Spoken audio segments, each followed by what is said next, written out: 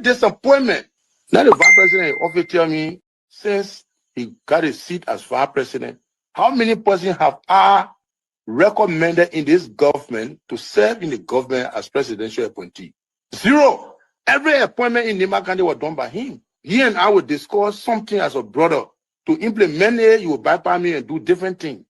I don't talk on it. Now you need to deceive us. The thing we saw, it frustrate us.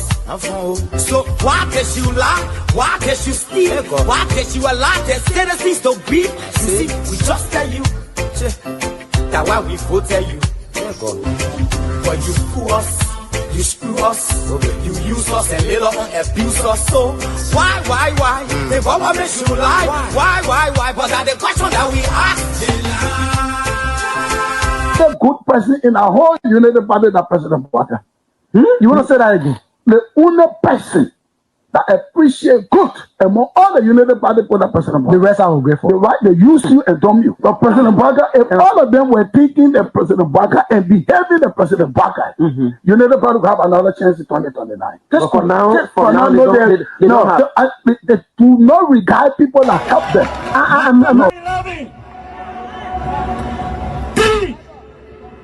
Of our soldiers were executed on this party ground. 2 at the back and 1 right at the headquarters. The man who shot and killed our people today is a darling boy in the Liberia National Police. They brought him back to shoot more guns. Get ready to shoot. Because we challenge the status quo appropriately. Come on, Liberia.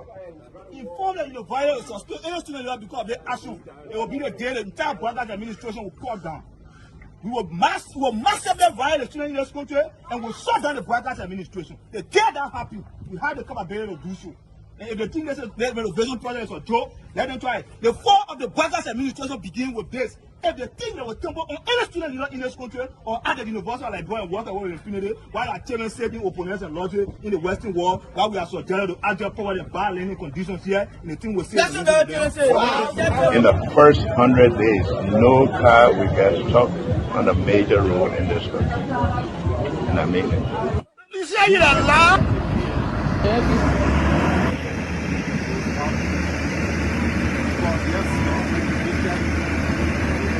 It's going down. First floor. There you have it. That led to decades of war still run deep. But so too does the longing for reconciliation. A reconciliation defined not by political bargaining or by an artificial balance of power by tribe, region, religion, or ethnicity, but by the equality of opportunity and a better future for all Liberians. Garguah can lie. The government, all the ministers in the government, they can lie. They don't put all hustle, they put a hustle, they lie. Everything they say, they never say the truth. Today, the supporters of His Excellency Joseph Garguah presents him as a poor man from Lofa, and I said that he will understand the plight of the poor people. Fellow Liberians, do not be fooled. Vice President Garguah is not poor like you, not even as me. As Vice President, his office received more money from the government budget than any other Vice President has received in Liberia's history. He has enjoyed some of the best and most lucrative government jobs. First of all, there's this, what I call sort of vicious lie about the fact that Mr. Pewee is gay or bring gay lifestyle to Liberia. It's complete bullshit. When people can accuse you of stealing people's money, when they can accuse you of being involved in the war, anything, people don't make up stuff. They don't make up shit. Excuse my language, right? So it's complete nonsense. I'm married, 8 Teresa, 2 children, 5 grandchildren. I believe in traditional family values, so it's complete bullshit, complete nonsense. Young man, vice president, young man that are vice president, the major stole 500,000. I mean, Jamaica, the major went to, I forgot that Jamaica, the majors went to Ghana, the fit, and they may bring it all company in the country. I mean, Kun, they can't reach yourself. Kun, man, you know, Kun, but I want to sophisticated, quiet, hardcore rule in Labro. But Labro, when 2029 come and pass, then you finally leave. Mission is completed. Now, what the rules of engagement? When the war ended, the guy said, the captain, the commander said, mission complete. There winner outwards, all men on board. Everywhere there is no school, I will put school. And everywhere there is school and school in bad condition, I will renovate it. I told them, towns and villages, everywhere you will have lights in a town for children to play and people to see. I told them, every town will have safe drinking water. If Charles Taylor is the problem, he will be out of here in the twinkle of an eye. And I say, let well-meaning Liberians come home. If we respect this constitution, a government formed in Accra is a violation of Article 1 of the Constitution. Let them come home. Let that government be formed in Monrovia. The government that capital rule, small, B rule, all kinds of I think the reason Joseph Boakai will not do much because the old man, the papa is suffering. The papa loves the country, but he can't make it. The criminal there around him, they sophisticated than him. They are sophisticated criminals, so they can't make it. Your league Costa, God know how to pay people. It's just simple. Costa that accused everybody here but himself.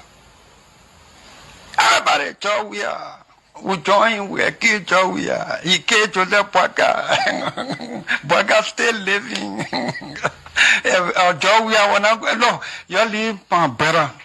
He made me senator. He almost made Joseph Boakai president until he screwed up. We gave God the glory. Yeah. Well, Boakai, when he screwed, he said, oh, we don't want to make sure we will fought for him to be reconciled with the president. And then the people who fought for him. Look, yearly Costa, you will come. And Costa on a podcast, he said, Jerome Gayman calling me. Okay. The time you were calling me for me to carry the president, Boakai, did I put it on radio? That immaturity to do what he talks about. And I guarantee you, when we finish, there will not be a winner or the loser. Today, we all wear the jersey of Liberia, and the victory belongs to the people, to the peace, and to our democracy. As we begin to build upon the foundation of this new Liberia, I, George Seleke Kromah,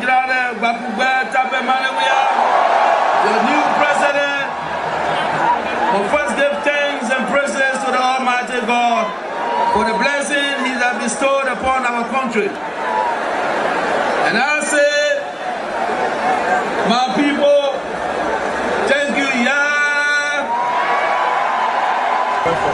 We elect on 85 irresponsible men that want to happen to the country.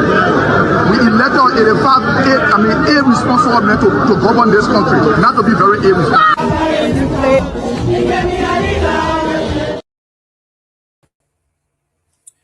Hello, ladies and gentlemen. Welcome to the Monday show of the closing argument. Today is March the 23rd. In the year of our Lord and Savior, 2026, we are back to bring you current events in the Republic of Liberia. Share this show. Send in your comments. Let us know where you are tuning in from so I can send a shout out to our folks in Radio Land. You are from Chicago, let us know. You are from Foya. If you are from Kwadu Boni. If you are from one of the border towns of Lofa, let us know what's going on in the neck of your woods.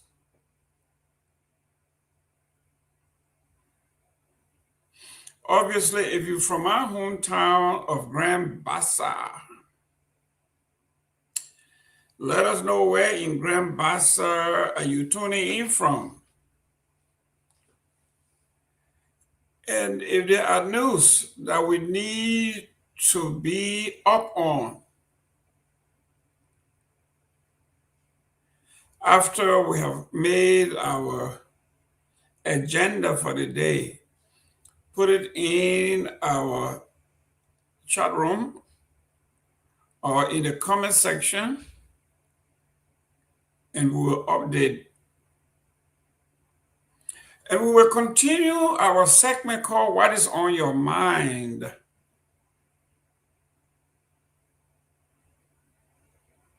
Let us know what is on your mind. We cannot cover everywhere.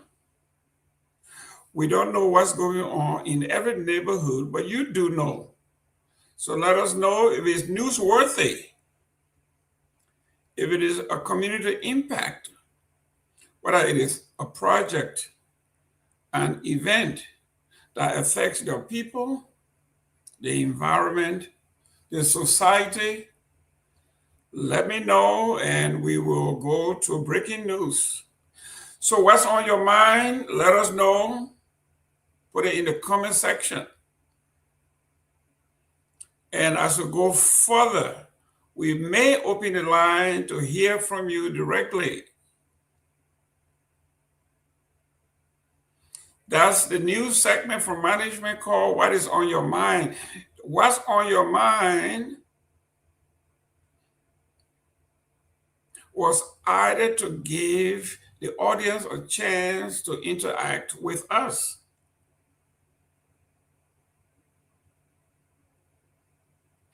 What's on your mind could be the status of the Republic of Liberia.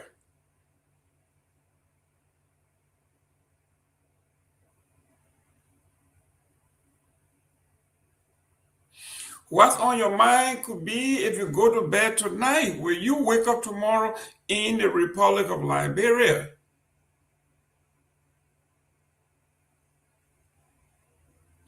Some of your great-great-great-grandparents were born in Lofa County or in Cape Mount along the Mana River Basin.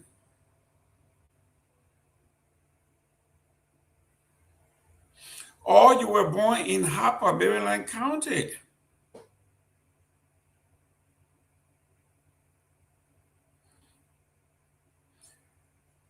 Is it possible that you wake up tomorrow and be a Guinean? Or a Sierra or an Ivorian tomorrow?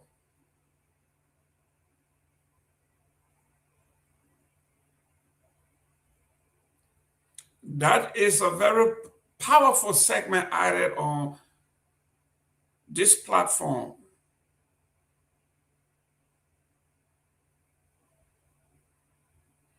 The closing argument has given you power.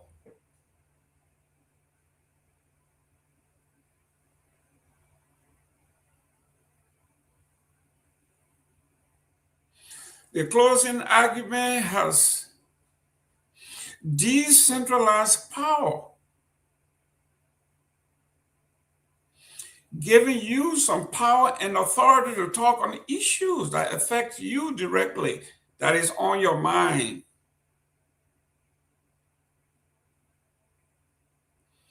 You know, sooner or later, you're going to have people, including myself, that the regular folks call the talking heads.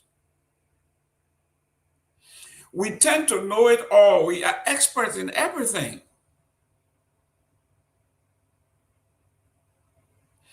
But even management knows that as much as we know, we don't know it all. So this segment was added called What is on Your Mind? It is to empower the listeners, our audience, to be a participant in what's happening.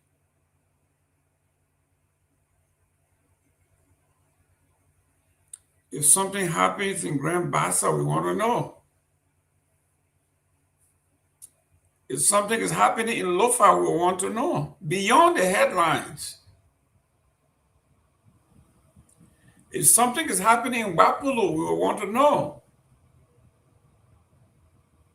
You see, just when I call Lofa, my mentee, younger son, I will call him my son, not even my younger brother, James Colley Galapai.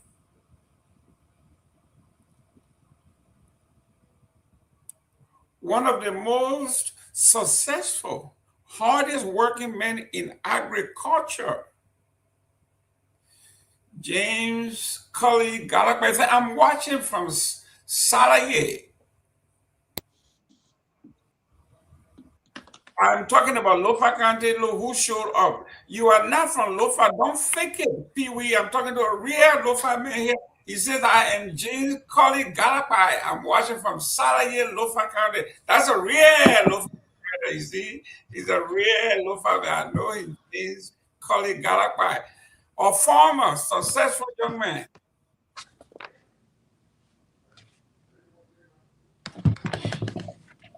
He says, I'm tuning in from Lofa County, and what's on my mind is it is frustrating and disappointing to hear and see that the Guinean government is claiming Yela,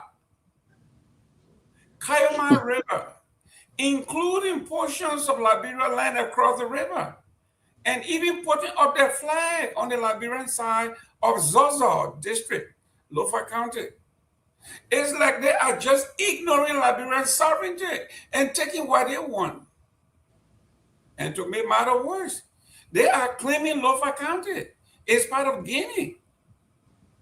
That's insane. Our local farmers are already struggling, and now they are risking to lose it all. This is a very enterprising young man who has spent his entire young life in building his enterprise. I've interacted with him. He drove from Lofa to Grand Bassa County to help me establish my farm. He brought me some coconuts.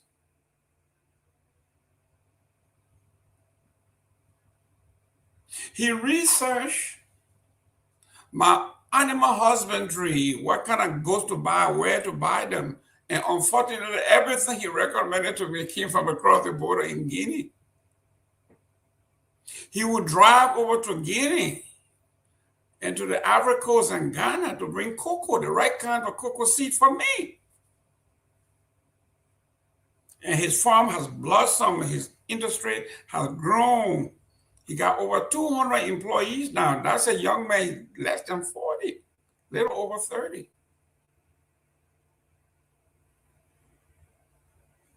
Number two is I'm watching from Bapulu, Gao, Onwale district. I think that is in India.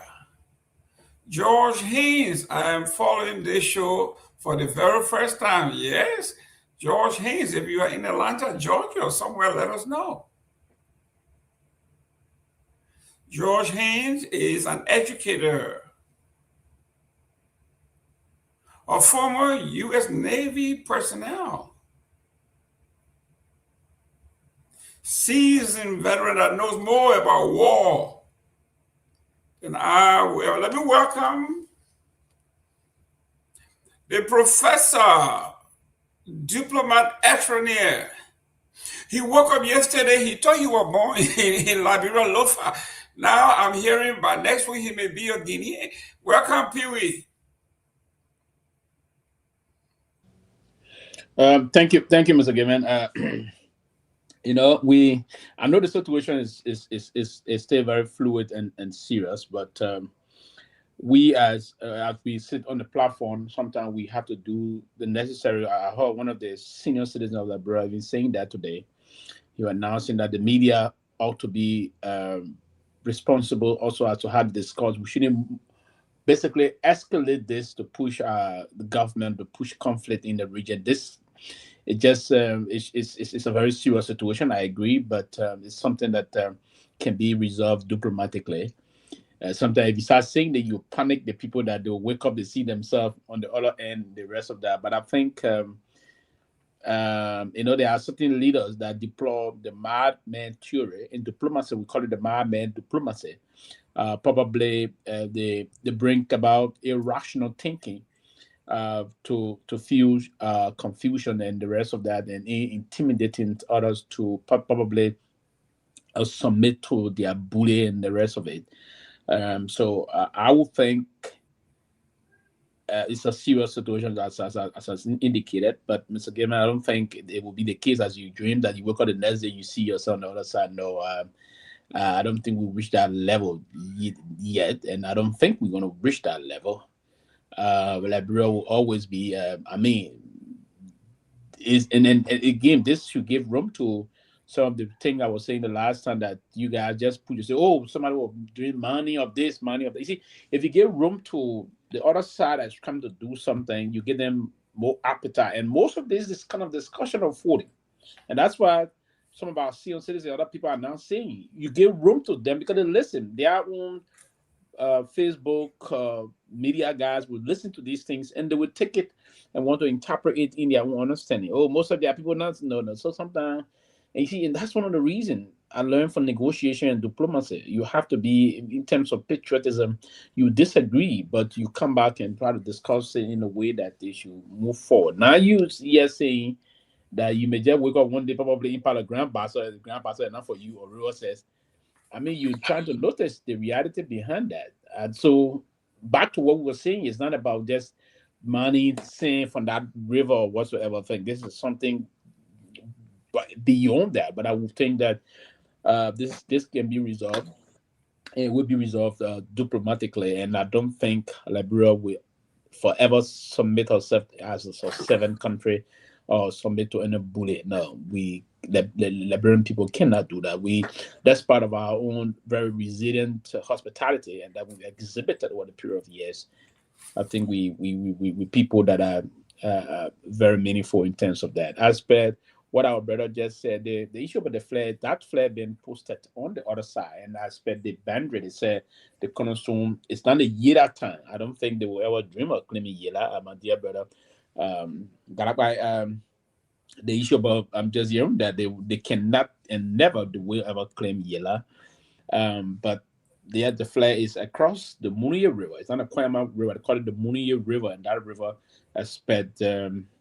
Those I understand the boundary said that is within the Republic of Guinea, and it is just across the river. That's why even they did the bridge across the river there where the boundary is, if you will. But I think President Bouaka, his administration, will have to be more or less more fast-sighted and engage in what I would call traditional diplomacy, showing that this situation is resolved. So.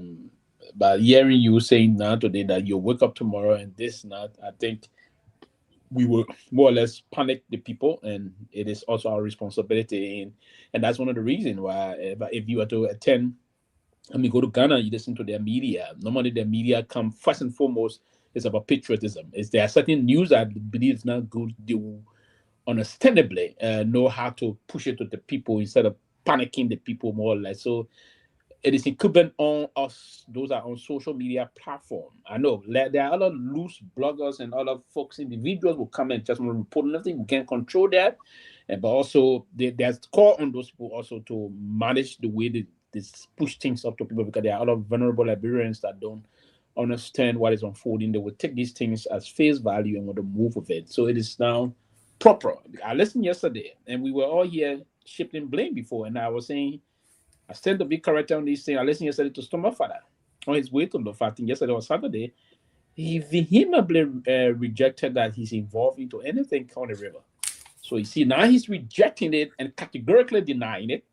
So it ought for us to do more investigation on this matter, Mr. Gayman. So sometimes it is proper that we first and foremost get the information. And that's why when I always say that this is speculated, this is alleged, a lot of folks on this platform didn't like what I was saying. But again, now we're getting another side of it. So, but the investigation should actually be done, and we can move forward from that. I think the government ought to deploy of the requisite level of diplomacy, caution, but again, the government should be realistic and not cower in and protect the territorial landscape of the Republic of Liberia. It is important that the government will have to do that. The country is 43,000 square miles, a small country.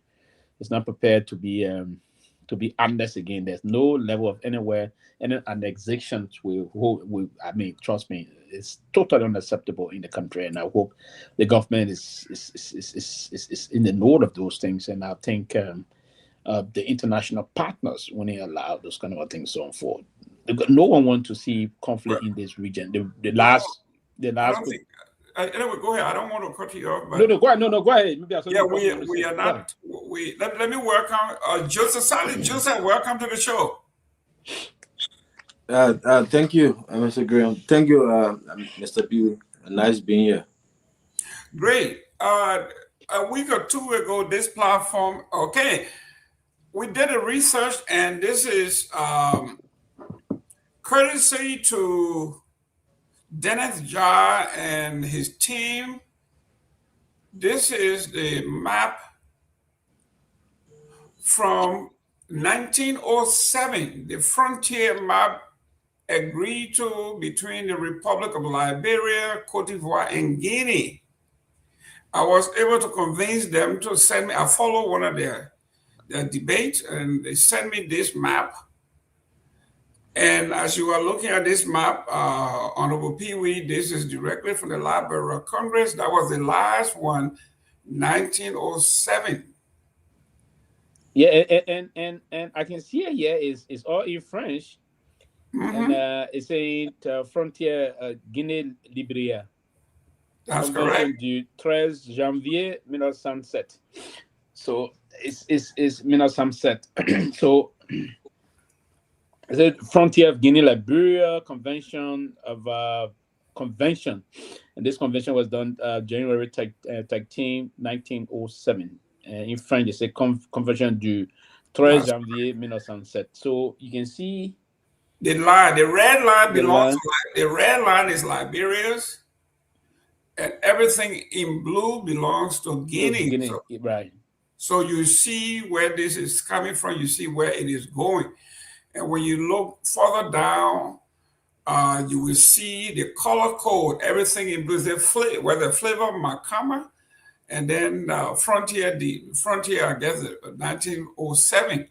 So they have it all demarcated. This is the original map. And everything blue belongs to Guinea. Everything red, beyond the red mark, belongs to Liberia. So this is what Doumbouya says he's going by. This is the map. This is the sketch we heard based on my sources that were presented at a meeting. So this is what Doumbouya said he's going by. So according to him, even going beyond the river, he says there are land because he can go as far as the red line. So as you can see, the demarcation here. This is why on this platform, I say, when we'll be talking to you, we'll be talking to you from facts. If you have any other thing from France, the original documentation from the Library of Congress that contradicts us, you send it to us and we stand to be corrected. And I want to I have the whole document, it's about 15-page papers. I have the whole document. I will be able to share it at some point. But this is what we are talking about. And to those of you who... So who did that? I have a question for you, Mr. Gayman, on that. Can we put it back up, please? Can we put it? Can you put them? Okay, thank you, Mr. Gayman. What I want to know, first and foremost, the blue is all into Guinea and the red for the Republic of Liberia. Right. Who signed this deed, if you will? It wasn't the French. It was just the It was the French, the English, and Liberia, but it wasn't because yes, Liberia was never colonized, right? It was those settlers that left from there and came and settled that were engaged with this because they had the power from here in America, the ACS. Yes. The ACS. Now, at the time, before Guinea got her independence, it was the French that colonized Guinea. It was sometime in the 50s or 60s, I think, yes. But the point here is, so that means it was the French and the settlers that established Liberia. The French, the British, document, right? The French, the British, and yes, at the time. Okay. Okay, good. I just got that. Good. Yes. So that is the document that is the glue that holding the Mana River Union, the Mana River, the Sierra Leonean border, the Cavallo River, that's Maryland County, that whole area, and then the one in Guinea. So this is the document that everybody has a copy of, and they are going by. The reason the comment section is so important is since we added the What's on Your Mind segment to this platform, it has been very good where it has decentralized the conversation, what's happening on the ground as we speak, after we went to press time. So we appreciate those who are making comment, continue to make your comment. But let me go through the headline real quick, and then we'll come back. From our production room in Liberia, it says, crisis at LBS. Deputy Director alleged harassment and financial misconduct by the Director General, that's Fagon. Local authorities seek answers after Guinea soldier crossed into Konadu, the border in Lofa. Ex-rebel General Butnigger offered to fight amid Liberia-Guinea tension. Representative Musa ability calls for national dialogue on the border dispute. China Union accused of polluting water sources in Bong County. 5 women sentenced to 20 years in prison for child trafficking. That's from our newsroom in Monrovia, but now from the platform here we got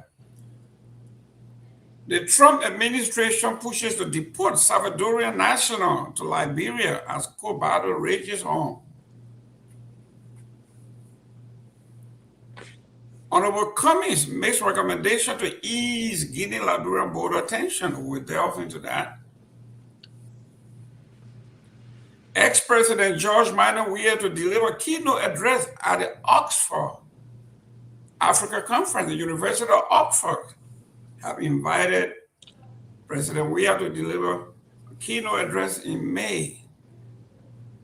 The Holiness Moran Mordeer Dr. Samuel Theophilus Metropolitan arrives in Liberia for a historic visit. Minnesota United to host Liberia's international friendlies. Liberian football risk FIFA ban by involving the Liberian Supreme Court. It is again FIFA rule never to become judicial. Foreign Minister Nyenwolo pushes 50% female representation in 2029 elections. We'll look at the rationale in that. In Kakata, President Weah defends development push. We are not a hand-to-mouth government, meaning you may not see what he's trying to do, maybe not in your lifetime, but he says it is not from hand to mouth.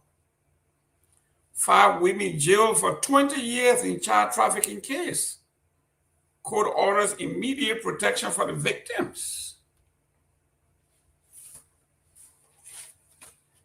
A lot of headlines. We may not be able to delve into all, but we will do the best we can. On the front page of Front Page Africa, it says Liberia's human traffickers stay free a mass escape for a trafficking trial, ring-handed prosecutor, everything they needed for Liberia, bigger trafficking conviction. 51 victims says a bribe is about to set their traffickers free. And Chief Imam blamed tribalism for Muslim struggle for holiday in Liberia. It says in a rare moment of blunt introspection, Chief Imam of Liberia, Sheikh Ali Krayi, has placed the burden of the Muslim community's long-standing struggle for national holiday recognition squarely on internal division, warning that tribalism within the Muslim community and disunity are eroded both religious cohesion and political influence. He said there is a Weah mosques, of Mandingo mosques, of Mandi mosque. Everybody has their own mosque.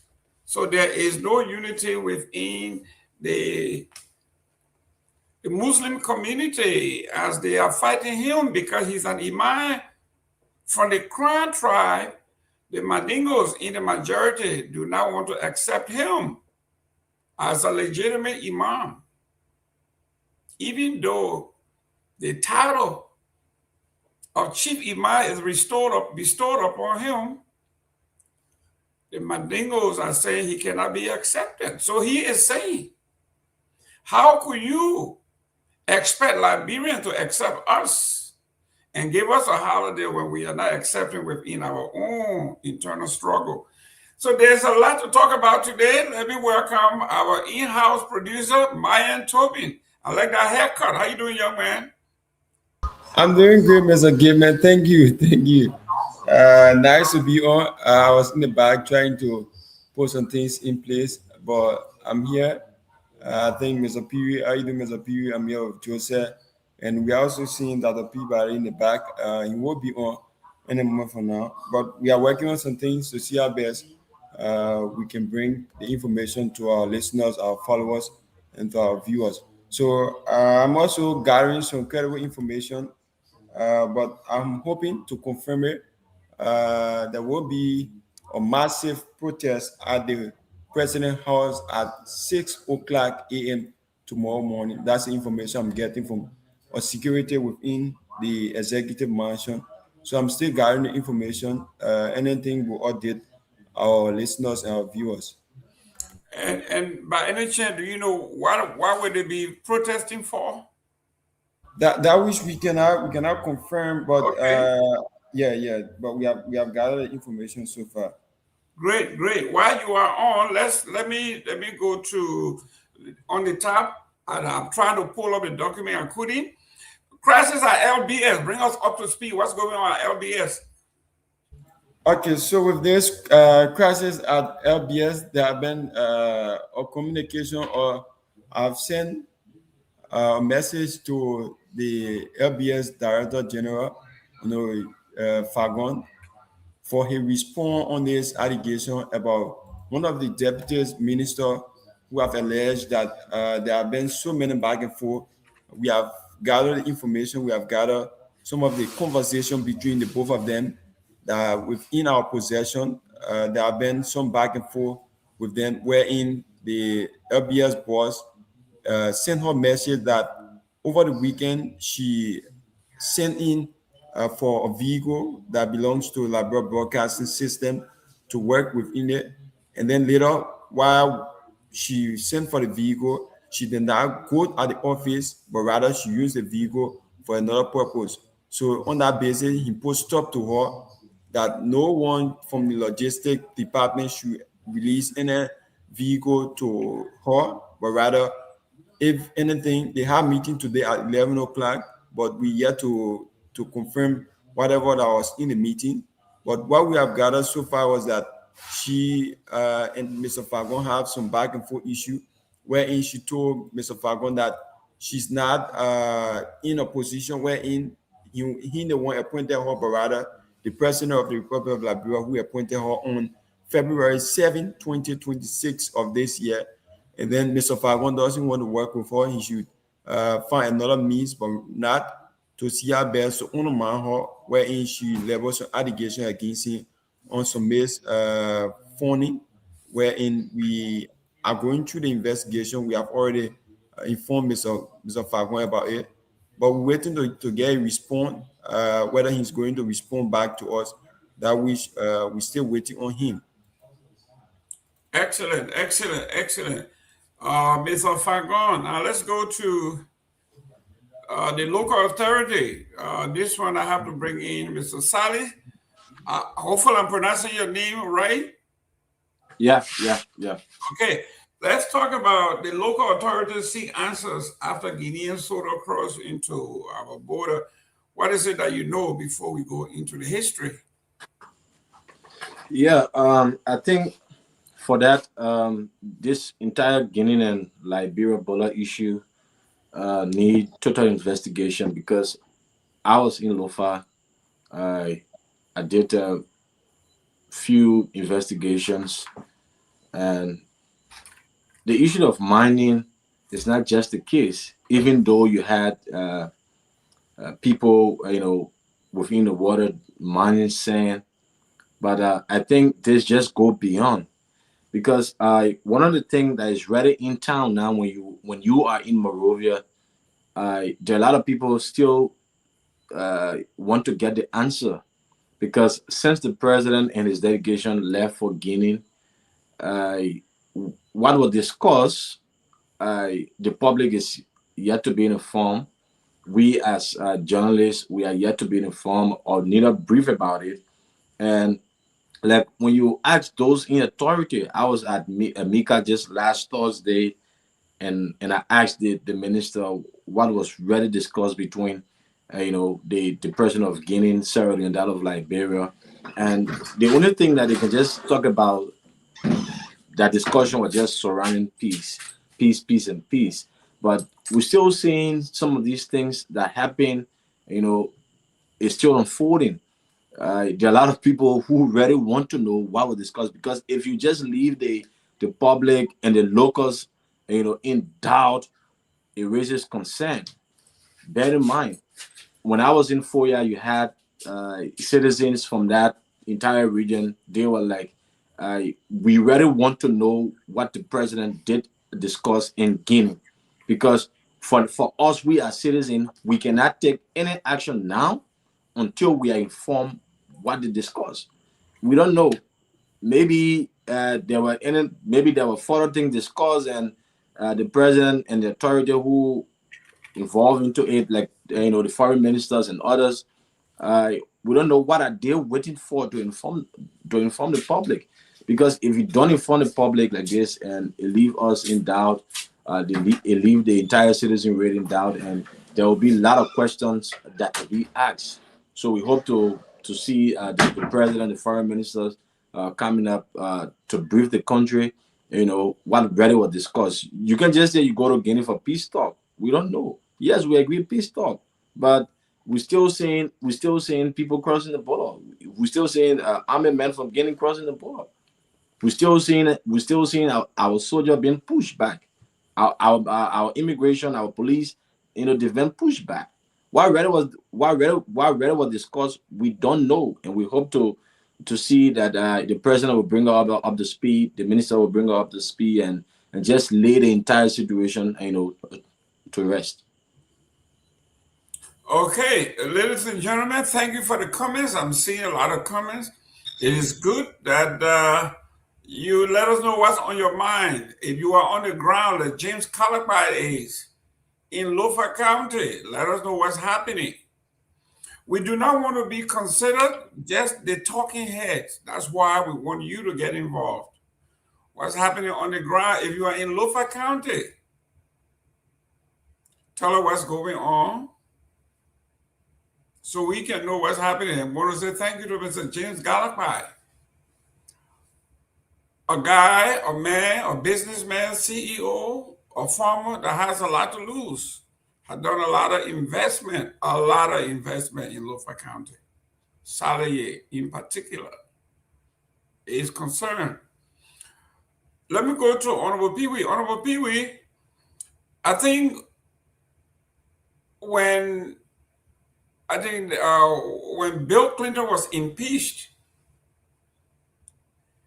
and was being tried in the Senate to be removed from office. Yes, I'm here, Mr. Gayman. Yes, when Bill Clinton was impeached, and when he went to the Senate to be tried to be removed, his greatest sin that he admitted to was, I should have come clean. But it was a drip and drop, drip and drop, drip and drop until finally it caught up with him. And then he made a famous statement. First, he said, I did not have any sexual relationship with that woman. And drip and drop and drip and drop. And when evidence came out that he did have sexual relationship with the young lady, then he started to split hair. He says, it depends. What is?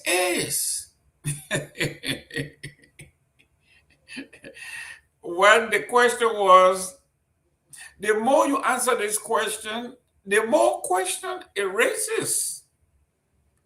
Should Joseph Walker and the administration come clean?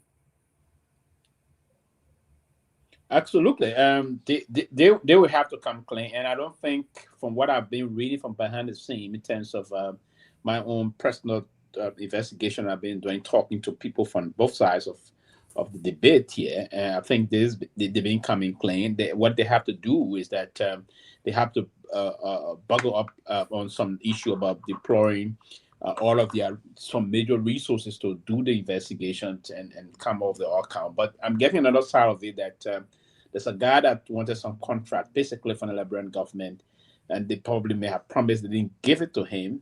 He's the one that's now reporting to the Guinean authority that there have been some money activities unfolding in Liberia, go up dam or whatsoever thing. He couldn't verify that. He complained, and the Guinean government took his complaint on the basis of face value, if you remember. Yes. And move in and try to do this. He also moved. He said, okay, now that they stop here, they have gone down river and all those things. So he's on a smell campaign basically to probably trigger some conflict. And so what the government would have to do now is to immediately deploy, and that there where I will come in on this one, call on the government to be very, not forthcoming, as you said, to be very clean on this one, and then do things and do what you call, because you are here to represent. If the Liberian government does not adequately do the kind of a representation they ought to do, they will lose the confidence. The public confidence will be eroded. If the public confidence is eroded now, there's going to be a problem come 2029. There will be sufficient reasons why folks that are craving now preparing for the next presidential general elections, they will have sufficient and very simple ground to get you out of power, to throw you from power democratically. So there are things the government ought to do. If you engage sincerely and update the Liberian people sincerely. And as you stated, I'll go back to your issue of a coming claim. So you have to do a step-by-step deliberation on this one, seize the narrative on this, have the topical issues, draw the hairlines every day, and the hairlines should be on the basis of sincerity, not on the basis of speculation or trying to win the minds of the people and saying different things to them. But what you have to do as a country, because this is a very delicate, fluid national security issue, and due to the delicate balance of this in diplomacy, we ought to be very mindful and be smart in what we call accurate public diplomacy, particularly reference to communication. So the Ministry of Information, the government of the Republic will have to be in one accord here. Now the press secretary herself coming and saying this one, and then the Minister of Information will come and say this one, and you have other government apparatus, spokespersons saying this one. That will try to, what it does is that it will further confuse the situation and breed more tension. So what I will anticipate and urge the government to do is to have and to synergize and to have a clear-cut communication strategy here moving forward. where that will be coordinated either by the office of the president via the office of the press secretary or the chief spokesperson of the Liberian government, the Minister of Information. Now, what the government will have to do, that communication chain will have to now coordinate very efficiently along with major media institutions and spread the communication as per what is being discussed on an honest basis. And you do that through those major communication networks, out of the print media, the electronic media, and now the new media, the social media now, those bugglers, social media guys and other things, and how they call it, content creators and the rest of that. You present to them. But you have to send this caveat. And if not, you now begin the process of coordinating with Facebook. Those content creators that will do any misrepresentation and trying to further sensationalize, you can have a group to coordinate and monitor that. Those individuals or group of content creators, if you will, can be reported to Facebook for them to be reprimanded or for some action to be taken. Because this situation border on national security. If we don't, we ought to see what is happening in terms of other nations that is unfolding now. A lot of folks will not understand this. But some of us that study about government and diplomacy, this is serious. And so the government will have to come very clean, and not only clean, but the government should be forthcoming in terms of the dissemination of information to the Liberian people. And those kind of information leaving to the Liberian people will have to be information based on absolute facts, nothing but the facts. Don't come and sugarcoat anything. Tell the Liberian people what the Guinean authority are saying. Tell the Liberian people what they communicate, what was the result of the joint communique. Tell the Liberian people what is the actual situation behind the Maconnell River mining situation. Tell them what you've done. Now, if someone was engaged into, now you have to conduct what we call a very expedited kind of an investigation to find out who engaged that river and what kind of a business they were engaged with. If you came up with those reports, you inform your Guinean counterpart, and then you move on to coordinate that. I think that's the basis I want to say to that, Mr. Gayman, on a serious note. I will agree with you absolutely on this one. You have to come clean. And they said, anyone that speaks equity, your hands should be abandoned the claim, because you cannot be speaking equity, then you got some steams all around the hands and all that. You're not going to make sense of those that are sitting next to you basically in that. So it is important that we have to do these things moving forward. Very critical and important. Mr. Joseph, you are on the ground. We are all Liberians. Liberians, we are patriots. We may make fun, we may laugh, but this country, Liberia, is ready to rally. We are all ready to rally behind our president. Okay? We are all ready. You are, Mr. Pewee, I am. All this is that moment when FDR stood and condemned the attack by Japan on Pearl Harbor. I think Pewee will understand, he will remember what we are talking about here. When the president stood in the White House and said, "This day may live in infamy." The attack that the Japanese have done on Pearl Harbor, said, "This day will live in infamy." He was rallying the country to a cause. America had refused to join the war, but something happened. The Americans said, "No war, no war, no war," and he agreed, said no war. But that particular incident, he said, "This day will live in infamy." He rallied the people. Liberia is waiting for Joseph Boakai to tell us, despite what we did, the crossing over of that river into our territory that have been respected for 2 millennia is a day that will live in infamy. We need a president to rally us. Bring the media, bring the mosque, bring the churches, bring the youth, bring everybody together for a simple cause, Mother Liberia. But that would not happen if you are not clean with the people. If we are going to go to war, we might go to war fighting for one purpose and one purpose only. Mama Liberia, your take. Yes. So, like Mr. Pewee said, and I said the same thing. The president right now cannot rally the citizenry, whether within the country or in the diaspora, whethersoever you live as a Liberian, because we are not hearing anything that were discussed between the both countries. So the president just leave everybody in doubt. When you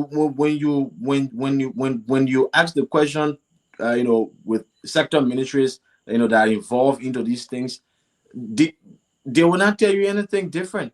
The only thing they just keep on saying is the president went to talk about peace, they signed a peace agreement. Yes, we agree, but you cannot sign a peace agreement.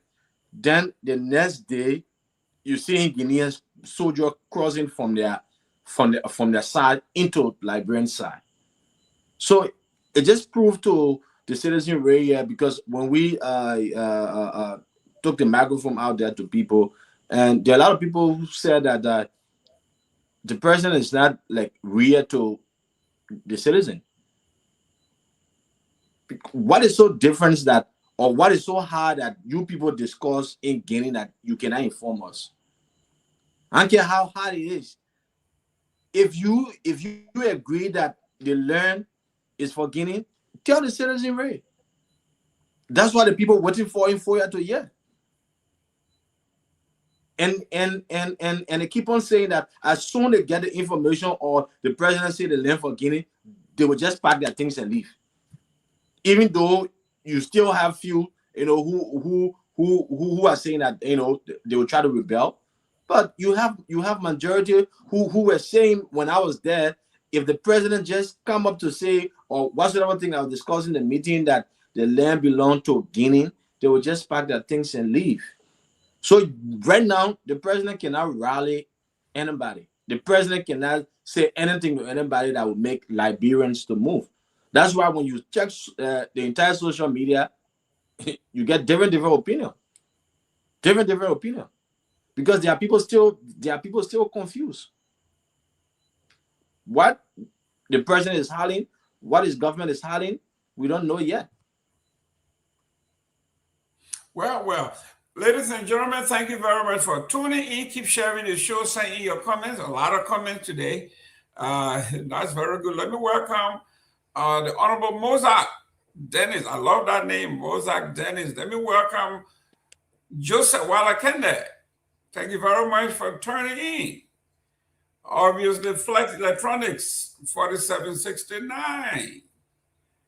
And Kadi, thank you very much for tuning in. And listen, man, this is so important. This is Mama Liberia. We'll table this for now. It's 6 o'clock on our dot here. I guess 1 minute to 6. We'll come back to this and get other folks' take. But let go on the lighter side. Ex-President Weah to deliver keynote address at Oxford, Africa. It reads, former Liberian President George Manuel Weah will serve as the keynote speaker at the 16th edition of the Oxford Africa Conference 2026. Organizers, the two-day event hosted by Oxford University African Society will take place May 16th and 17th at the Mathematical Institute's Andrew Will Building. Weah, who served as Liberia's 25th president from 2018 to 2024, is celebrated as one of Africa's most globally recognized figures in sport, humanitarian service, and national leader. Born in Monrovia in 1966, he rose from modest beginning to global prominence. In 1995, he became the only African to win both the Ballon d'Or and FIFA World Player of the Year. He was named African Player of the Century by the International Federation of Football History and Statistics. His life breaches global sporting excellence, humanitarian commitment, and democratic leadership. Organizers say the conference theme, Anchoring Africa, grounded leadership in the age of disruption, reflect the continent's need to navigate fast-moving political, economic, technical, and the climate shifts. Over 2 days, participants will explore governance, economic growth, entrepreneurship, media and culture, sustainability, and artificial intelligence. Organizers said they hope the discussion carry forward well beyond the conference, underscoring its role as a platform for policy, business, culture, and academia to converge on Africa's future. Weah's career has long breached sports and sportsmanship. A 3-time African Player of the Year, he later served as UNICEF Goodwill Ambassador and was appointed 2024 FIFA as chair of its Committee Against Racism and Discrimination. His keynote is expected to highlight leadership rooted in resilience and inclusivity. Honorable Pewee, this is a big deal for former President Weah. Let me go to Myean. Let me go to Myean real quick. Myean, this is a big deal. Yeah, Mr. Gayman, we all know. Mr. P, you want to come in? No, Myean, go ahead. No, he will come in later. Go ahead, Pewee. Oh, okay. That's the kind of a thing, and I will sit down, trust me. And if I had the means, I will try to go upstairs and get a bottle of maybe a shot of anything. Palm wine. A shot of palm wine cut on behalf of the former president. Not necessarily. These are the things we love to hear that the former president is engaged with. These are a very productive outcome, and it is not only going to be something that will impact him, but it's going to impact a lot of folks, particularly his massive fan base, and that of his political institution, if you will. So, I mean, that's the kind of thing. I think the former president is out to now move and build his legacy and try to use his legacy as an instrument of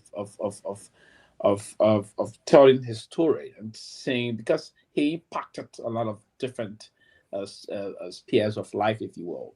So this invite come May is an extraordinary one. He's going to tell his story as to a former athlete that conquered the war in terms of soccer, an African that came from the slum community and then came back to be the president of an African country, if you will, and not only an African country, but the first Black independent African country that was established by free slaves from the United States of America.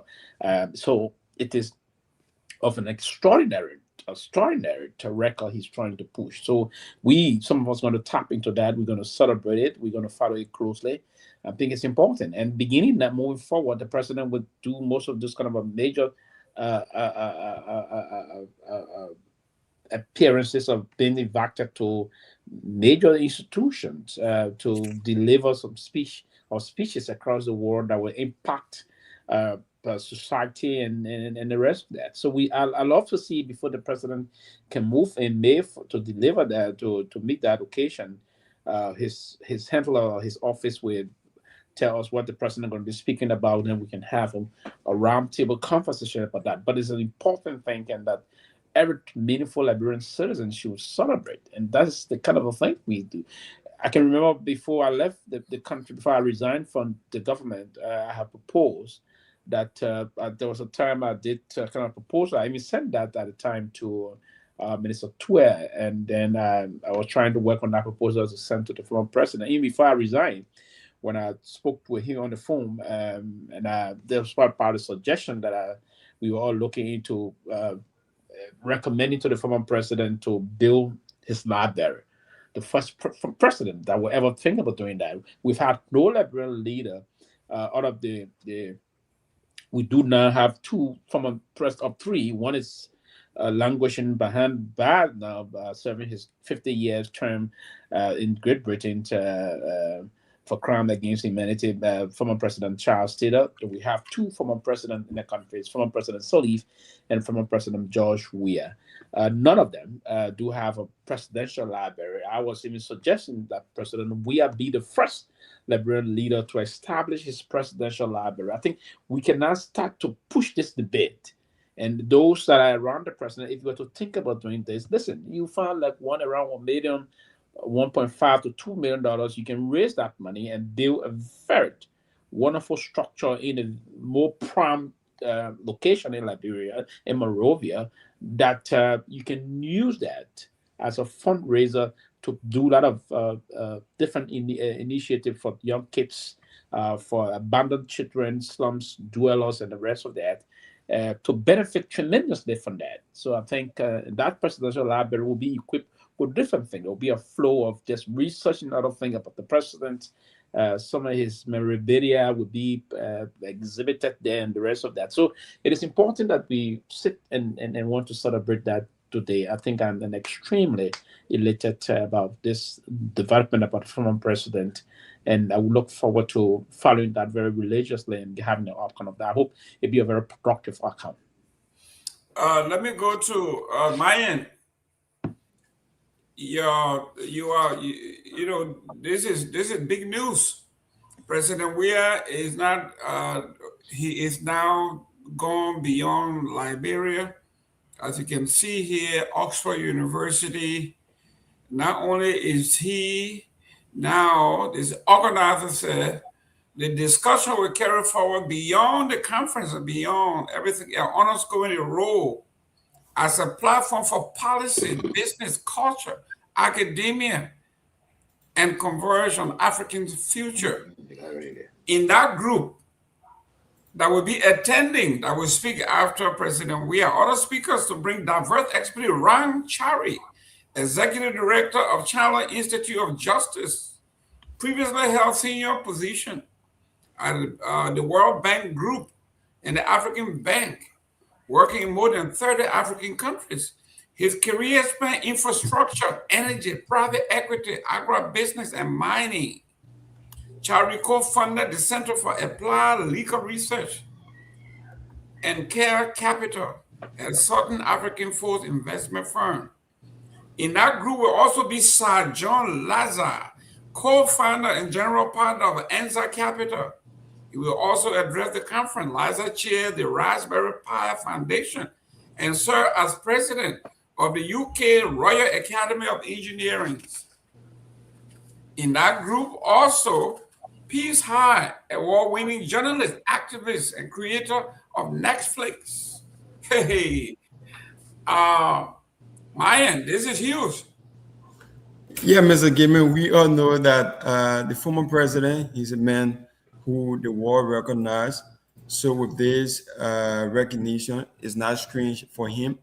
But one of the things that we all should say is that with the former president going to this kind of event of Oxford University, I think it will also help to put Liberia on the spotlight, because not all of the students who he's going to talk to, not all of them will know about Liberia, not all of them will hear about Liberia, but through the platform that he will have to speak to them, I think he will also mention his country in form so that other people can know. Because I've seen wherein there's a lady who was interviewed in some part of Europe, wherein a guy mentioned that he's from Liberia, and then the lady asked him, George Weah country? He said, yes, I'm from George Weah country.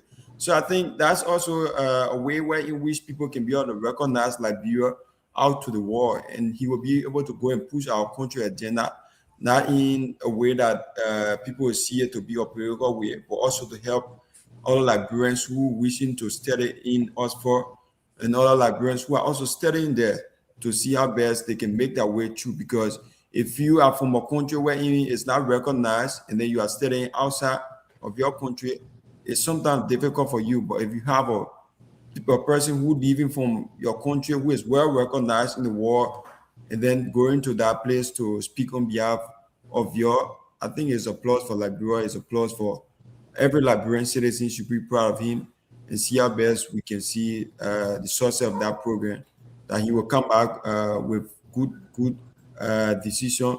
He will come back with good words, and also to see how Liberia can go forward. Joseph,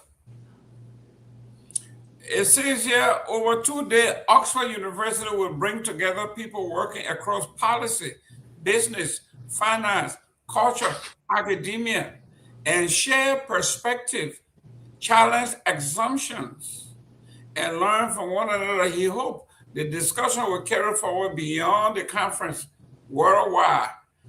This is where you want to be, Joseph. Yeah, you know, like I think Liberia wins. I stand to be corrected, but I don't know if any other former Liberian president or current Liberian president has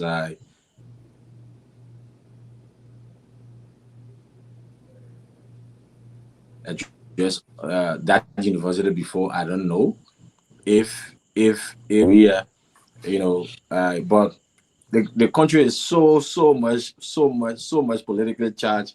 So there are a lot of people, you know, when I see some of these real dividends that President Weah, you know, going on some of these travels, even though he's not president, but it will also help to broader expound, you know, Liberia in terms of knowledge. There are a lot of students who are attending that university who don't even know about Liberia. You know, some of them have not even heard about Liberia before. You know, that the former president will be going there. He will not be going there as a sedition. He will be going there as a former president of the Republic of Liberia.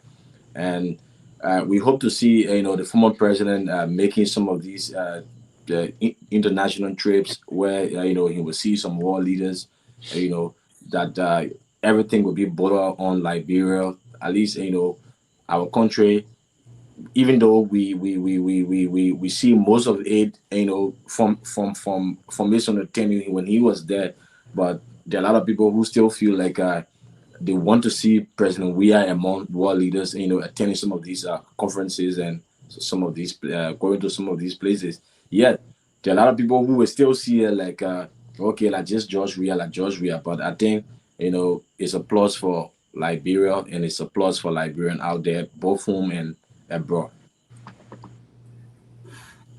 Ladies and gentlemen, we are talking about the oldest, one of the oldest institutions in the world, the oldest university in London.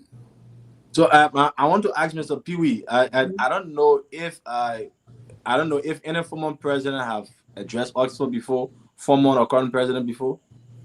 So I think I will have to check that. But on the record, the only former president of the Republic of Liberia that did that, when she was president, she addressed Harvard University here in the U.S. Yeah, Harvard University in the U.S. I would check Oxford. I don't think she spoke there. No, she spoke to one of the universities in England, but I don't know if it is Oxford. I don't know if it is actually Oxford University. I will have to counter check that. But that is an enormous achievement in terms of if he were to speak to that occasion. What it does is that it amplifies and projects the Liberian story a lot, and so it's a very big, because it's one of, as Mr. Gayman says, one of the oldest universities in the world, and not only one of the oldest universities in the world, one of the most powerful university also. It's a combination of everything, right? So Oxford University is where anyone wants to go. And I don't know where all the powerful universities located in the world, or we can call the area Cambridge. Why? That's the folks. I don't know why they always call it Cambridge. Cambridge, man, Cambridge. Let me welcome Dr. Peabody. Peabody, welcome to the show. Good to see you, man. Good to see you. I've been following you. I was joining, and then I had to leave. Interruption, but I'm back. I'm back. It's all right. The doctor is back. Yeah, I'm back, man. I've been busy. I'm very busy. I had a very personal friend that passed on the weekend, and it just devastated me. I saw him on Thursday and he died on Friday. How sad that could be. Who? Yeah. Who died? One Anthony 9 George. You know? Thursday I was with him. I visited with him. He even had some meal. We shared a meal that he gave me. I brought it home. And when I went to Minnesota over the weekend, on Friday morning, I got a call that he died. And they got out together at 11 o'clock on Thursday night. Is he related to Tomalin? Yes, he related to Tomalin. They offer him Firestone. Wow. And we were together. I've gone there to get some meal. I go there every Thursday. He was sick? Food. And we just sit there and chat. He's very informed. What was he sick? He was not. He was not. I was him on Thursday night. I went there. He called me and said, "Hey, man, you coming over?" His wife, it's like a sister. He said, "Oh, your sister cooks some food. You coming to eat?" And I went there. We sat down. I couldn't eat because after 9, I didn't want my acid reflux to bother me. So we sat there and we chatted. And he said, "You can take the food home." So I took the food. He walked me to my car. He said, "I'll see you when you get back, man." I said, "Yeah, when I get back Sunday, I'll be right here." And got to Minnesota in less than by about 11:30, 12 o'clock. Somebody called me and said the guy just died. I'm like, "You kidding me? You're lying." I've never seen that before where somebody you're chatting all night. And the thing can that scare us and other thing that I couldn't even sleep in my hotel room. I had to go and hang out with my friend in the day. Wow. I just couldn't. Just couldn't get over that. What to get a Thursday night till 11 p.m. because I had a trip on Friday morning. Wow. So I said, "No, I'll see you." He said, "But take the food home." Yeah, I thought I would eat it when I come back. I took the food. In fact, I just ate the food today, and I said I would eat it. But every Thursday he calls me. He monitors our show a lot too. You know? Yeah, man. Was he a senior brother? Yeah, senior brother. He was older. I think he was around almost in his almost like 70 years old. 69 or 70 years old. Older brother. But I go to him for intellectual, man, moral wisdom. He was well informed, you know, and every Thursday we get together. He will call me. "Where you at? Are you coming over?" Every Thursday night I go there. We sit, we chat, we eat, we have a little drink.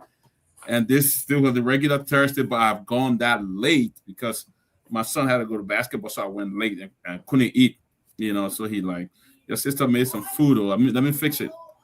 And I said, "Man, it's too late. I don't want to eat late. My allergy will give me a hard time." So we just sat down and shared 1 or 2 drinks, and I said I had to go.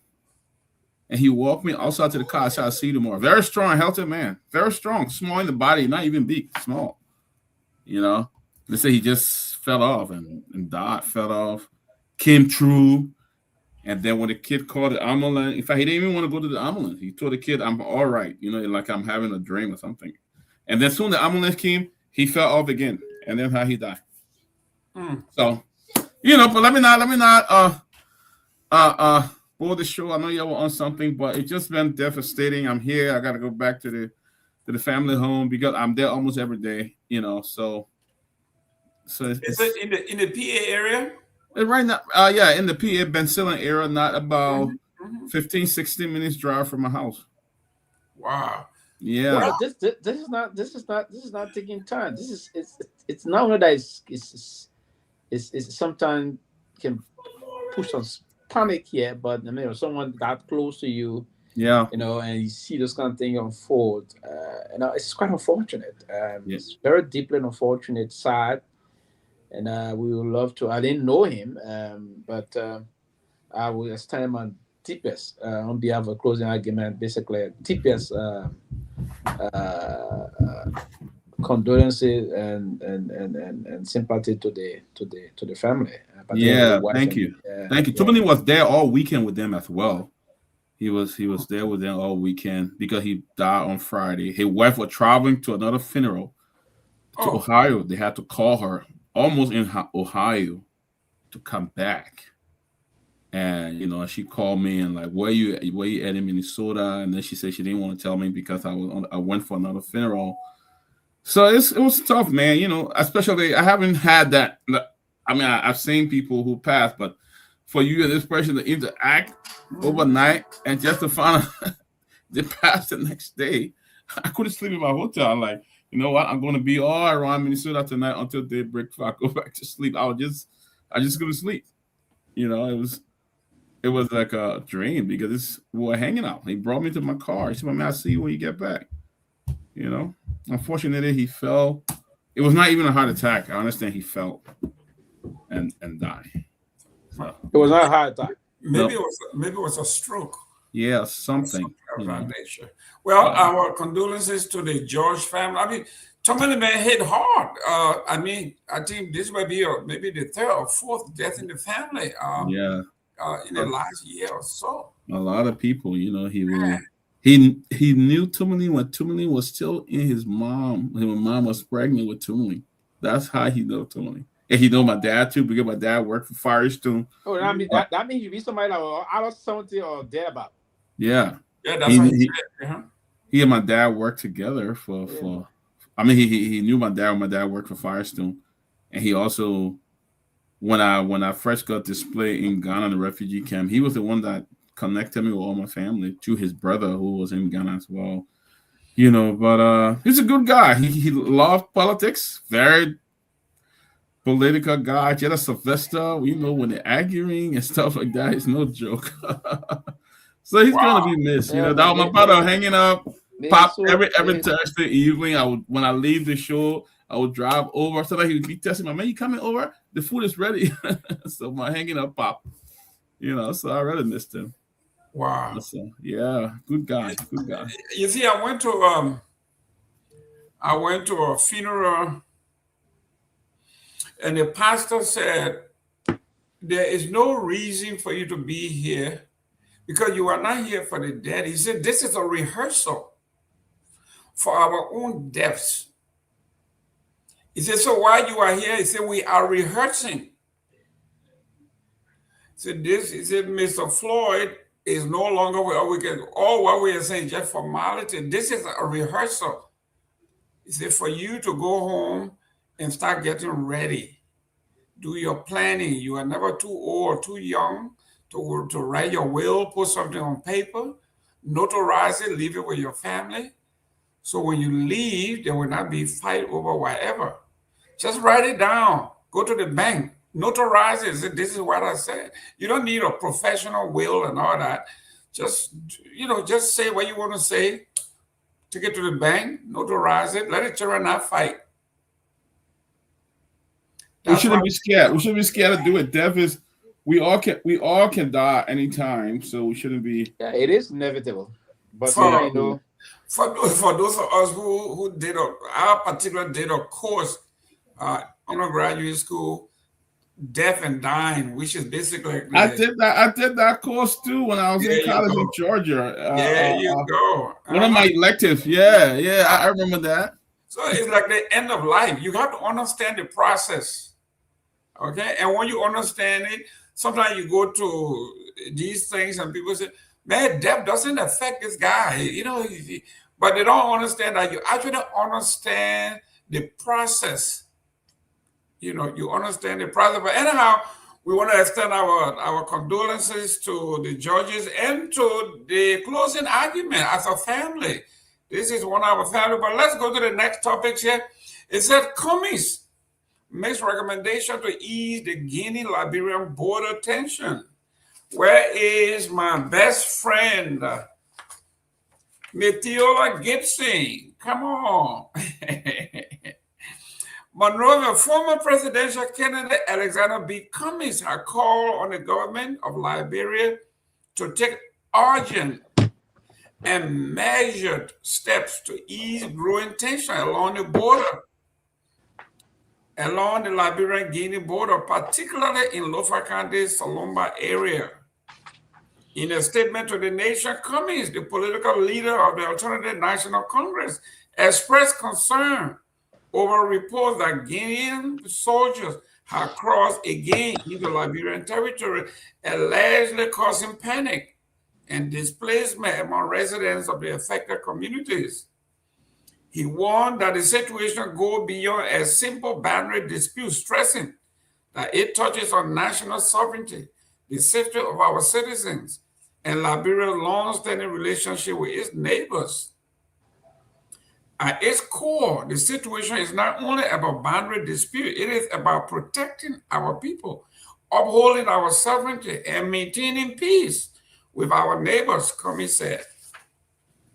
The opposition figure pointed to preliminary information suggesting that the tension may be linked to unauthorized mining activity along the Makona River, a claim he said must be treated with seriousness, especially where individuals of influence may be involved.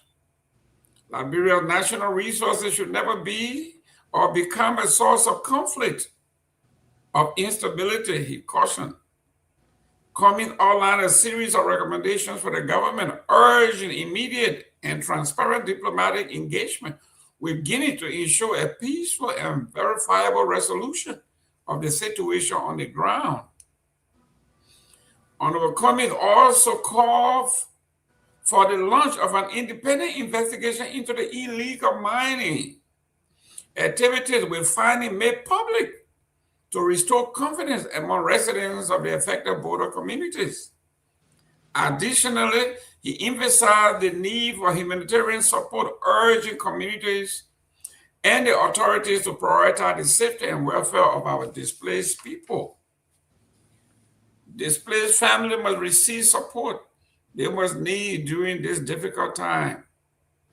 Comey, however, raised alarm over what he described as a dangerous rhetoric surrounding the crisis, warning against any suggestion that citizens should take up arms. Any suggestion that citizens should arm themselves is deeply troubling and risks escalating the tensions. He noted, adding that the responsibility for national security rests solely with the government. He further underscored the importance of preserving Liberia's historic ties with Guinea, noting that both countries share deep cultural and economic connections that must not be undermined.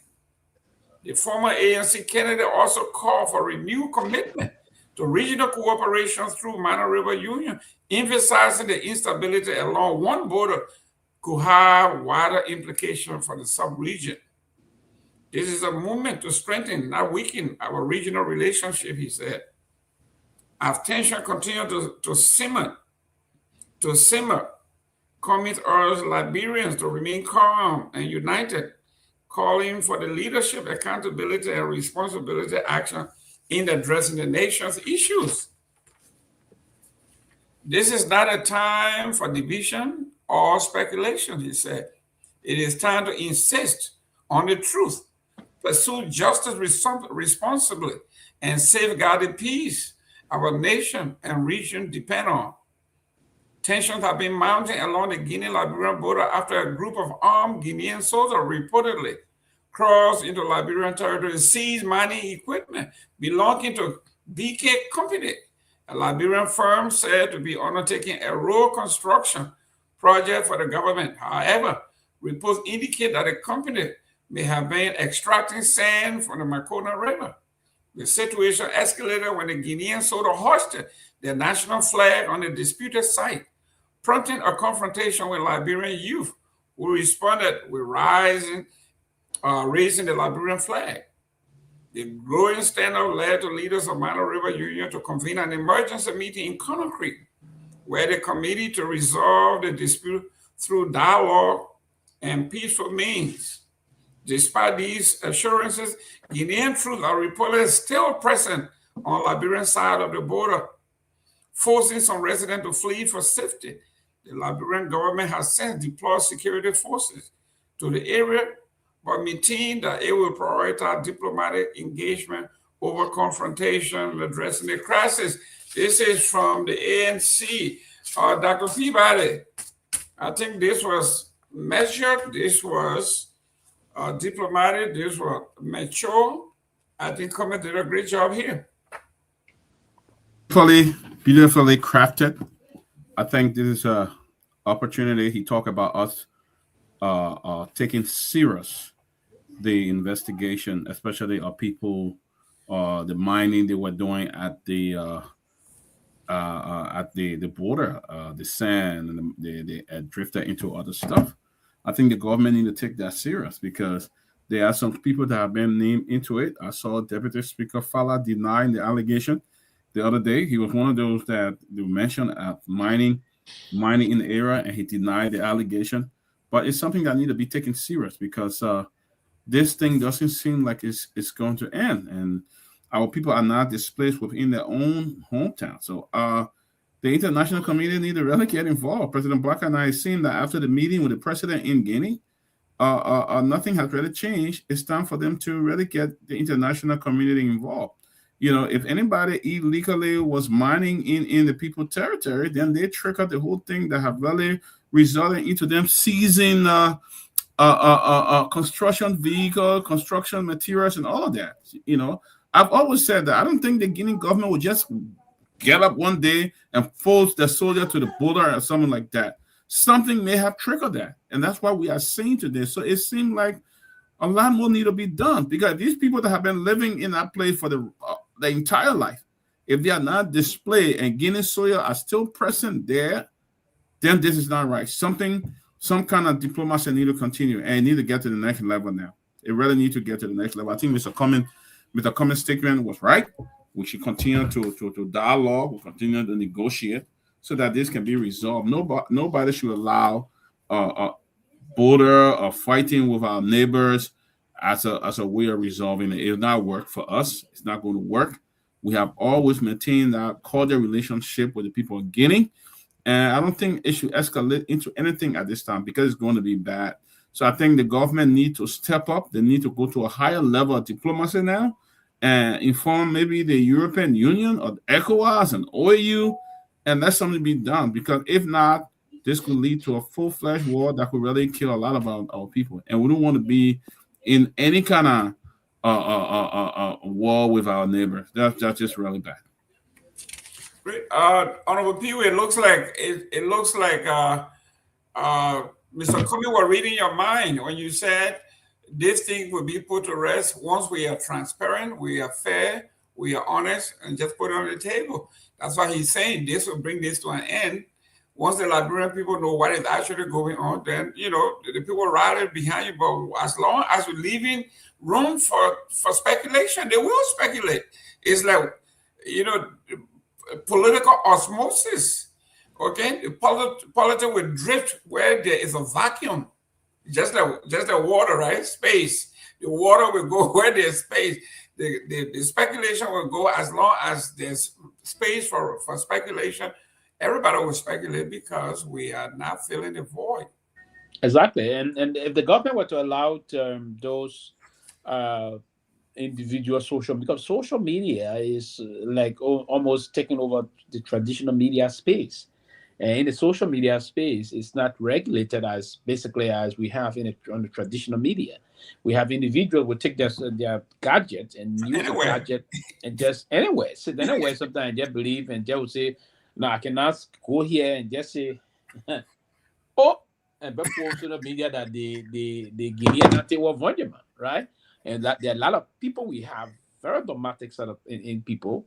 And the society we have, we will move with it. Even some educated one will start wrong with that. Of course. So what the government will have to do is to come clean, absolutely clean, and moving forward. And not only that you come in clean, but you take seats of the matter, try to take the lead and control the narrative in terms of the discussions. And you see, and part of this is to coordinate and with media institutions, coordinate with all talk show hosts, if you will. Both on the social media and that of the traditional media, if you will, coordinate very effectively and update the Liberian people regularly. And the kind of an update now does not require moving forward the ministry of information to take lead. This kind of an update now will require the president himself coming up to brief the Liberian people on happenings of this matter. Probably the fact that you see there have been a lot of information peddling now as to who is where, what is unfolding, come back and address the Liberian people. Interact the press, have a conference, call the journalists at the home of the president or the executive mansion, have a one-on-one with the president, and let the president just tell the Liberian people what is actually the real story. But we're going almost 2 to 3 weeks now. There's yet no definitive statement that you can put out to the Liberian people. Everything is that we are working to fixing things. But what led to this thing? We've been coexisting for a protracted period of time, very long time. We haven't seen these things happen in recent government, in the Dopoh government, the Taylor government, that even we're fighting war, we didn't see this happen. The Ellen government, and now the Weah government. Now the Boya government, we see this, but nothing we have to talk to the people about is troubling. So I will hope that the Liberian government will take seize of this matter and come absolutely plain. It's important, because if you were to do that, you now begin to restore public confidence, and the public will now say, okay, our government is in charge. We don't have to panic. This situation is going to be resolved as per what the government is saying to us. But if you don't do that, and we hear different sort of information, everything coming up, people will distort the information. But again, a lie seems to be told a middle time with no rebuttal would be considered true, because people just saying things, even if they are misleading us. But no one's coming to rebut it and give the right information. We tend to go with the false information. So it is just the business of the Liberian government. And I think the people of Liberia elected the government to be responsible and forthcoming to them. And that's one of the reasons why the government should be informing her people. If you kept the people incommunicado, that is sufficient enough for the people to speculate. And these kind of speculations can be wrong. And that's why the last one I said, most of this thing is based on, these are speculative view coming out. But again, if we will always say speculate, we have government coming up, people will move with that and accept and believe those speculations, if you will. So I will hope, Mr. President, you have to be, at least this is not every day. The last time you spoke about this, more than a week now, you can again come and give an update on this, and then thereafter probably you can have probably your minister of information come in saying other things about this. But it's important that we hear from the Liberian government. This is serving as a distraction, and I would think the president should not allow this to serve as distractions. We are going into election year, and there's kind of a sort that will distract the Liberian people from the, because if you play laissez-faire to this and end this year with this kind of a noise into next year, it's not going to be a good thing for the government. We're going to revisit that. But let's go to the next one, because it's very critical. I want to hear Mr. Pewee after Dr. Peabody. It said the Secretary of State or our Foreign Minister, United pushes for 50% female representation in 2029. Foreign Affairs Minister Sarah Bessel United has called for sweeping reform to ensure women occupy at least half of all legislative seats in 2029 elections, urging men to give women the chance to lead. As Liberia confronts persistent gender imbalances in government, delivering a keynote address at the Liberty Party's International Women's Month celebration on March 21st in 2026, in Monrovia, United framed women's leadership not as symbolic, but as central to national development. Men must give to gain. That was the title, the theme of her speech. Men, you must give to gain. She said, if we want a better Liberia, men gave women the chance to lead in every sector, including health, agriculture, mining, and education. When women lead, things change, she says. She said inclusive governance should accelerate development and repositioning the country for meaningful transformation. Pointing to the Liberty Party, United praised the late Charles Bronski for what she described as a forward-looking decision to entrust leadership to Senate Pro Tem Yomli Kanga Lawrence. I won't go into that. But how can this be done now? Let me go to Dr. Peabody.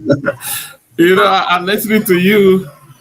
I just see that 2029 is far away, and people are already planning, already coming up with their campaign messages and stuff like that. Because I saw that she became a member, if I'm not mistaken, that she became a member of the Liberty Party that day. You know, and you talk about her lauding. She's a member of the Liberty Party now. I think so.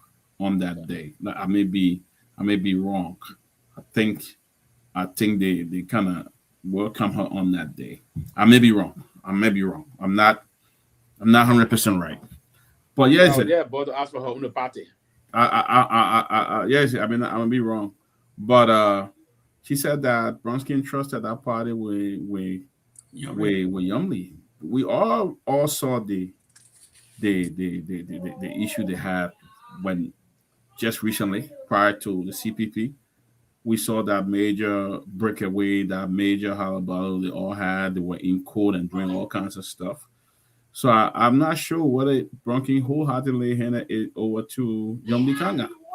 But this is my first time hearing that Liberty Party were hosting a women a day celebration and all of that. So it seems that because I know Unity Party have been at this array, but it kind of probably restored now. They be back on track. You got our brother, Senator Dillon. You got President Pro Tem. So it will bring in some kind of help. I think there's a lot we need to do when it comes to women empowerment. There's still a whole lot we need to do. Sarah has been doing very well at the Foreign Ministry. There's more to do in terms of women empowerment and women leading. I think women should be given the opportunity. But I think I would drift from that a little bit and say let them begin to fight for some of the disadvantage, the rape and other things that take place, the domestic violence and things that take place against women. When you start from that level and bringing it up to leadership, I think it will be very good when you advocate from that level. Because what have you done to every day women get abused in that country at a very high level? What have you done to protect the women in that country? You know, and then from there you can bring it up to them. Of course, women have been great leaders. Give the opportunity. I think more need to be done. President Barker have a few female that work in the government. We have the Minister of Defense. She's a female. The Foreign Minister, the Minister of Gender, the Minister of Health, the President Pro Tem of the Senate. You have a lot of women who are in leadership. Let us show the leadership that will really bring it to light so we can say, yes, the women are leading rather than putting their hand in the cookie jar as well with the men and stuff like that. Yeah, we have also the Minister of Commerce, Minister Dakose. She is also from Bassa.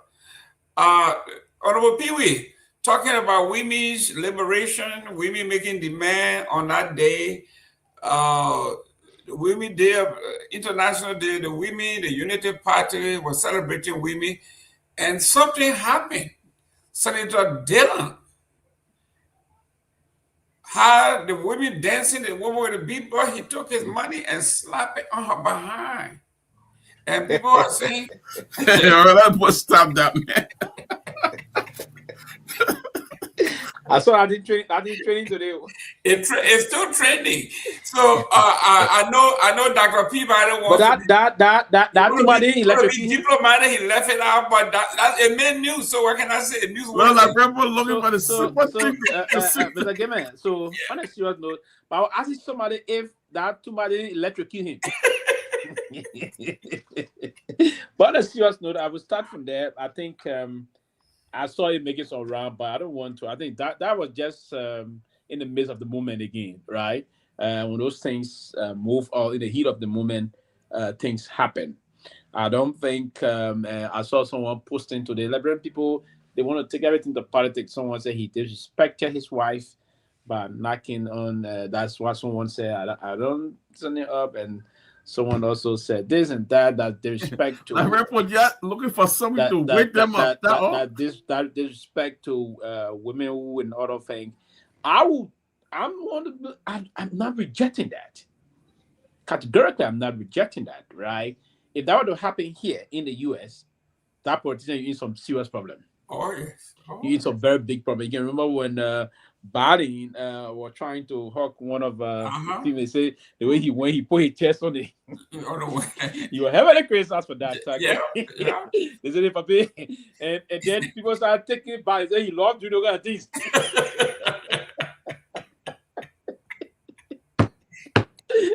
They say only for first time, and then you argue people, you can't tell you. And our foreign minister was kissing the president. So So you see, they were coming to the foreign minister of the republic going very near the romantic with the president. You don't do it that way. People can do things. You see, when female were to do those things to me, it don't make news. No. Yeah, it don't make news, right? And that's what American men say.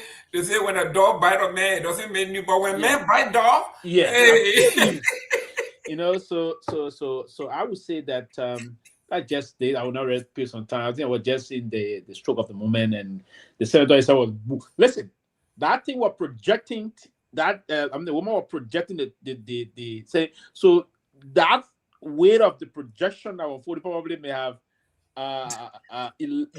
send a kind of a electrical signal to the senator. He got shocked. For not distance, you know. He got shocked, right? And he went and put here. I heard a reasonable money he put there because he liked that thing, right? So look, listen. The reason we're discussing that decided to bring it up is Honorable Pewee, Dr. Peabody, we are all trained to be very observant of our surrounding, right? There are things that when you're in a public space, we tell our children, the people tell you, even when you're eating, don't smack, don't just eat in public. If you have to chew something, don't let somebody see you chewing. These are etiquette that our parents taught us at home, and then in school, and then when you join the diplomatic corps, that even more so, you know, where you guys are, public appearance, public decorum. So when a day that celebrate women, right, to honor women, the significance of that title, you think my Bassa brother will say, you know what, today is a international day of celebrating women. You know, for that to have happened, we are discussing it so it can become a reminder that we are not. There's so many left.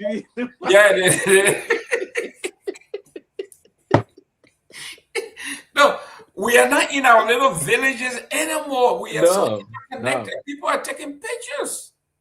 You know, but on a serious note, and again, I don't want to nail the senator on that too much. Again, I hope next time he will have to observe his surrounding and understand clearly that he's a political figure, right? People will take Kamara will capture those things, and especially what she was doing, it was an extraordinary, right? To have that thing projected in that kind of a way, right?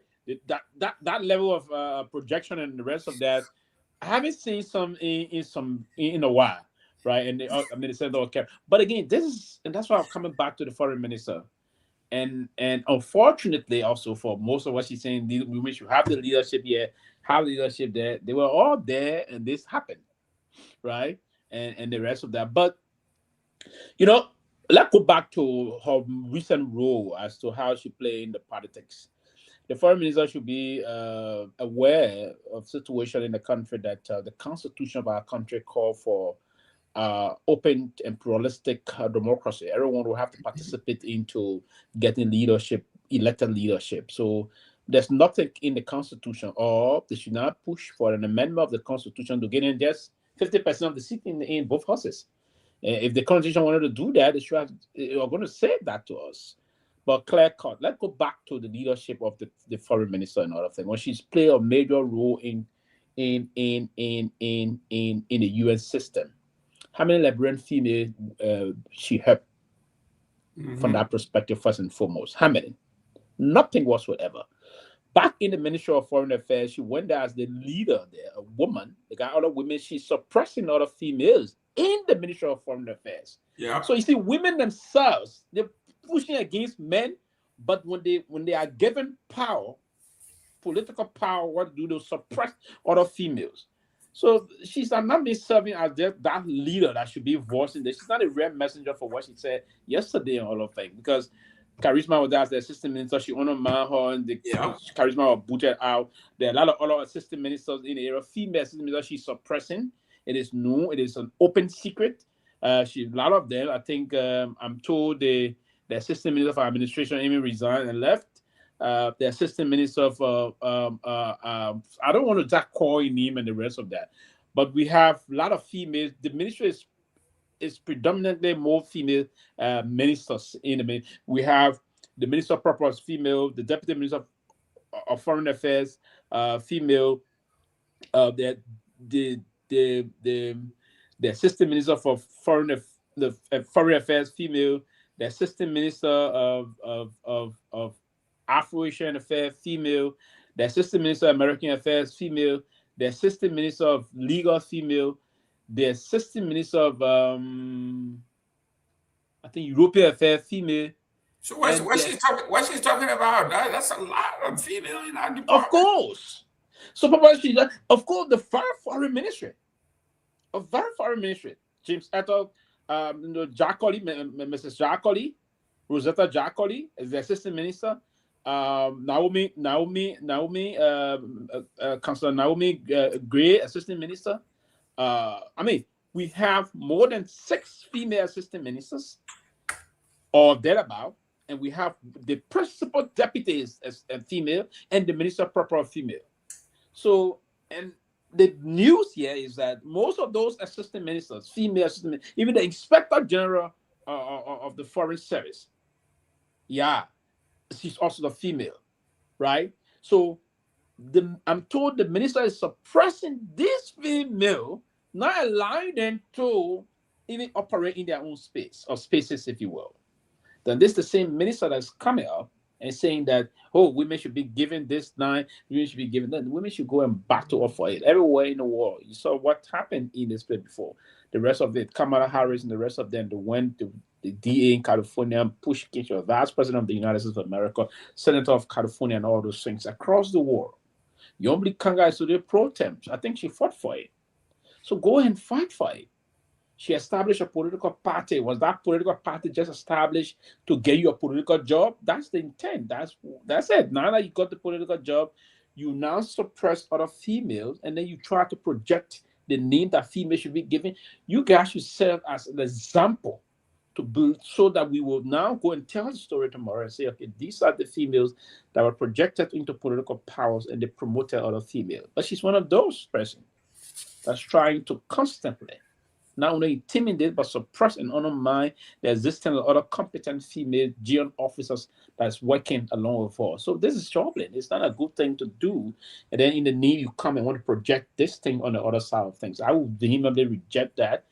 Or see her track record. How many females did she actually impact when she spent all of the time with the United Nations? Right? So this is not a story. It's about personal glorification. If this is about personal glorification, she would not have to come and say to us, we're trying to push for personal glorification, not to come and say you want to win and then accolade in the name of promoting female. I mean, she's not the message is terrible. The messenger herself is terrible. So this is not the time to project those kind of a thing.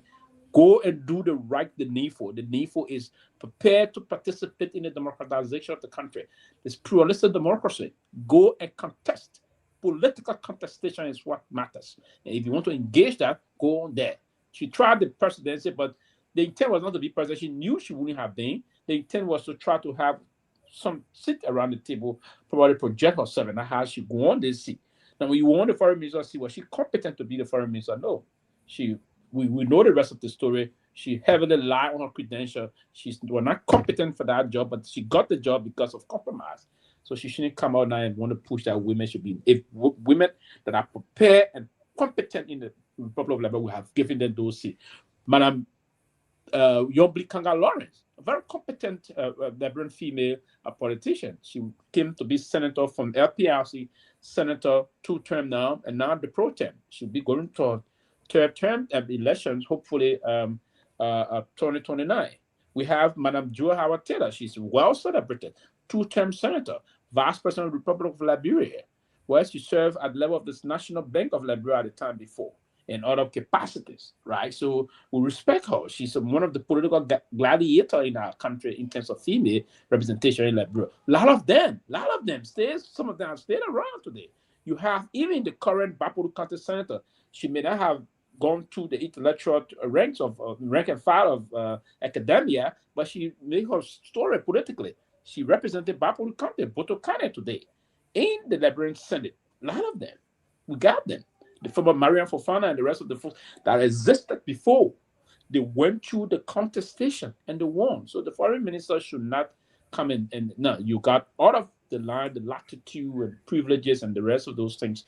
Go and prepare and contest. Go and compete. Stop. But the first thing you have to prove to us, stop marginalizing other females that are working as subordinates. There you go. Dr. Peabody, I think Pewee got a point here because during the last election, there was a lady in Grand Bassa, her name is Magdalene Harris. She was running for the Senate in Grand Bassa, and Yomi Kanga said it was not fair to have 2 females as senators. So she wasn't going to support Magdalene Harris. And I argue with her. We have always had 2 male senators from the beginning of the country. So what's wrong with having 2 females? She said she wouldn't support 2 females, whether she was afraid of competition or she wants to be the only celebrated woman in Grand Bassa County. So she did all she could to have Magdalene defeated. Magdalene was defeated because she said 2 females will not be in the Senate. And now they are saying here we should give more women the opportunity to serve when they themselves are not giving their own women the opportunity to serve. I think they just it's just a flow show. It's my common word here is just a flatiness. It's a flow show because yes, you are there, you are calling for women right. That's why I say stand up for the simple things. Stand up for the simple thing that will benefit the women. Stand up for domestic violence. Stand up for the women in there having babies in hospital, don't even have a pad to use. Stand up for those things. There are a lot of women who give the government credit, both government, former President Weah and this government, I give them credit. There are a lot of women that are in very key role in that country. Strong women working in every area. They are there now. It is the time for them to create that opportunity. But they are going the same way. They are marginalizing these ladies. They are taking them away. They don't want any competition from these females. They want to get out there to talk tautology. What people say, tautology, public big mouth. They get out there and made the big mouth. Oh, it's to give women the opportunity. But you are there now. What opportunity are you giving the women? Why are you undermining the other women that are there, young children that can be the future leaders of tomorrow? You start from where you are. That example begins with you. And they are doing nothing, So all those big talks are just political, I would say, introduction. They just want to introduce themselves in the politics, and that's the message. Then later on, you hear they want to be part of the Liberia Party, you want to run for vice president, things like that. But what's your record? Well, how many women have you given opportunity to? None. I haven't seen that. So I think it's just big talk, Mr. Gayman. Just talk. That's all. Wow. Yes, ladies and gentlemen, Christian. I hope I'm pronouncing your name. Is that Fabe or Fabe?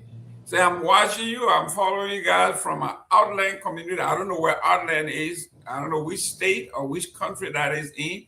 Kehleboe, Pasawi. The people you are talking true to power today. Oh, great job. When I sleep again, just that drill me. Jin said, "Look at you guys. A different topic, man. He said we should lead a man with his tumor." Yes, I know. You see the thing. Yeah, no, I'm mad at the man crying in the moment. This is again. He actually crying and say, the man had beat it right.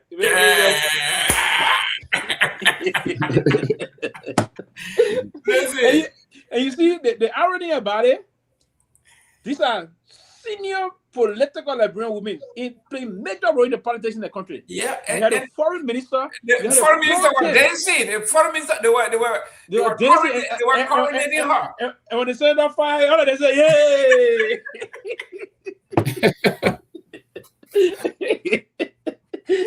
All they say, "Yeah," but now there are other females that are criticizing this. Yeah, but listen, if there was they agree. This it's an ordinary guy. They came from somewhere, maybe you don't believe this is taking that kind of way down. You come up behind, knock it, pop, temple. Then it would have changed around the other side. But the fun about this is that it's just for me. Listen, the intent of these things cannot. It's kind of this is a kind of a way we move. We assimilate sometimes. It's a basic way of some basic assimilation, if you will, culture in terms of our culture. Maneuvering, but the global community, our community is getting so sensitive nowadays because of globalization, and we come into it and we remove it. That's the nature of the new social era that is impacting society, and that's what many analysts are saying. With the way social media is impacting the world now, we headed for problems again, and so sometimes you have to be. Listen, I have seen somewhere, I have sat somewhere, some of my friends drinking. We're having some time in Liberia. One I saw some picture of somebody. I mean, in no time, and then the cell phone is so powerful to the extent somebody will sit maybe 300 feet from you and they will zoom you. Yeah. So, I mean, we, particularly those of us that are trying to be in the politics, we have to be a little meticulous as to how we engage our public life now moving forward. It's important, particularly if you're doing this kind of thing. So I thought if you were to ask Mr. DeLong about that, I don't think he meant harm on a serious note. I don't think it's about that somebody trying to portray a different way. You know, it can bring some laughter to something, right? But it entertain the man. Somebody say you saw it last night again when they do the other the protest. Do the man hug the other Jew again, something like that, and other things. So that's not how you hug people. You don't hug them that tight, right? Yeah, you know that Joe Body will do it. Joe Body, from there he fell down. Let me welcome Joseph. James Victor Nagbe, welcome to the show. Hey, Mr. Daddy Duty Man, welcome back. It's good to be with you guys. Happy Monday. The weather here, man, keeps going up and down. You know, on Friday I was almost out in shorts, and then here I am now. But it's good to be with you guys. I think you're talking about the video with Senator DeLong. Oh no, my man, you saw it too? I did. I just you know, and I know. The man said he saw the video several times. Yeah. The irony of all of that is that this was done on the day that the Liberty Party was honoring women. It was International Women's Day, Women's Month. That was the program. And, you know, I just think the timing, even the action itself was inappropriate, but the timing was just totally off, you know, on a day that they were supposed to be honoring women.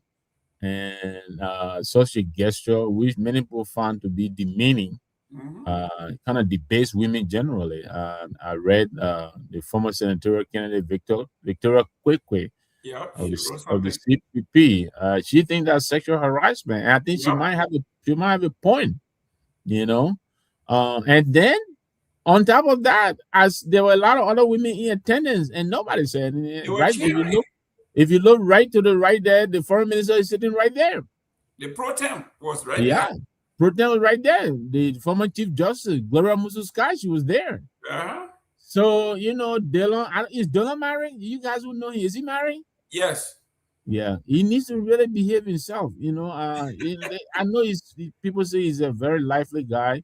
You know, he's jovial, but you know, some things are just off limits. You know, he told him what he purposely told him to turn around. Yeah.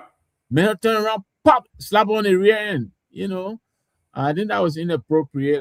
If you got that's what you were saying, I agree with you. But you know, I think the senator shouldn't be doing stuff like that. I think it's inappropriate. No man should be Yeah. doing search. Yeah. I want to believe she's a mother. Yep. She's somebody's wife. She might be a professional woman. Yeah. Whether she's selling her food, that is not what. If you are a father, will you allow or will you appreciate somebody doing that to your daughter? Right. I think the answer is no. But let me go to the next topic. I was waiting for you before I brought this up. They said the union.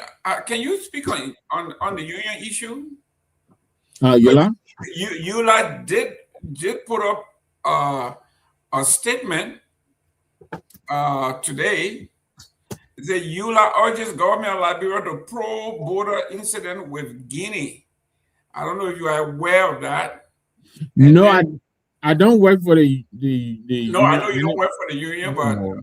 I thought you knew more about it. That's why. No, I'm not.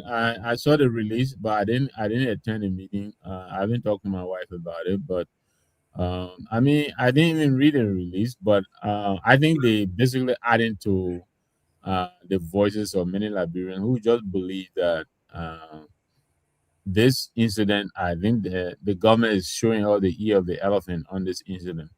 That people believe there are a lot of things that are going on that the government knows about that they're not telling us. You know, this whole clamp down, lack of information is just not transparent. You know, I read Representative Tai Wongwe's piece. He was at the border. He not at the border. He was in Lofa, and among other things, besides his assessment that revealed a lot of fear and tension along the border. There's signs of illegal mining that has been going on at this river. He's reporting on that. Several other people are writing about this.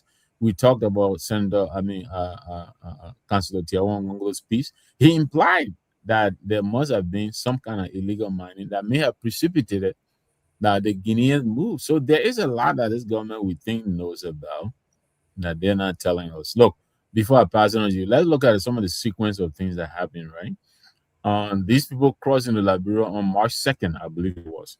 If you remember, on March 4th, the government of Liberia issued Executive Order number 159, which sought to expand 154.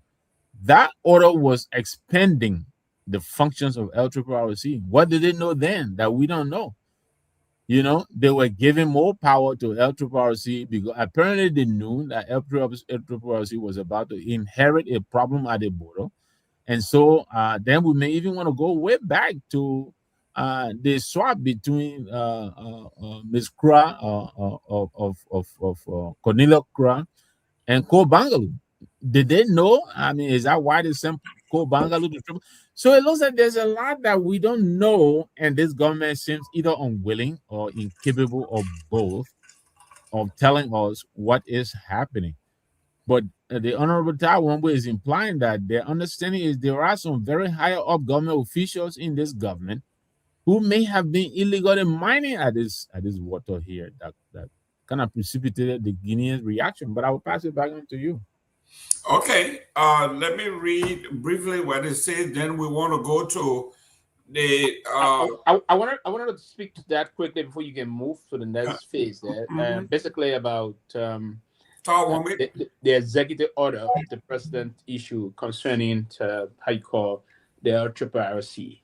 Now the reason is that when those are information coming from inside the executive mansion. Those very close to the presidency, if you will. Now, when they decided to take Cornelia Kra to the Minister of Youth and Sport as Minister proper, the point was that Co is an inside of the United Party also. How can we move to do this? Now, part of the discussion, the outside discussion was to elevate the LRRC to a level of full-fledged cabinet level. Some of the things they said to him. I don't know if they would move to complete everything, if you will, to elevate that to a full-fledged cabinet level so that he wouldn't feel that he was relegated or far demoted, if you will, from a full-fledged cabinet minister now to director of the LHRC. And part of that was also to expand the budget, his budget, and widen the role of that statutory institution, if you will. So it's not that they anticipated this to happen. No, it was that they didn't want him to feel bad. They thought you are just going to be holding a kind of a similar cabinet position. And that's all part of the reason why they did that. To say, okay, there's an executive order that will expand the portfolio of the LHRC and also expand our role and the budget. I don't know if the budget system, they were still going to increase it by maybe a million 0.5 something. Yeah, initially they were. But it was not actually because of the anticipated Guinean fracas. No, it was not in that direction. Absolutely not. Yeah, I mean, and this is not as a result of the expansion, the executive order 159, but in the budget, I think initially they were around 700 and change, and I think they carried to 1.2 or 1.3 million dollars. So you're right, they almost double it. But yeah, I mean, I don't dispute what you're saying, except that I will push back and say, what you have is the version of Unity Party insiders. That's what they would tell us. But if you look on the face of this thing, this happened on March 4th. And these people came into this country on March 2nd. I think they already knew what was happening. I mean, that's how many people interpret it. I'm not discounting what you're saying, Sylvester, and I believe that's what they told you. But I'm also saying it is possible. This is just a version of things that they're putting out there. But the bottom line is not what they told me. See, so listen, I got some very close sources, probably will say something they don't want the rest.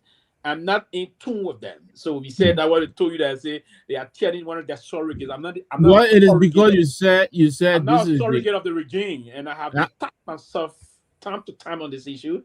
I'm not a surrogate. I'm not going to be one soon. I don't think I'm going to be one up to the election period. No, I'm not. Probably not in any other tune, if you will. Even if I were to say, okay, they want to financially induce me to be a surrogate on their behalf, I will reject that.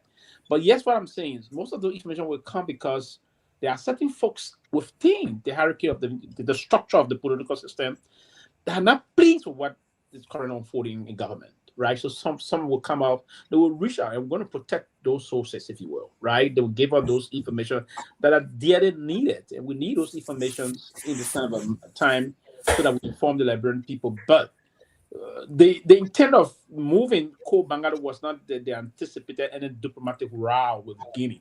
No, there was just a coincidence that unfolded diplomatically. Again, it is incumbent on the Liberian government to launch what we call. Listen, there are twofold of diplomacy that's playing here, and I want to say we don't think we can deploy the Myean theory in diplomacy, but I would think the Liberian government should utilize the traditional theory in diplomacy.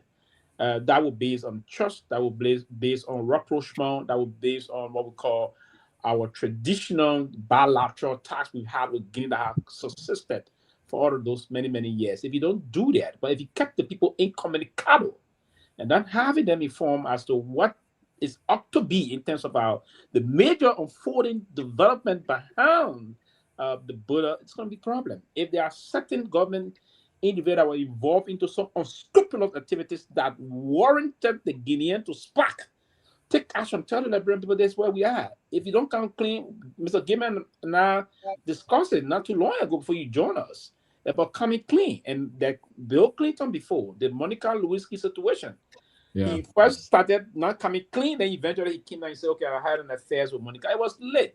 But again, it's good to, when you start clean, it can be much easier to fix it, damage. Where if you come in a half-baked or half-hazard manner, those kind of a knee-jerk approach. So they get more convoluted, complicated, and it's just a way that we ought to find a way to do it. And I think the president, this is not about the press secretary again speaking to this matter, because she blundered time to time on this issue. This is not about information minister come to talk to the Liberian people. It does not warrant their portfolio no more. In terms of diplomacy, it should be elevated to the level of the presidency to talk to the Liberian people, because this is about territorial integrity. It's about sovereignty. So those of us that learn about diplomacy and government and foreign relations, it is a key dispensation that the government will have to emphasize and take seats of this matter. Other than that, the government will lose the issue about citizen morale. The government will lose the issue about that confidence of the citizen will be completely. I'm probably going to think it slowly evaporating, if not completely evaporated. So, but they'll have to manage it very adequately and expeditiously. Other than that, we headed for some problem. Let me ask you this, and I totally accept your point. I think that the government needs to, they need to step up their diplomatic offensive on this matter. Right now, I believe we are in a Ukraine and Russia situation, if I may say that. Guinea is a big country, Liberia is a small country. I think right now, Boakai is Vladimir Zelensky right now. He needs all the help he can get. Let me ask you, today the CMC put out a statement. I don't know if you read it, but they are calling for presidential leadership and national unity on this matter, among other things, besides calling for the government to continue to exercise transparency and communicate with us on what is happening. They think the president should organize a national forum comprising of actors both within and without the government, including opposition leaders or stakeholders. Let me tell you this, Sylvester. I shouldn't say let me tell you this, but let me say this because I think you already know. There are lots of people outside of government who may be more connected than even people in the government who could help us apply some diplomatic, levels onto this gentleman in Guinea. Musa Hassan Belete knows friends in the region. He knows friends internationally. Alice Cummings knows friends in the region. He knows friends internationally. Ben and I, there are lots of people who are not in government who may be able to find, who may be able to reach people who can pull this gentleman. Because today there are reports emerging that these people are in other parts of Liberia, not just at the Solomba border. I think they're talking about Konedu or somewhere. I don't know. Maybe you know the area, the Quadoboni area. They say since March 9th, apparently they've already occupied some parts of Liberia there too. So I don't think this gentleman is going to stop by the president going to Conakry. I think that is gravely insufficient. I want to hear your take on that. The diplomatic offensive that this president, the government should be exercising.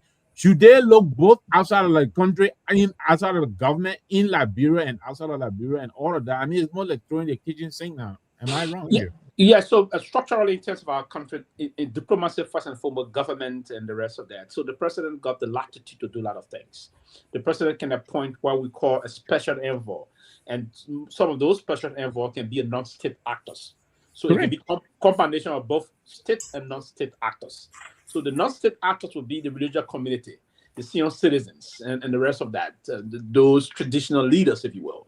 So, and then the state actors, because what I've read between ever since this started, I'm getting to understand clearly that we are lacking a great interlocutor here, and so the government or person that should be involved into this what we call shuttle diplomacy is almost failing on this. The foreign ministry is not getting this correct. The president himself moved in and came back, did not get this correct. No. So I agree with you here that you need to seek the intervention of other outside forces, and those may be part of the opposition community. There's not communists in the country. The former president, George Weah. Yeah, President Weah, even President Johnson Elliott. He's endowed. He's a towering figure across Africa, right? Yeah. He will have the word. I was starting across Africa and that of the world because this is an African kind of an issue, right?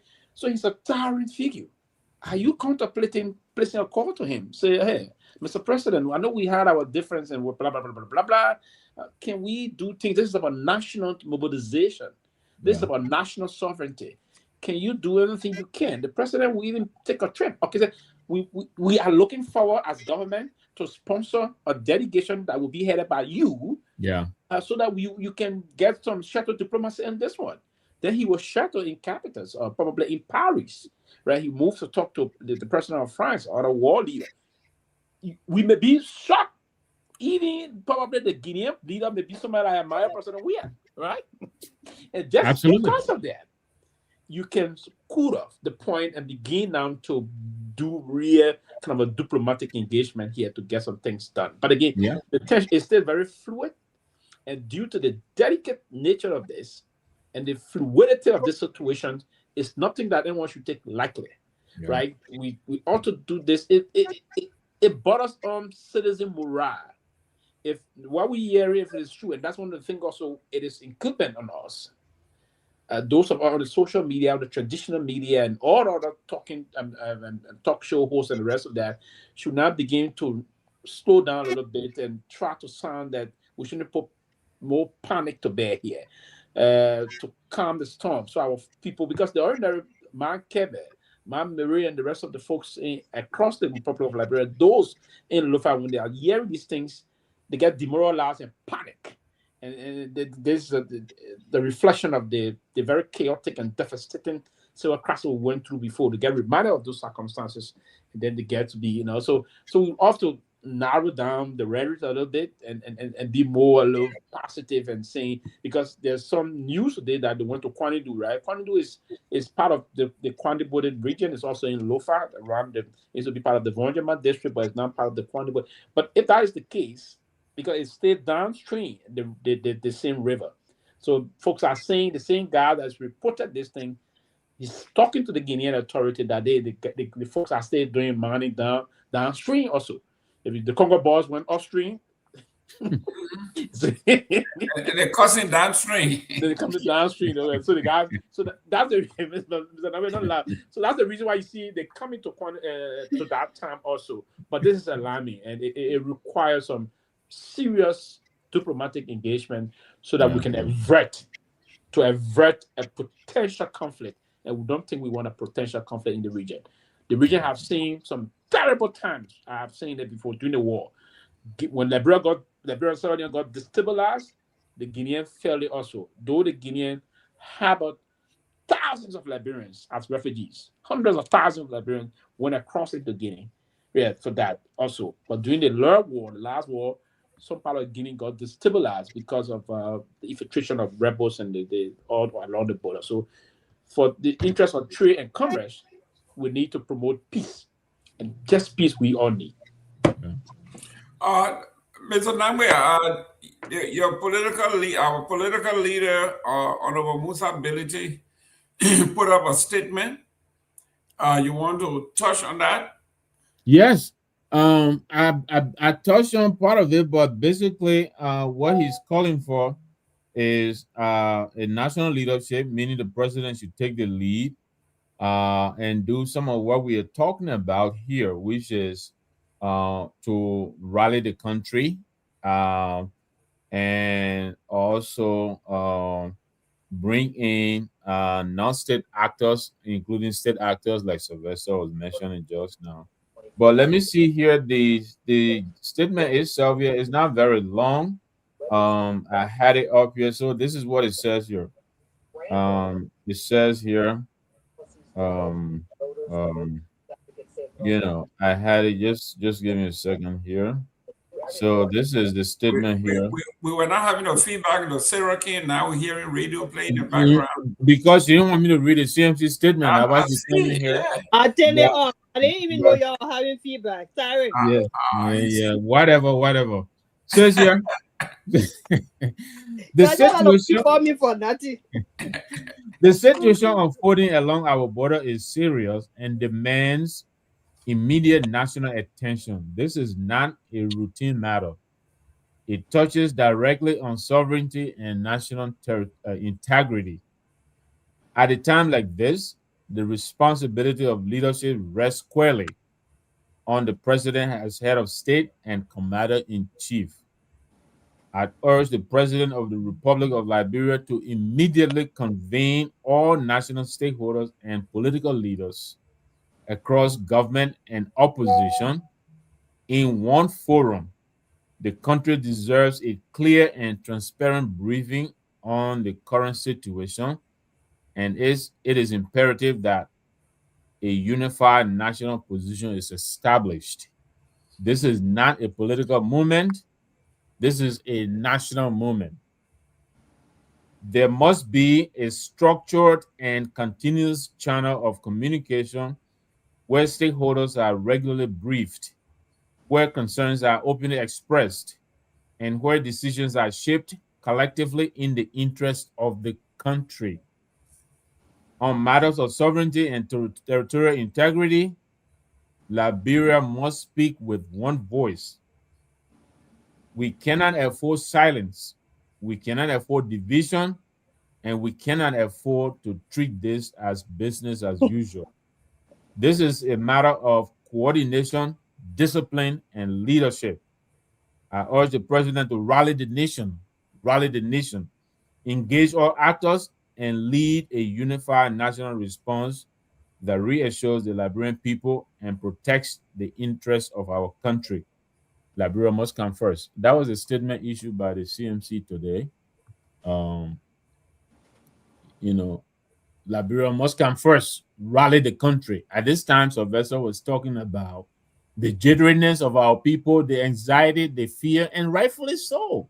Look, some of us live in Monrovia, we don't live at the border town, but imagine almost 24, 25 days now, how these people living at the border are surviving. Every day you get up, you can't go on your farm.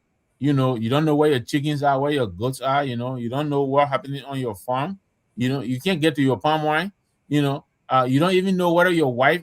This is a serious business, and these people are current, for all intents and purposes, they are foreigners in their own country now. Their place where they live for all of their lifetime is now they're now foreigners to that place.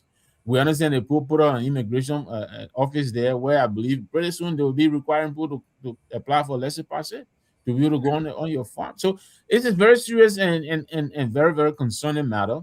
And once the government is not forthcoming, is not being transparent, the speculation will fill the void. I heard a lot of people, criticizing Yeke for what he said and all of that. He may be right, he may be wrong, but do you want to really blame Yeke if there's no official version of what is happening? Everybody's free to interpret what they see as they see fit. Yes, Mr. Nagbe, quickly before I heard what Sylvester. I'll give it to you. I heard what Sylvester said that we should try not to instill fear in our people. I get it. I understand that, but you can't really blame the people, because the government is not saying anything. Go ahead, Sylvester. Thank you. Yeah, but quickly on that one about the Yeke situation, I agree that and that's Yeke should not be, and I see no reason why the guys in the house cannot come to some level to expel that Nikompu from that place. Right? There's no need. Listen, in this kind of a national call, if you're to come out and make a kind of a statement, there's no serious country across the world will allow such a person to sit in parliament and openly speak against the national sovereignty of the country. I mean, we understand maybe he's not son. He shouldn't be in that August institution, right? To come out and speak, we don't have to know who is right, who is wrong first and foremost. So say the land that in question is for.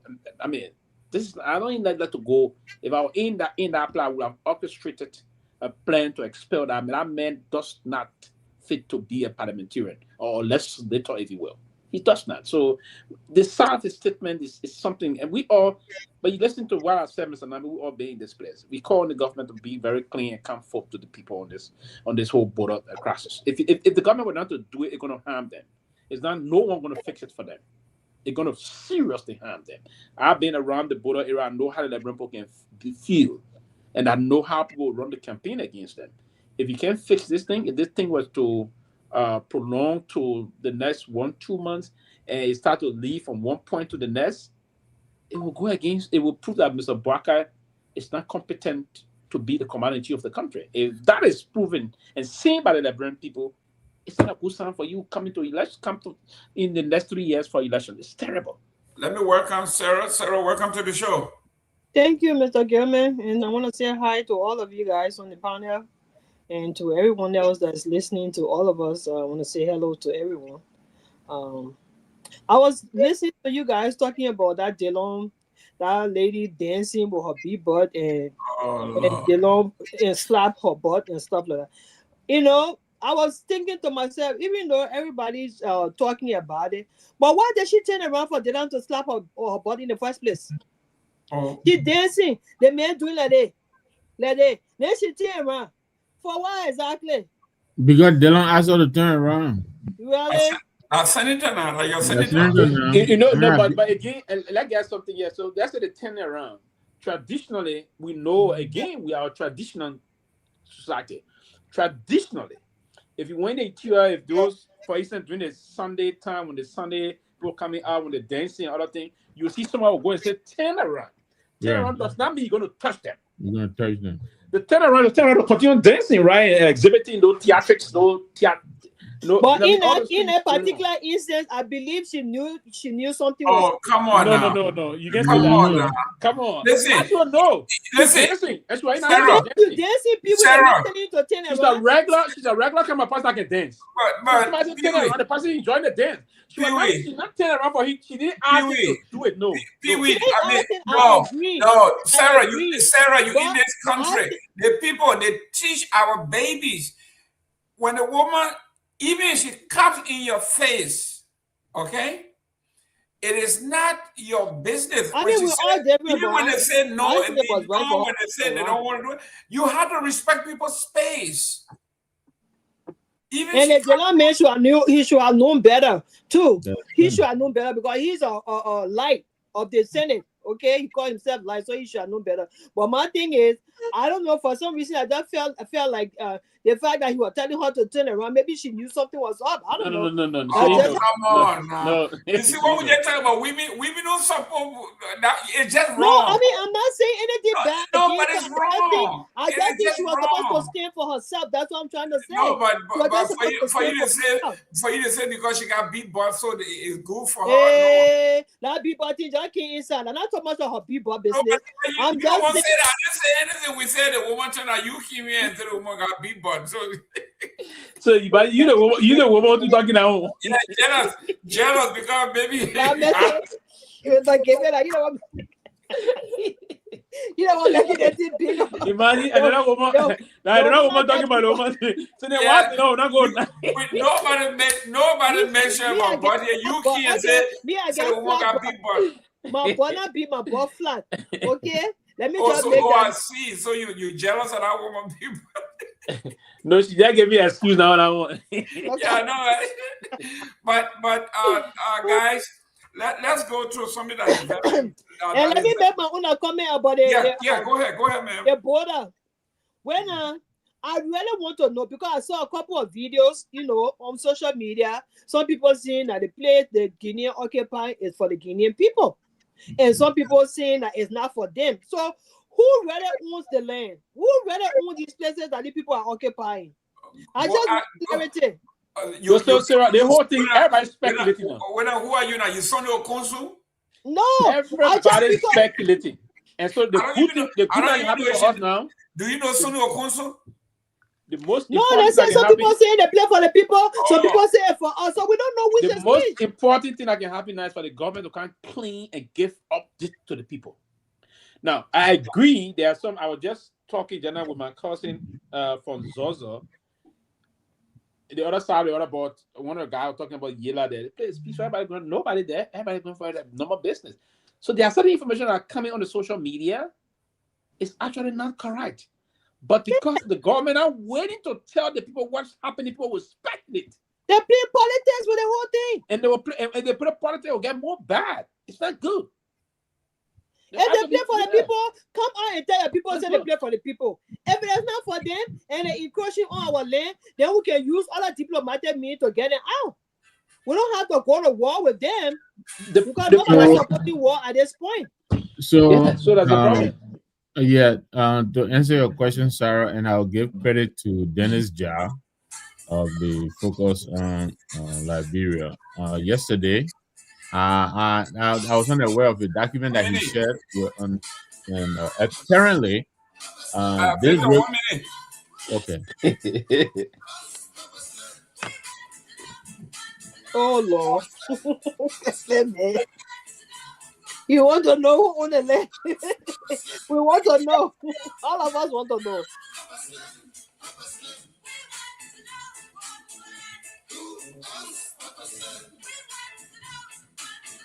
But you gotta increase the volume so our audience, our listening audience can hear you. Yeah, we can hear it. They're really low.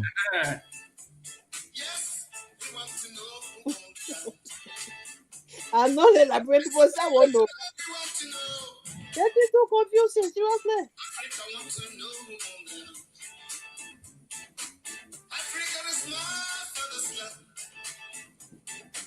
Liberia is my motherland. So here we are, ladies and gentlemen. This is a question that has been asked in Africa for time immemorial. Now Liberia has to answer the question: who owns the land? No, not Liberia answering the question. Bwaka answering the question. Well, guess what? Our spokesman is Weah. The Bwaka answering the question. No, the Bwaka had to answer. Okay. And that's why he told the oath. When you were taking the oath out there to the announcement job, he got to tell who got rid of that land. Is it land for Guinea or for Liberia? Okay, if Myean, if you are in the back, please show us the paperwork that Guinea is holding on to that they supply for us to look at. If you have the land, the deed or the map, please put a map up if you have the time, Myean, if you are up. I shouldn't say because I know you don't sleep, but what is it? Almost 12 o'clock in Liberia, there, almost 1 o'clock. But Myean, if you are up, put a map up. But yeah, this thing is one of those things. Someone called me today and said this thing is not going to go away. It's not going to go away. He says when this thing started in 1985 in Liberia, people kept telling Dopoh, said that there's some funny thing going on in that Ivorian borderline, and he took it for granted. Or the Nima borderline, they took it for granted. We are not saying that war is about to happen, but we are saying we have to learn from history. That's right. Yeah. We have to take precaution. Now, one of the questions I want to ask Pewee and maybe the Liberian government, how is it that we Liberian, we are sending soldiers for peacekeeping to take care of other people's borders, and we don't have any soldier at our border? Pewee, you gotta explain this one to me. How do we send soldiers for peacekeeping to other countries to take care of their border, and we don't have any in our own country? How is that possible? Mr. Gayman, you asked me the question. I was just appointed to be government spokesperson. You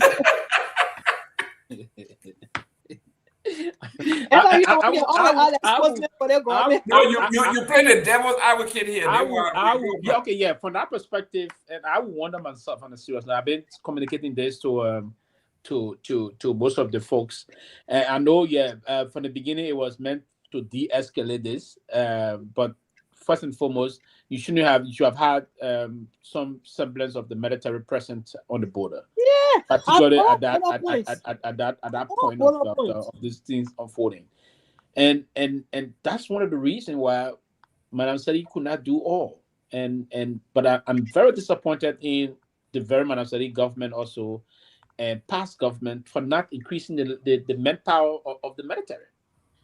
That's why we 5-6 million, almost there about. We were not this level in the 80s when our military had a capacity of 8,000 gallant men and women, excluding all other paramilitary forces. What can we at least push it to pre-war status? That would give some defense mechanism. It will get some room. If you have, 8,000 men and women in the Mediterranean, and then you try to give them some level of equipment and the rest of that, it will be very important. I think what the president committed, I hope they would do, because we're in March, we're about to, in a week time, we're going to be hitting to April. From April is the 4th month out of 12 months. And then what do? He's told us we're going to have 600 trained men and women in the military this year. And next year they're saying 600. That will be 1,200. The next year will be another 600. That will be 1,800. Okay, guys, let's look at the map. Not to cut you off real quick. Sarah and Mr. Honorable Nagbe, this is the map that the Guineans are claiming. This is the original map between Liberia, Sierra Leone, and the Ivory Coast in 1907. The red dotted line belongs to Liberia. Everything on the opposite of the blue belongs to Guinea. So you see where this is coming from, and this is where the president needs to meet with the Liberian people at a fair level to tell us exactly what was provided in Guinea, what was accepted, And do we have any choice if this the map they are using? If they came across the road, then they encroaching on our land. No. Don't you see the red line? Are you looking at the red line? I'm looking at the red line, but the red line that's by the river, right? Everything on the other side that is red that belongs to Liberia, everything that have blue belongs to Guinea. So the river is in Guinea. The river is in Guinea, and part of the shore is in Guinea. So that means so basically, Mr. Gayman, if I'm reading you and reading from the map, the Guinean may not be rough where they are. No, absolutely not. Where are they at this point? Where are they? Who? The Guineans. Where they are going across the river. But I want to see if they're going across the river, then they are on our land. No, but you're not looking at, are you looking at the red dot there? Sarah, you see where they got a red dot all crossing the line? Yes. You see the blue star, you see the river there, right? You see the water. I see the water. Now there's a smaller amount of land after the river. Oh, I see that. You see it, I'm like that little space, yeah. That space between the red dot and the river. Oh my! That's another parcel of land. So it's from reading this map, meaning, and it's a similar way we have the other boundary in Yela. Yeah, you're right. A little space in between there. So, Mr. Gayman, you're right. So it's that for now. So probably we're not communicating. Is that the problem? I think that's what it is. Because Myean, you can take it down. And you can take it down now. Mr. Gayman, yeah, Myean, take it down. Mr. Gayman, another point also is that apart from us not communicating, the river is exclusively on the Guinean side, and when we start doing, I'm talking to them. So they may have packed the whole thing. That's the problem. But they say other government have been using that river for sale. Other past government have been using that river for sale. Why there was no problem? But Sarah, that is not the problem. The problem is, even if we agree, right, for us to use that, it's a matter of courtesy to say, listen, we're going to be doing this. Right. Okay, and we're going to be doing it for a amount of time. We're doing this project. We want to do that. Everybody's in the know how long this is going to happen, this and that. And usually when they send money, they don't use dredging machine like the barge. You saw the barge? Okay. Yeah. That barge has a hose, huge hose connected that goes into the ground, and it sucks everything in the river. So Now, that's right. It sucks everything that is on it. So the folks are saying this thing does not only suck up sand, it sucks up diamond, gold, dust, and everything else. So what I would say is, and I agree. I think the lack of information, I think, is what is really killing all of us. But the map we saw there, that's 1907. It is possible the river may have expanded way beyond that boundary. It's possible some of that river is in Liberia now. That is very possible. So Victor, you didn't hear what President Weah said. God is not making new land. God not making no new land. Yeah, no, God not making, but God can make new river. The river may have still. God not making new river either. Oh God.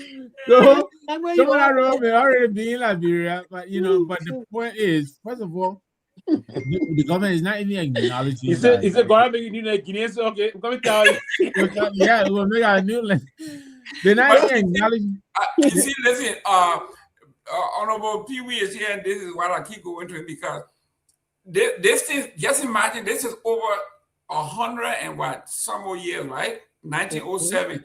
All the successive government that have come prior to Joseph Weah have worked with their partners, and they have never had any issue. Yeah. Right? So that means diplomacy, like Mr. Pewee is saying, diplomacy may have been at a very high level, where for 100 and some more years we never had any issue here, and all of a sudden the folks are saying, you know what? I'm going to treat you like my son. I gave you the car to drive, and now you want to be reckless. You're getting ticket. You're driving fast. And the police is calling me. I'm going to come and take the car from you. Not only the key, but I'm going to take the car. That's what's happening here. We have a diplomatic courtesy. If you want to use the land, you can use it. Just let us know what's going on. I'm going to be dredging. I'm building a farm. I'm building a road. I'm building a house. We need 500 cubic tons of sand will be here for 30 days. If you don't do that, and people find out like, oh, you want to disrespect me. Okay, I'm going to show you. I agree that I got us suffering so. So what we are saying here, we are asking the president, we are all Liberian. Nobody want anybody our country to be taken over by anybody. For us to rally behind our president need to come clean with us. Yeah. What happened? I don't know how difficult. And we go, listen, just tell us you start KMB, you suspended KMB from mining sand. Honorable Victor Nagbe, I went to the ministry. They gave us 3 levels of mining in Liberia. They gave us A, B, and C. B is where you can use backhoe and all that other stuff.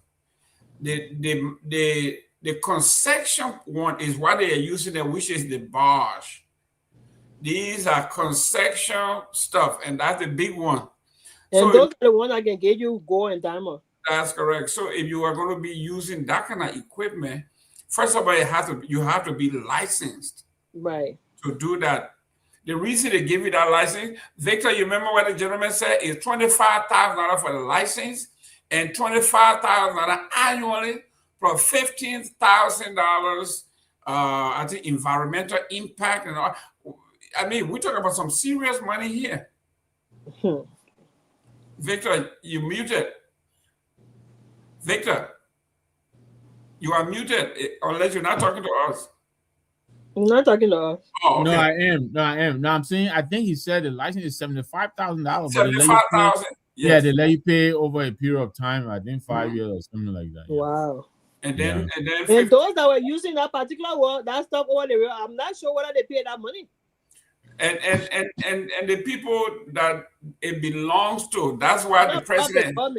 That's why the president is hesitant because he got nephews that own. It's a family. It's a family thing. It's a family business. Family business.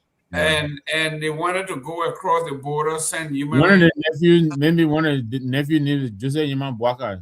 Junior. That's correct. And or senior. But no, I mean senior. I don't know junior, senior. Senior, yeah. And Cyril, what really got to me was, wow.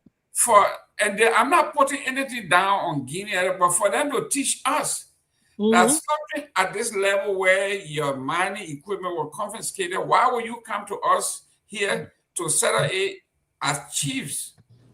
Your government should be talking to the government in Conakry. Exactly. It is at that level. Why are you coming? But I want to know why the interior minister and these people will go across there to go talk to their tribesmen.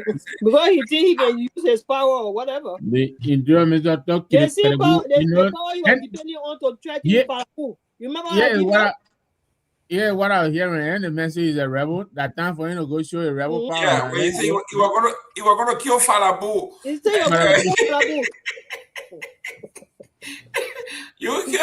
time for you to go kill Numbuya. You saw his photos in the photo when he made a trade. He looked the most worried. Rebel see rebel and rebel run. The thing was, Dumbuya is a legionnaire, right? And somebody mentioned it here.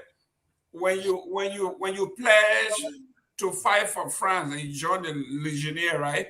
They give you a different identity. So Dumbuya may not even be this guy. We don't even know who he is. Yeah. So this man, while he's like Pewee, I think this guy like a 6'10" or something. I tell you, that man is huge. He is not only that the man is that long, but he's big. He's big, strong, all muscle. So. And he married a French woman. Yeah. Oh yeah. Yeah, his wife. That he got a French citizenship. Yeah, and guess what? She was also in the French military. They met. So the gendarmerie. Yeah, so there you are now. You got a French legionnaire and a French woman, military person running the country. So why we have our rebel here who can go and lower for the boot? Now, only people that Babu here, well, he or nobody else. But guys, let's go. You said I will cause trouble in the player. Yeah, your tell Falabu. Your tell what about him Falabu? That his name Falabu. Falabu. You a Falabu? I see Falabu. I'm a damn rebel. I will maul him to death. Myean, are you there? Myean, find that video, man. That place, man. Oh, Myean. I got a video. I can send it to you. Yeah, and they said that it meant Domoya Rare wanted to see. You get all of it. They said that it one man Domoya Rare wanted to see. You want to see the rebel killer. Oh, Myean. Myean got a video. They got a video in the chat room. We got Prince David saying he's falling from River says. Pierre. They pay that river to Pierre. Yeah. and I'm told the last time he went around the border there, he can't read the border. It's not the other time. Honorable Pewee, somebody say here, there's a Pierre, I think Pierre or Pierre, I think. He said Guinea didn't exist in 1907. How could Liberia sign an agreement with a country that didn't exist in 1907? Could you address this? So we still had those colonial powers stay there. They inhabited the land. They were the master of the land at the time. Now all taxes and levy were being paid to the colonial masters, if you will. So the French was a colonial master, man, dear Jerome, that you have to go a little bit. And the English, the French, the English, and the French and the English, yes, and the Portuguese. Don't forget, the Portuguese almost colonized Guinea, but they gained the French put in, and that had come. The rest left. The Portuguese even now they managed to take part of that Cape Verde, small country, and out of Guinea-Bissau. The Portuguese did the Guinea-Bissau in that, but again, but again did not have independence in the late 50s. I think thereabout before they had independence, they got that freedom finally from the French. But we had the British and the French at the time that was running that area, as they called it. It was part of their inheritance. They conquered those areas, they ran it, and taxes and levy were being paid to them, and the rest of that. And that's part of the reason you saw that many Guineans, even my great grandfather, played a role at the time and even fought because they learned them. And there was some portion of the land where even it's just like those that if Liberia was going to be like colonized by the United States of America and other things at the time, America or Great Britain, trust me, the region we all speaking to now are talking about, the Masanta, because Guinea is divided in like 5 different sections. Like Guinea Forest here, that whole Guinea, like Guinea Natiri here, and the rest of that, right? So the forest region, last portion of the forest region used to be before the French did this boundary and the British did this boundary. Last portion of the forest region was considered at the time to be Liberia. Yeah, but we didn't have the requisite power and force. And the same thing about having small military and the other thing to be expanded to man the area. So it's part of the reason why the small thing we had, we call it, how do you call that thing? For the AFL, the Liberia Frontier Force. Well, not as powerful and strong, right? So we couldn't manage to expand our territory. So how the territory went, when it got divided, the boundary came down, how the forest region of Guinea now got heavily divided. The Kwayama side, the Masanta side, going towards the Seleke, from the other side of it, we are border from the Gikedu side, border with Weah. From the Masanta Kwayama side, there's other districts and of things. So yes, my dear brother, they didn't get it. But when the Guinean won of independence and their first ever president, then before Sekou Touré, last time Biavogi then came, and the rest of that, Sekou Touré eventually came, and Sekou Touré was the man that ran he was the brave soldier, right? He ran those colonial masters out of Guinea. He told them to pack and leave. Because before they left, he told them to pack all their things and leave. They were bringing some type of infrastructure things he told them to get. So why they couldn't start, so they messed some of them or they left. He told them to leave. And that he started being a kind of a authoritarian, right? He started practicing, he didn't practice democracy. when he was the president of that country. He was a very strong Pan-Africanist, but very ruthless leader also. But again, okay, not to cut you off, but let me just on the just on the Liberia Congress webpage. It says September 18, 1907, Franco-Liberia Boundary Agreement, which defined borders between Liberia and French-controlled territory, was signed on behalf of Liberia by Foreign Ministers Frederick E. R. Johnson and J.P. Kromah, the charge d'affaires of Liberia in Paris at the time. Are you listening? This is the document here. Everybody keep asking who signed on behalf of Liberia. On behalf of Liberia were Frederick E. R. Johnson and J.P. Kromah, Krommelin, the charge d'affaires of Liberia in Paris at the time. The agreement followed pressure on Liberia's borders. It's a key details. Secretary for Liberia, Frederick Johnson, Minister of Foreign Affairs, and J.P. Kromah, charge d'affaires in Paris. Secretary for France, Gustave Binger, Minister of the Colonies, and Seleke Kromah, Minister of Foreign Affairs. Context: President Arthur Barclay authorized the agreement, which was largely dictated by France, causing Liberia to lose a significant portion of its hinterland territory. Outcome: the treaty determined the border between French Guinea, Ivory Coast, and Liberia using landmarks like the Makona River and Noah Rivers. So here we are talking about legal documents. So those of you who, when we are talking to you guys, we say we talk to you about facts, something that can be fact checked. You can go and fact check it to the U.S. National Congress, or you can just go online and see what kind of stuff. But that is it right there. Pewee, go ahead. And according to what I heard, that Dopoh, when he got in power, he promised the Guineans that he was going to fight for all the land. Yeah, he said that. This is part of his fulfillment of that promise to the Guineans. That's what I heard. After the meeting with the true president Emmanuel Jr., I listened to his speech. That's why was translated. He said that he will not cede 1 inch of Guinean territory to anybody. Yeah, go ahead, Pewee. Yeah, and as you say, but we just have to respect this and move collective as people and resolve this matter, because Guinea be around also, and it's just like that a country push, as I was saying, first push for to colonize Guinea. The Portuguese was actually the first trader that hit Guinea, but they didn't have the power at the time. The Dutch came. If you saw from 1891 when they first called Guinea French Guinea, right? It was then the first time that was done about the 5th century when we refer to our French Guinea. But for the time Guinea got her, imagine all those years from 1891, Guinea got her independent in 1958. Right? So it was in the 50s, 1958, Guinea got independent, and we got our independence 1847.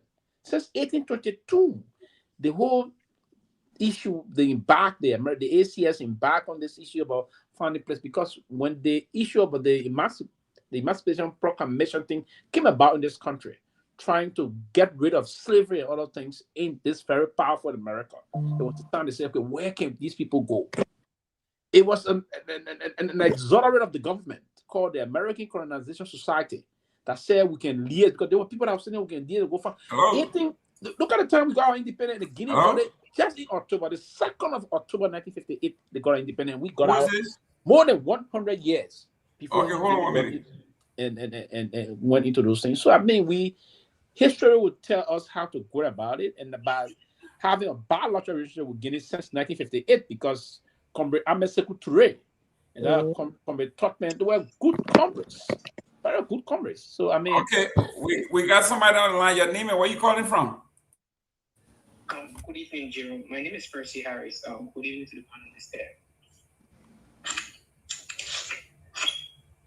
Go ahead.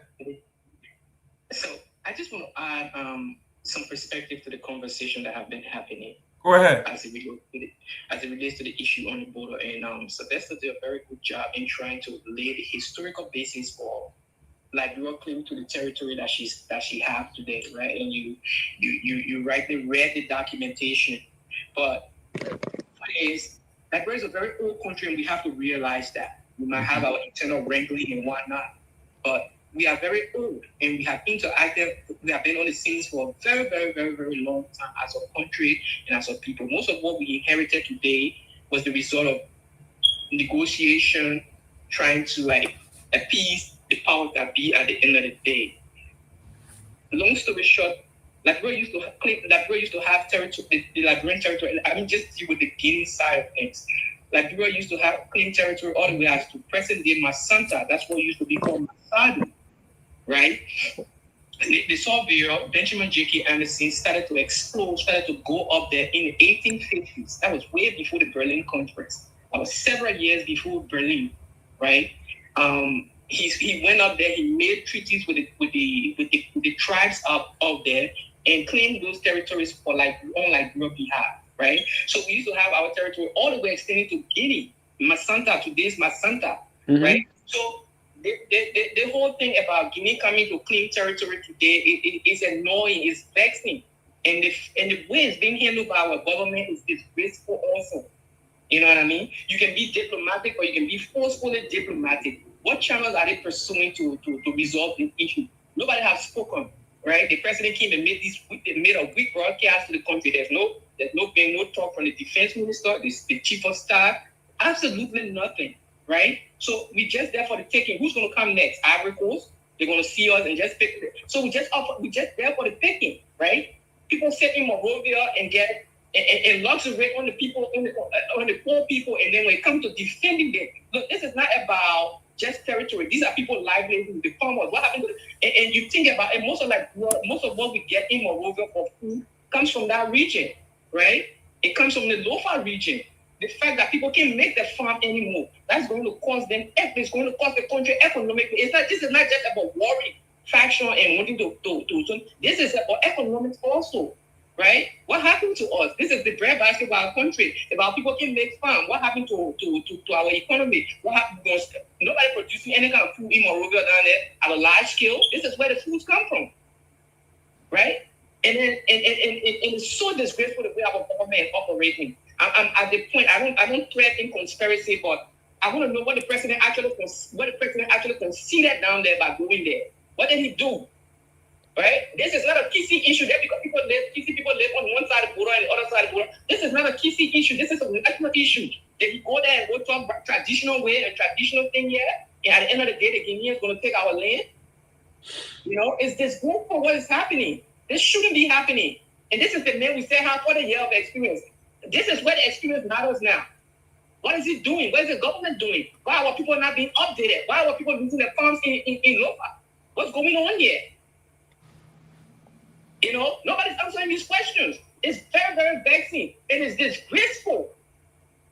For 179 years, our people, whatever you want to say about these people that funded the country, how bad they were, how corrupt they were, they left a legacy here for us to protect as a people, as a new generation.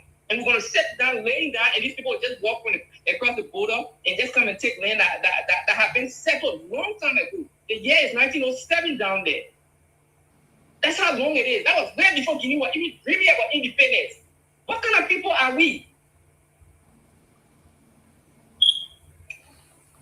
Thank you, Mr. Harris. Thank you, Mr. Harris. Mr. Harris is a very knowledgeable historian. I've hosted him several times when he gave us the history of the travel,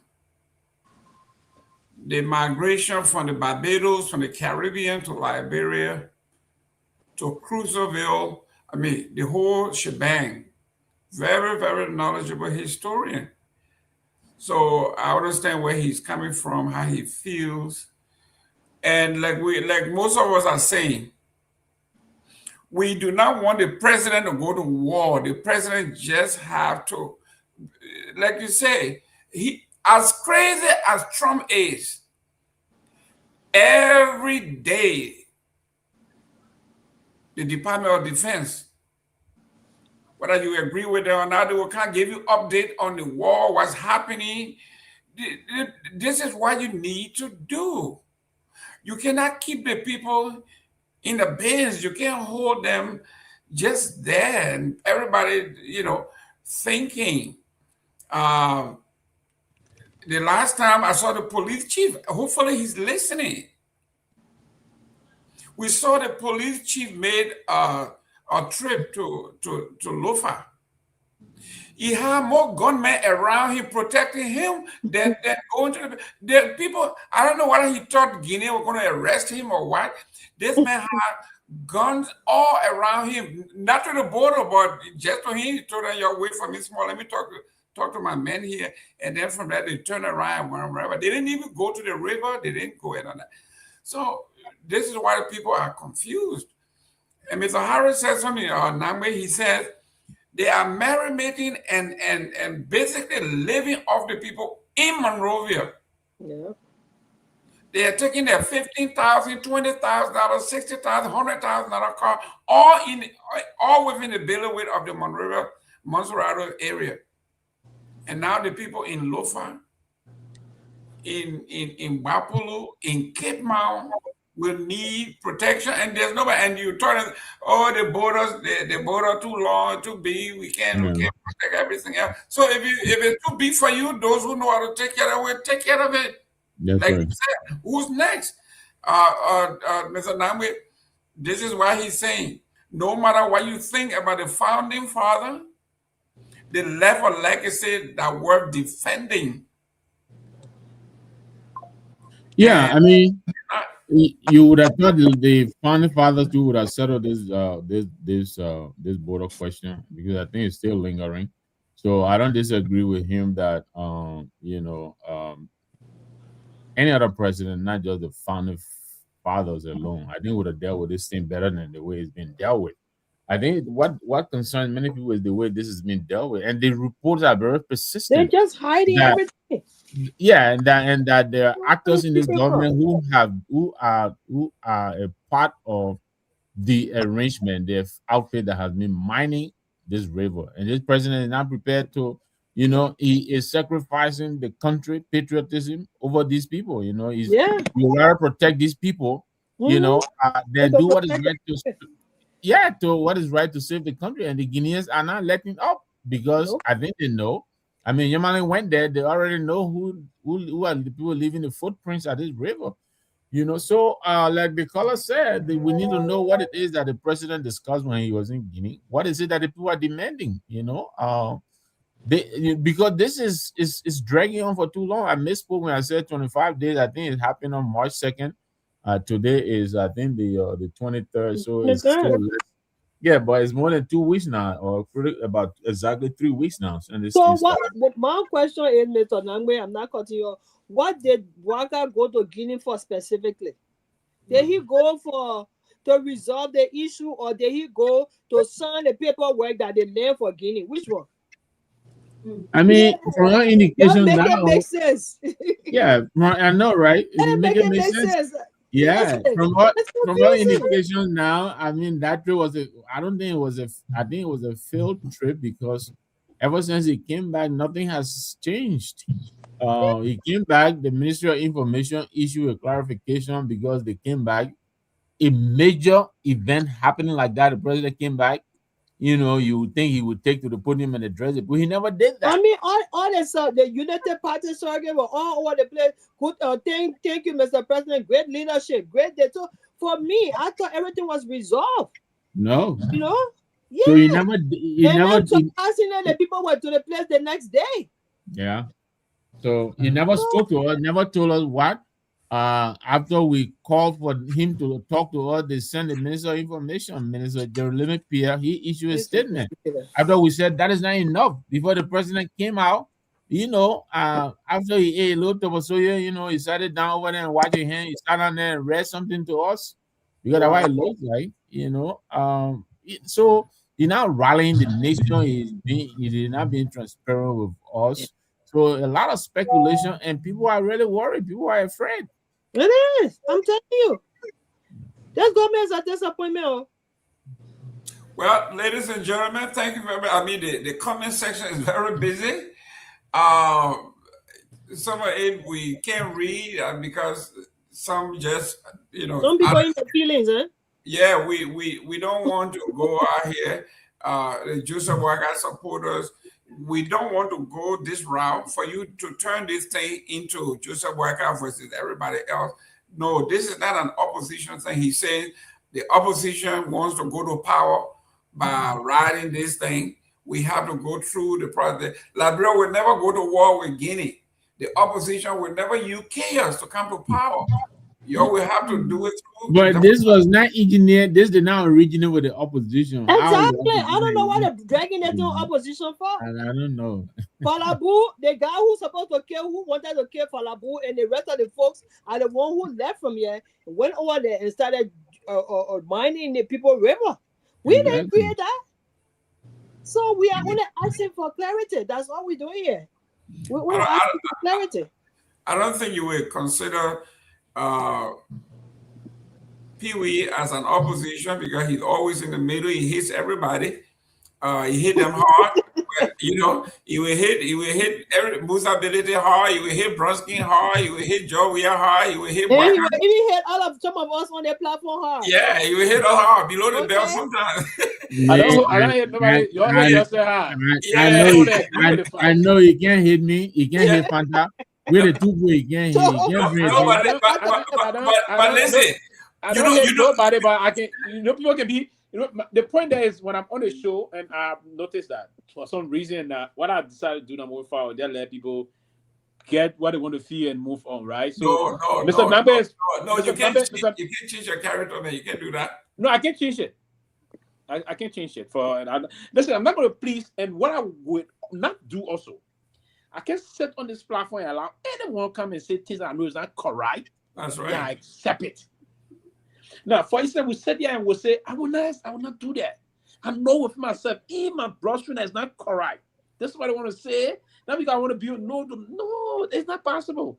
It's out of the show, not go on out of the show, not go on. It might not be correct in your eye, but it might be correct in the person. No, you see, and that's your problem. That's individual differences. Right? Let's come back to a fight that I know for a fight here.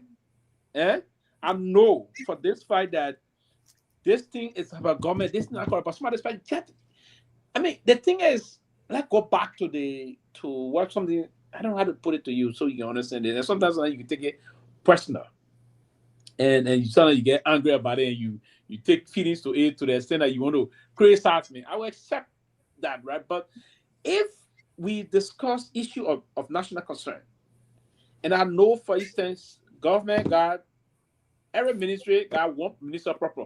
But somebody came and told me, foreign minister got two minister proper. I mean, you think I will accept that? No, I won't.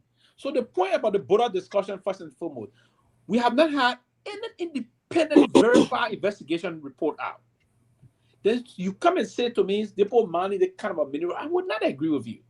And then if I would say you want to disagree, and you say it's not, because if you say their money gold diamond, have you seen any report that stated emphatically that these are the mineral they are engaged with? So that's my problem so now on the platform. But I respect everybody else's view on the show, and I believe in national. I believe in, because we all need to democratize our thought process. We should do it. I like Nagbe, when people tell you, listen, I respect you and I know who you are. You know what you can do, right? Then Nagbe can always say, "Oh, he and father, they come up." I don't worry about. Victor, you know when you say that, you know what you can do, right? Yeah, I know. You can hit you below the belt. I got to. And before I go into debate, what I can do if I don't know about debate again, because let me say this: before I enter any debate, if I don't have anything on it, I won't comment on it. Whenever serious, try to read me and understand me. Whenever you see me very resolved in a debate, I have researched that. I'm not coming to challenge you on things that I don't know of. No, I won't talk about it. I won't. And then we can sit on the plane and say, and somebody, and I would listen to that, will come on the platform, and someone will come and tell me, say, this is the, like, we sit here and somebody will say, for instance, the crisis that's happening to the Guinean border will caused by this. I will take my time to investigate that because I don't know the details behind that. I don't know the detail. That's will come and sit on the platform. Someone will say, okay, the war. That's one other was debating the whole issue about people calling Netanyahu terrible person, this, that, this, the kind of. But I go back in time. I was saying one other time to one of my colleagues who were arguing on this thing. Why is it that the Lebanese people are suffering in Lebanon? Who the cause? Is it Israel the part of the reason the Lebanese people suffering and their poor being killed in Lebanon? No. It's the same Lebanese that are causing the problem. Why would Hezbollah just take something, just like 1 foot of the other, take something, boom, he hit other people on the other side. Then when they poke up for you, they post other people want to do this. I mean, so sometimes the national debate and governance is a thing that we all got to look at. Say, right? Not like I'm not against things. Imagine that I can be weird to say the fact when it comes to any government. I say, there's nobody. I'm not receiving dime from nobody. So Sarah can be of opinion on all that. Mr. Nagbe, that Pewee that government. I'm not government friend. That's right. No. One minute, guy. We got a caller. I'm not government friend. Hold on. Your name? Where you calling from? Yes, my name is Kehleboe Gongloe, calling from the state of Pennsylvania. I just want to make my 1 cent contribution to the border issue. I know in this time there's call for patriotism, there's call for nationalism. I know many people are calling for that. But I also subscribe to the philosophy that am I lying? Yes. Okay, I subscribe to the philosophy that if we're going to be nationalistic, patriotic, we should also be honest. I have watched several videos. I'm not from Lofa. Pewee is from Lofa. He probably understands some of the areas there. He probably has been there. But there's a particular video I shared even in the chat room, I think, last night. There's a guy with Kehleboe radio station and a representative from the Kehleboe University Student Association. They actually went to the border there and they showed some cornerstone that the French people put in the bush. I think it's dated. I saw that video, yeah. Yeah, 1907. I saw that video. Mm-hmm. Yeah, so if you watch that, and that is right it's on a hard land in Liberia. I mean, what quote unquote we consider Liberia, where Liberians are living. Okay, I think there's something here that our government must just be truthful. In the age of technology now, we can use GPS. I mean, not GPS. We can use drone now to do a survey that will be accurate to say, hey, from this point, these are the geocodes. Let's just draw the line. This part is for Guinea.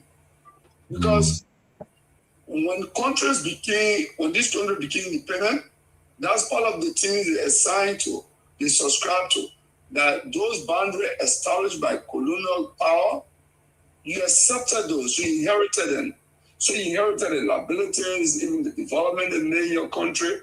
So Guinea inherited these borders, and we got to be truthful about that. So for me, in the spirit of true Pan-Africanism, these tribes are the same tribe across the borderline. Like in Nimba, if you go right across there, there's a lot of people who speak the same manner. I mean, I have a group of Mana people from Guinea come to guard the Ngamo area to work for me on a piece of development I was trying to carry there, right? And I was speaking Mana to them from Guinea.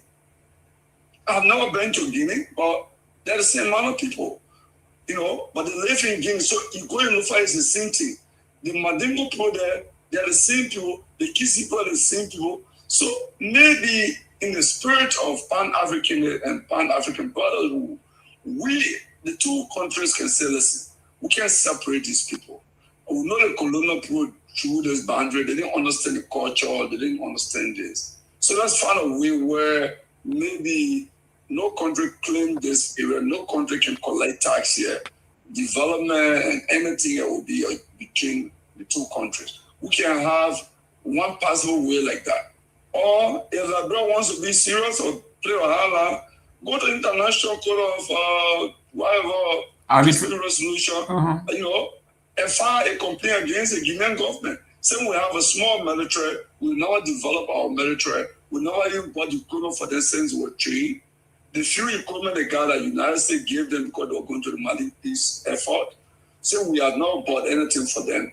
we can go file a lawsuit on boundary dispute, and they can have people come there to investigate and redraw the boundary using latest technology and establish it. Then we just take our piece, and those who that they want come, we can relocate. We can give them additional land in Liberia, like some of them say in the video on OKFN that they will move to Wasana to Joseph Boakai home. Some of them can move there, I mean, that's my contribution. Thank you, Kehleboe. Listen, I think that those boundaries have been there for hundreds of years. I think what Kehleboe is saying is what Pewee was saying. Diplomatically, they will go and say, listen, we know where the line is, but our folks have been here for 200-300 years or for thousands of years. Let's keep it as is, let's go back to status quo, right? There will be no problem. The problem is going to be, we can't trust you now because you're always doing something, you always, we don't know why you're going to do that. Maybe you might dig a pipe under here and can't suck out of our oil from Guinea. We don't know. We can't trust it because this now boils down to trust, right? We trust. For 200 years, we've been here together. We've been living here in peace. The line have not moved since, okay? This is the first time that someone had come over here to do commercial dredging at our expense. So the problem here now is, Sarah, is the matter of trust. Can Liberia go to Guinea and say, you know what, let's go back to status quo. We're gonna live by the rules, we're gonna do this. I'm just seeing somebody say on Ghana TV, the guy went to Sierra Leone and they arrested people, the Sierra Leonean soldiers at the border. They physically arrested the Sierra Leonean soldier because they told them that you are based on our own demarcation here, you are in our land. So I think Gregory Kromah may have been smart to not go. What? You go around that. He took his man there. He had 10 people with guns surrounding him.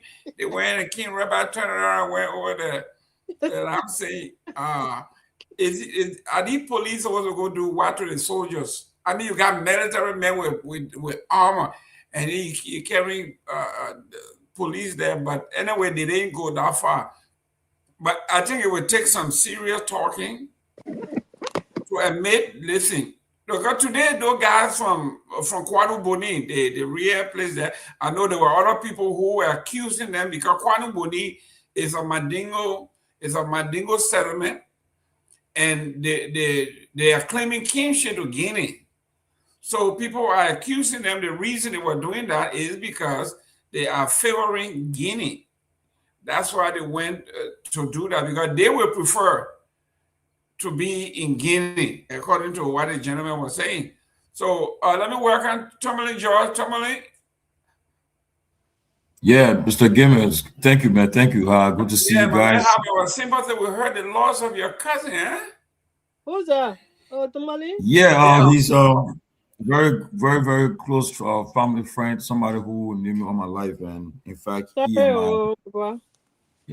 someone who, before I was even born, he always told me the story before I was born and everything about me, In the name I got Tomalin, he told me the man who was named after, my dad named me after. How the man looked, everything. I didn't see the man, but he saw the man. So he always tell me about the guy. A real fire historian. Somebody who was a very nice guy. In fact, every night sharing the show. And it happens that on that night, on Thursday, he watched the show on Thursday because I shared with him. And then on Friday, I noticed that he didn't check the blue. I didn't see the blue check mark. So by then I just thought he was busy. But then when I left the show, as soon as I got on my phone, I found that he had passed, and I was shocked because Peabody had just left him the night before, and it was just shocking because he'd been trying to mediate in the crisis of the Liberian community in Jersey. about to have election. So he even made a statement last week about who he are going to endorse. In Liberia community in Jersey? Yeah, he you know, he's a former president there. So they're having election, I think, later this month or next month. So he had been one of those involved in ending the impasse so that he can have elections. So, and just unfortunately that he passed, man. I'm still in disbelief because as someone who we talk to regularly, me and Body, but Body each time Body is there, we talk from there all the time, you know. It's just sad. It's sad. I know we're all gonna die, but I expect I want him to go this time, right now, you know. It's God, so we can't question God. While we're on that topic, let me extend our sympathy to the plane incident at LaGuardia. Very unfortunate situation. Can you imagine flying all those hours and then you land? So you successfully land. I know. There's something like, I mean, this is the chances of this happening like 10 million to 0.0001. Pewee, I never heard anything like this. Yes, quite unfortunate. Imagine the how to call it, the control tower. Yes. The flight controller. The flight controller at a certain time he have given the go ahead to this fire truck because there was a United flight that were having some issues, so they wanted to call for a fire truck. They were suspecting some unusual smell.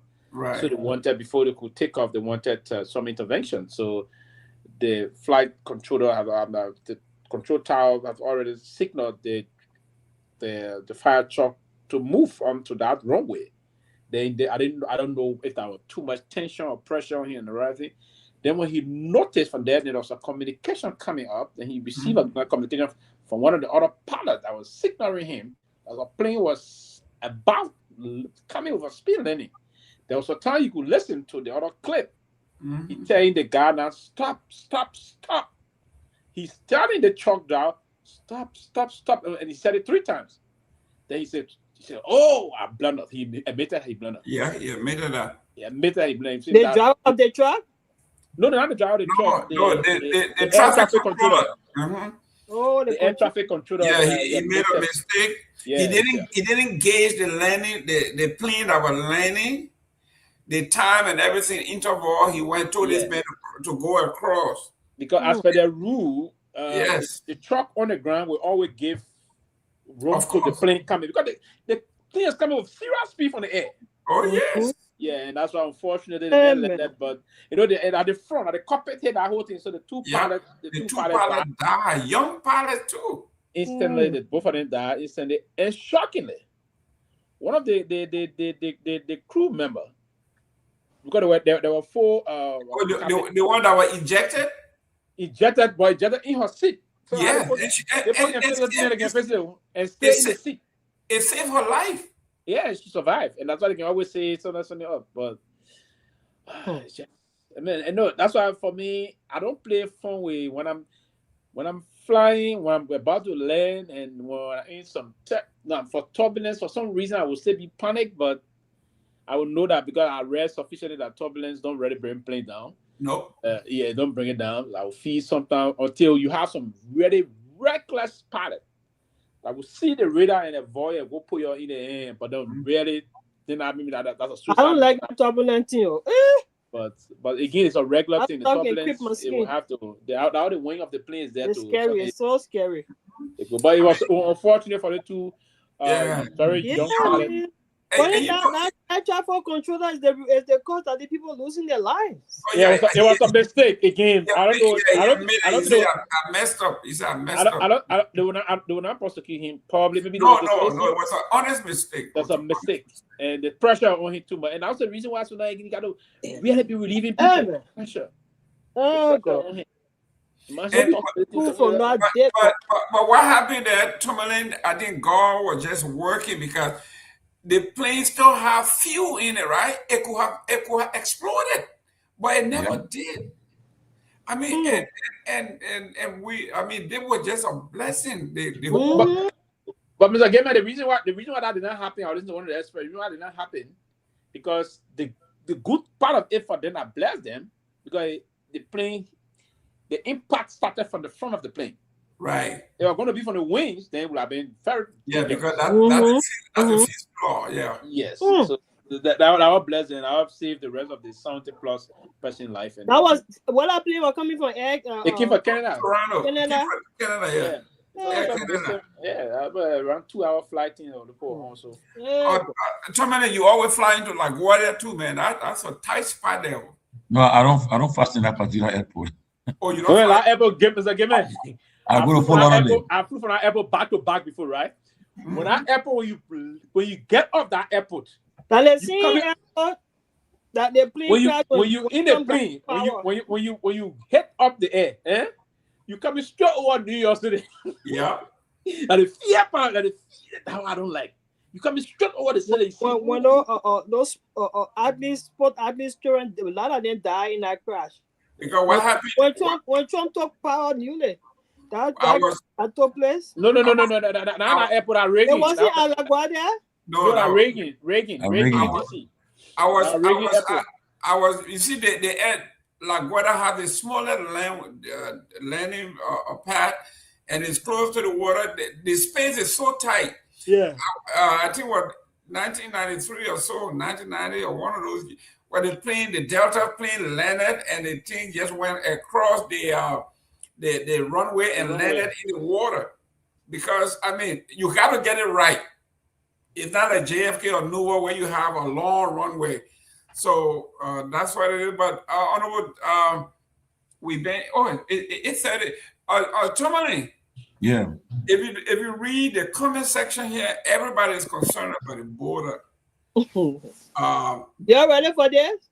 We're going to discuss this all week because everywhere you turn, that's what they are talking about. Another thing that came along is ex-president George Weah to deliver keynote address at Oxford, Africa. That's a big one. Tomalin. Yes. I mean, I've been following the show. Concerning the border, it's about time that they like. I think what Musa Abedete said, I think President Boga should listen to him. You have a national dialogue on it, look, because we're hearing bits and pieces. 1 minute, the person involved with illegal mining, illegal operations going on in the people territory and so forth. 1 minute, Guinean soldiers are there, they're saying they won't move from there. And despite they have met at the highest level, heads of states. And so now, it's something that perhaps they need to take a further step. Liberia should now leverage her presence on the Security Council to at least bring it to the members. But this thing, start with ECOWAS, then go to the MRU, cannot handle it now. So you go to ECOWAS. The ECOWAS, you go to the African Union. Level, but because apparently Guinea feel that they have military might, so they will take advantage of us. Because what's going to happen? What's going to happen is that somebody crazy will just I call him butt naked, talking about he can fight. Somebody crazy will go and start something crazy. You see, one thing, and then number two. My friend made a comment last week and said, if you feel that you want to take our arm, we'll give you arm to go. These are not things to be saying, because somebody can say, you know something, maybe they say we're going to take our arm, they take it in and take our arms too and say, let's go down. The next thing they say, oh, the poor having skirmishes at the border. Then it started to escalate. The next thing you see, the Guineans flying their jets, the military jets, are just to take and post out running away from the villages. As a run, Guinea coming in. So, Jerry again, get up. At least they get some. They get some. We get none. So when they fly from there, they pull run from the villages and start running out of there. So I think about it is take this serious now. It's not time to be playing games though. No, time to take it serious. Was it our papa their friends in Mali? They're making fun, but it's serious. And the next thing they will see, imagine the speaker and the delegation went there too. They issue ultimatum for the people to just reach out to the people. They reached there. They reached to the border. So they went to the border. So now it's our time that President Boga took the next step. because apparently Myean is. I don't think he want to listen to the people. He treating But the if people. they land for the people, then they give land to the people. No, I mean that it's not them to decide where they land for them. We have land there. You know, we can't if our land, why do we take our land for us just like that? So if I tell the Liberia use the leverage and do something else better, but we should not take it lightly now, because I won't be surprised tomorrow somebody thinks, oh, we haven't gone inside the border, the fire at the border, because the guys are most of the guys they thirsty and they want to do something. They say they want to go be hero and start shooting or doing something crazy. The posts are moving, and the next thing we hear, How do lawmakers actually have at this point? So I hope the people take seize of it and take it serious instead of playing games with it. Yeah, but Tomalin, what's about the accusation today when those gentlemen from Kehleboe went into the forest to locate the boundary from the cornerstone from 1907, and people think that they are celebrating because Kehleboe is a predominant Mandingo ethnic area, and they are siding with their king folks across the water. That's why they were celebrating and saying the land. I think Kehleboe for them. Kehleboe not for them. Maybe no, what they are saying, the group that came from Kehleboe to identify that Guinea owns the land means that they are taking side. That's what that was. They were taking side with the king folks across. I just sent you guys the original document from the State Department in 1907. I forwarded to everybody. But let's close on a beautiful note here. When we're talking about tribalism, sectionalism, I want us to look at what Chief Myean said about tribalism in Liberia. And I think it was sometime Tomalin was advocating, and most Liberians are advocating, that Liberia should have a proclamation for a Muslim holiday. And it didn't happen. And most people were getting upset. So Chief Myean said he wanted to address the issue, and he addressed it bluntly. It says here, Chief Myean blamed tribalism for Muslim struggles to gain holiday.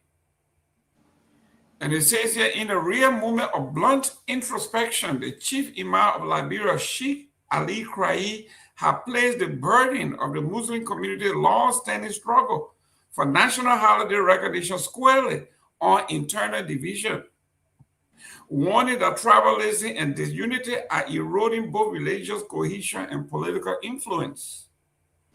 Delivering his Eid Ramadan message on March the 20th in Monrovia, Chief Imam offered a sweeping critique of the Muslim community's leadership priorities and internal dynamics, arguing that decades of advocacy for the recognition of Eid have been undermined less by government resistance and more by fragmentation within the community itself.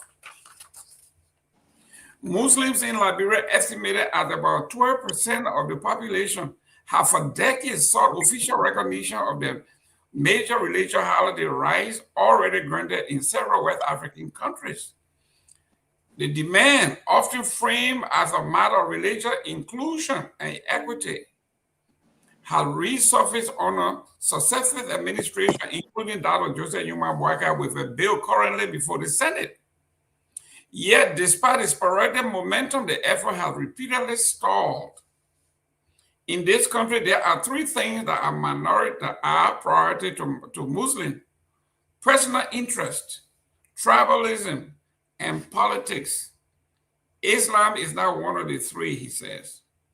The critique is particularly significant in Liberia's multi-ethnic Muslim landscape, where communities such as the Mandingo, the Va, the Mende, the Bani, and other often maintain distinct social and religious networks.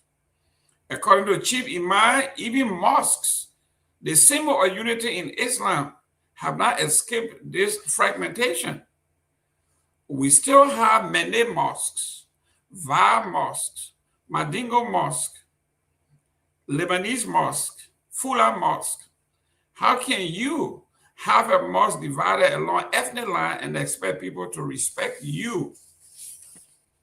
Such division, he argued, weaken collective bargaining power and dilute the community voice in national and policy debate. Beyond institutional fragmentation, Sheikh Krayi leadership itself has become a focal point of controversy, particularly due to his own ethnic identity. As a member of the Kra ethnic group, his position as chief imam has reportedly faced resistance from segment of the Mandingo community, which constitute the majority of the Muslims community in Liberia. The Mandingo do not want to accept a Kra man as their imam. Observers say that in many Muslim majority community, leadership is traditionally influenced by dominant ethnic groups. In Liberia's case, the dynamic have created friction, with some questioning whether a non-Mandingo or Kra leader can legitimately represent the broader Muslim community. So let me go to Victor here. These are very sensitive issues, but Mr. Krayi decided to address it, and the newspaper took it and said, it is blunt, it is a call for introspection, and he addressed it head on. He wanted to be a national discourse. Instead of blaming everybody else for not getting this holiday, you want to blame everybody for being anti-Mandingo, anti-Muslim. But deeply, we are more divided among us than we are in the Republic of Liberia. What do you think about his take? Yeah, I mean, I can understand the frustration and probably disappointment on the part of some of our brothers and sisters of the Muslim community. I think sometimes they forget, they struggle. Sometimes sometimes you fight asymmetrically. You don't have to fight full frontal all the time. You use all kinds of kits in or tools in your kit in your toolkit to fight. I think many Liberians put off by sometimes the level of anger with which some of them express their frustration. We're seeing that right here on the set here. I think Seleke is forceful in his advocacy of the issue, but sometimes I think he pushes to the point of almost antagonism. I think Ms. Kamara at times also comes off like that. I think she's frustrated. I get it. But I think if you want to push this, you probably need to be a little bit more persuasive. I'm not saying you should be apologetic or beg, but I think if you're pushing in a manner that seems to alienate people, then I think you yourself you are also not doing a disservice to the advocacy. Having said that, I think the Muslim community too, I think there is a kind of closeness that many people find also kind of put off. Many people it puts many people off. I agree. You were in Europe, in UK with Musa Azambelede when he made that statement about getting out of your comfort zone and embracing the world around you. It was interpreted by many commentators, but I think that was the point that he was making, that in order for you to gain the kind of acceptance that you need, that you are pushing for, I think you have to also you have to get out of your comfort zone and also inconvenience yourself by opening up, I think, to some of the avenues that seem to be closed. I give you an example here. The Muslims in Liberia, very very seldom do you find a Muslim girl marrying a non-Muslim. The Muslim men, not Mandingo, the Muslim men might do that once in a while, but I think they need to work on that because I think there's too much pressure from the men folk of Islam in Liberia on their women, not to be equally yoked with people who have none of the Muslim faith. I think they need to rethink that, because I think that is one of the things many people. That is one of the things that people almost always easily point to. That apparent line of alienation, whether it is a visible or invisible line, but that line seems to be there, and people point. That's the first thing people point to. I think they need to open up a little bit more and be more democratic and more accommodating and more welcoming. I think the way Islam is practiced in Liberia, I don't think that is how it's been practiced throughout the world. I mean, you look over the world, you see other people do some of the things that are considered anathema in the Muslim community in Liberia. You know, you come here, I've seen a lot of my friends here, you know, married to Muslim girls when they themselves, you know, are non-Muslim. Why can't it be in Liberia? So I think as we push for more acceptance in mainstream Liberia, I think they themselves have to be prepared. I agree with Imam. For instance, the Muslim holiday that they're pushing for, I think maybe it might not be a bad idea to start with presidential proclamation, see how, you know, test it out, and then eventually we can move on to make to eventually make it a statutory holiday if it will be. But that's what I have to say. Thank you very much for the show. It's been a great show. I appreciate the opportunity. Yeah, we will soon be. Let me. God is working in my favor. He said, "What kind of show is it? Does it end? Is it that Titanic show?" Yeah, but God is working. You be here with us. Why can't you don't leave? Honorable Pewee, the Imam said he said Imam are beggars. She critique extend beyond politics into socio-economic condition of Muslim leadership.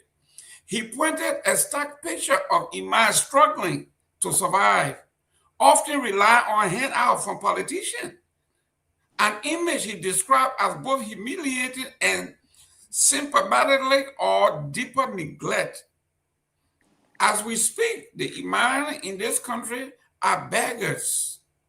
This, he argued, reflects a failure of internal support system, particularly the honor utilization of zakat, which is offering or charitable giving, which is meant to sustain religious institutions and their leaders. The implication is clear.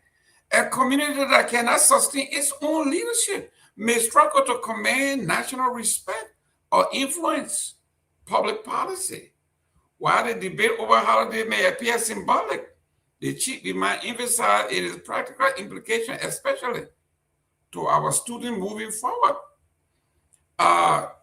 Chief Pewee, he is saying every Muslim holidays, they line up for politicians to give them rice, give them meat, give them everything. The mosque, they don't make personal contribution, they can't maintain themselves. So they have actually instituted begging as a policy to sustain themselves. This is why he believes they got no respect, because every holiday they are there begging for food. He wants to put it out there for it to become public discourse. I think, and I respect him a lot. And the first time I heard, all the time I heard about the chief imam, the first time when I got to know him from Granjida, I was a little surprised here. But he's someone that is also very thoughtful and someone that is well-rounded, I want to believe. But I criticized him the last time I was in the country on certain issue. I thought he shouldn't have taken the job when he was appointed as the chief imam. I thought that compromised his position as the chief imam also in other things. But again, moving forward, he's right on most of those things he said. Pewee, real quick. Let me get this person off the line. Go ahead, your name and where you calling from? No, don't do this. Kehleboe Gongloe. I just want to make my contribution quickly on this. I think we need to be careful here. You know, like even in Liberia, tradition in Christianity, tradition interplay with Christian culture. So, like in Lima, when the missionaries came, not to alienate the people, they allow them to bring some of their culture into the church. So if you look in Liberia in the Islamic community, the Mandingo, look at the record of the Mandingo from other African countries. They are ethnic group that usually congregate close together because originally they were nomadic tribe, traders moved from place to place. So they move together in group. So they carry that culture actually in their religious practice. But you see that in Liberia, there are vile people, there are some vile Muslim women who are born by Christian, like my late brother, Kehleboe Gongloe, has a daughter, beautiful daughter by a vile girl who is a Muslim, okay? So, I mean... I'm not understanding what I'm trying to say. What we should be mindful of? It's common with the Mani people who are also Muslim, because I know a lot of Mani girls who are Muslim and they are dating Christian men, And so I think we have to... The interplay of culture is also important to add that in order to understand this, to have a deeper reflection on this. But I can also add here that in my Ali Cry, it's a progressive radical. This is a brother that I know. He's a supist, okay?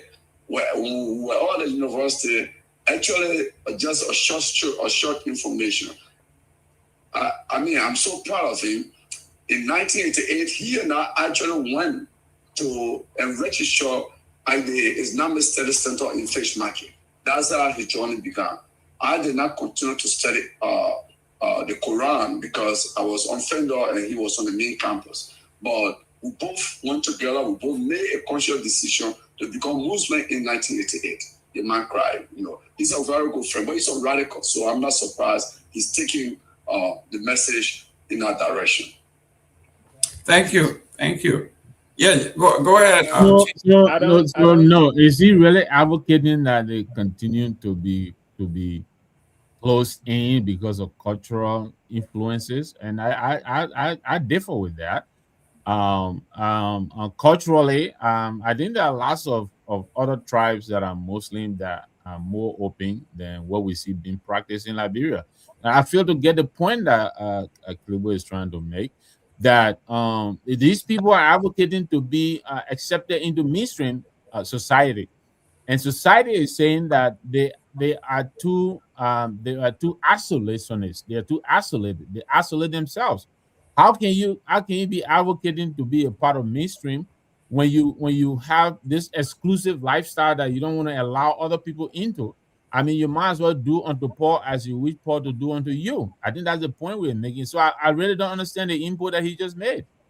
Absolutely, and myself, I'm struggling. Probably he just wanted to take the phone and place a call, but and call he meant radical. I don't think that man's a radical. The man just speaking to that radical is a man who got a job from this very government that he said, I don't think the man. I don't know how radical he is. I know probably that his friend. I don't think now everybody eats soup, so he.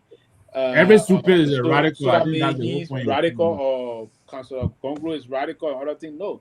I mean, he's just speaking truth to power. I don't think he's radical, if you want to put it that way. And looking at that position, and I agree more or less. And what also he was trying to say here, I agree to that portion where he was saying that there are other Muslim who only have the problem and other things generally. And we've said this time to time in the game. Moving forward, we have to try to do this in the change line and the way the culture we assimilated, the way we assimilate and move, particularly for Lofa County.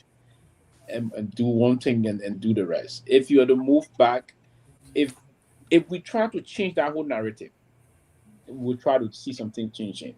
Now, I'll give you a story, and it started unfolding. I paid some key attention in observing this. If you went to Ghanansville, part of Painesville, when you cross the double bridge into Amogachi area, moving to Black Gina, what they call Black Gina, all those areas. There is a bit of I don't know, it stayed there, but I don't know if it stayed very active or so, because entertainment was they called it, I don't forget the name of that hotel, but they had a major entertainment there area. I just slipped the name of. But if you went there during the weekends, you notice that, you see, most of those, because as time to unfold, we will have to confront to changing times. Most of those Muslim girls, particularly the Mandingo girls, they want to socialize and they want to socialize with new kind of things unfolding with all of culture and other things, right? Some of them will tie their lapa suit, and they will wear jeans trouser underneath that lapa suit and wear their what they call it, what kind of bloods and other things. They will move in the evening and will go entertain themselves. And then when they're about to go home, they put something already seeing to go back. And that's a general thing we're having some social discussion.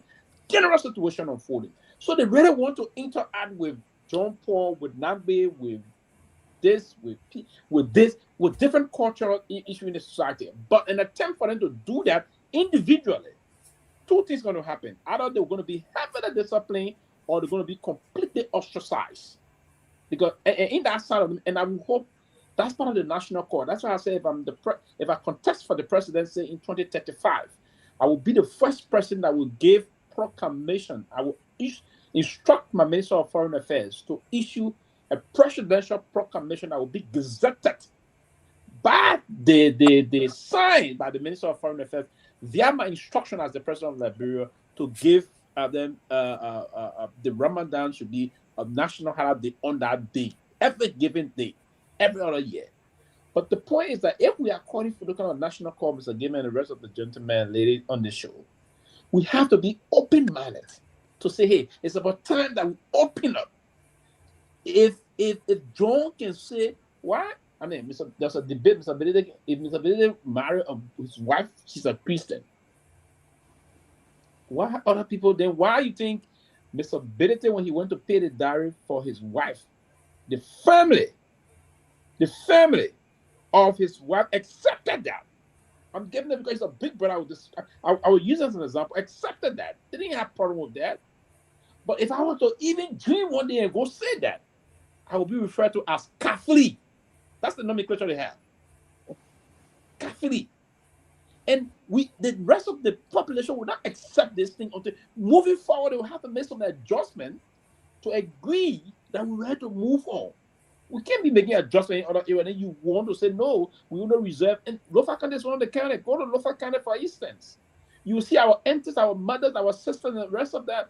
Most of them will have children. Most of our cousins, their fathers are Mandingos. And their mothers are Loma. A classic example, we accept that. And we all move. But maybe one attempt and suspect a Loma boy trying to interact with a Mandingo girl. That girl so now will be stripped naked and publicly beaten in the quarter. Publicly. And sometimes, because they believe that is an abomination for you to associate with someone that cannot go to the mosque or whatsoever. Because they don't want to think about the kind of line. So for me, moving forward collectively, as the Imam is trying to push this thing, it should not be about particular tribal thing. It should be the national cause of Islam and those that are following it. Because in the Islamic doctrine, it's a comprehensive doctrine.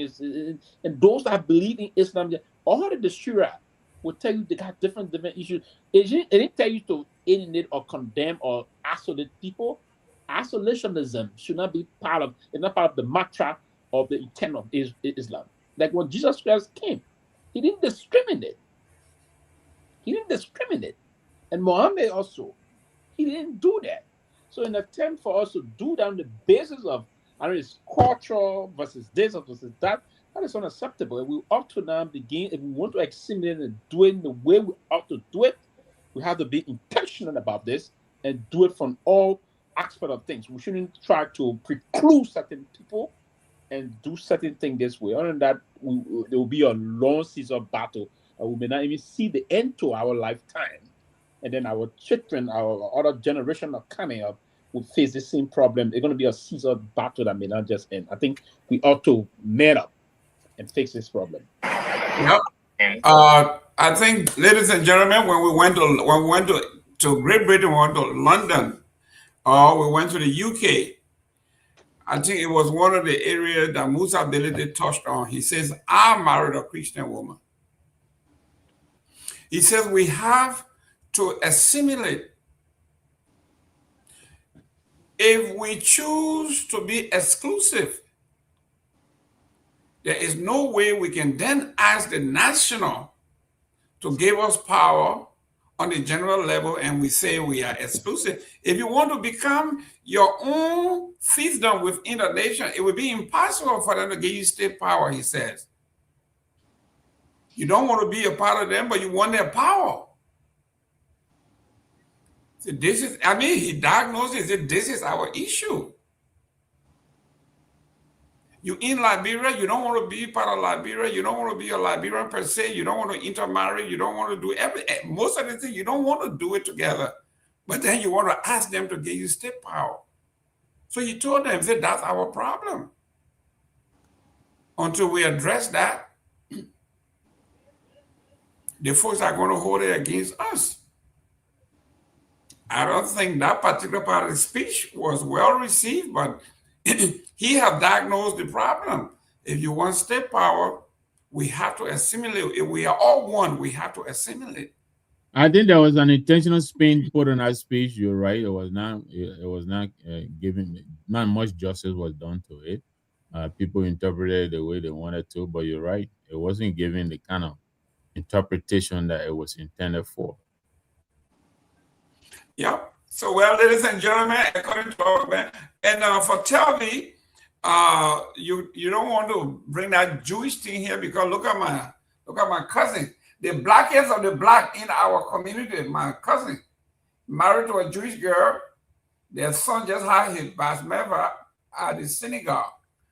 So that is that. Well, I was waiting for you to call me out for me to give my view, but since go ahead, so we can close. Let me go ahead and say. So you call yourself, eh? Yeah, I'll call myself out. Go ahead. You're always leaving me out, so I'll call myself out. Yes. But anyways, I think Imam is very. I think Imam is very. I don't know what he's saying over there. I don't get it. Imam talking about people, they are beggars and this. Wasn't he begging before? Before he got a job in rescue government, he wasn't part of the begging group. That's what he said. Okay, so he should focus on the fact that the Muslim community want a holiday. It has nothing to do with all the other nyama he's saying. No, you're not. Let me finish my point. Let me finish my point. At the end of the day, every religious group or tribe, do we have all of these divisiveness in them? We do. There's divisiveness in all of these other tribes he's talking about. Sarah, religion. But so Sarah, nothing to do with that. I read this whole thing. You didn't get it. Let me finish my point. Let me finish my point. If you want to focus on the fact that they have to come together and do some of these things, which is good for the religion, that's fine. But if the rescue government promised the people that they were going to give them a holiday, then he speak towards that instead of bringing all the other things up because he wants to justify his salary he's getting. No. Why he's saying here? He said the reason so you're attacking the imam. Yeah, all these divisiveness in them. That's a fact. Sarah made the main point. The man is saying the reason we cannot get this. But that should not be the reason, Mr. Gilman. No, but look at his logic. He said the reason that we are not being taken seriously is because we don't have self-respect. He said when we wait, we don't do we in government, we're making money, but we don't make contribution to our mosque. Every holiday we wait for these same politicians we are asking to give us food. They give it all right and they put it on national TV. I agree. He said all of these things. Even at that. He said it erodes our request. Some of these very things that he's talking about, it happens in other religions and tribes. It happening there. That's not an excuse. If these people Sarah, do you make contribution to your church? Do you pay your tithe? Do you pay your contribution to the church? Yes, I do. He said they don't do. He said they don't do that. He said it's in the scripture, but they don't follow it. That is not an excuse for them to not get the holiday that was promised them. That is not an excuse for that. You're not getting it. He is saying the reason they are not getting the respect is because they're doing things that are not bringing respect. But anyway, Let's close so we can go there. Like this man saying, we're gonna show that y'all don't close, y'all just here all day. But he here with us. He can't leave. He can't make any comment. He can't go, but he's still here. He's still here making comment. Go ahead, Sarah. Great show, man. Great show. I mean, we want to rescue government. These are people who told us the new book. They're the book people that the book government here. Okay? We are government. The other people that they know anything, they don't. So they are in power. They are the most educated people on the face of this earth, of our Liberian politics. We expect them to do what is right for the Liberian people.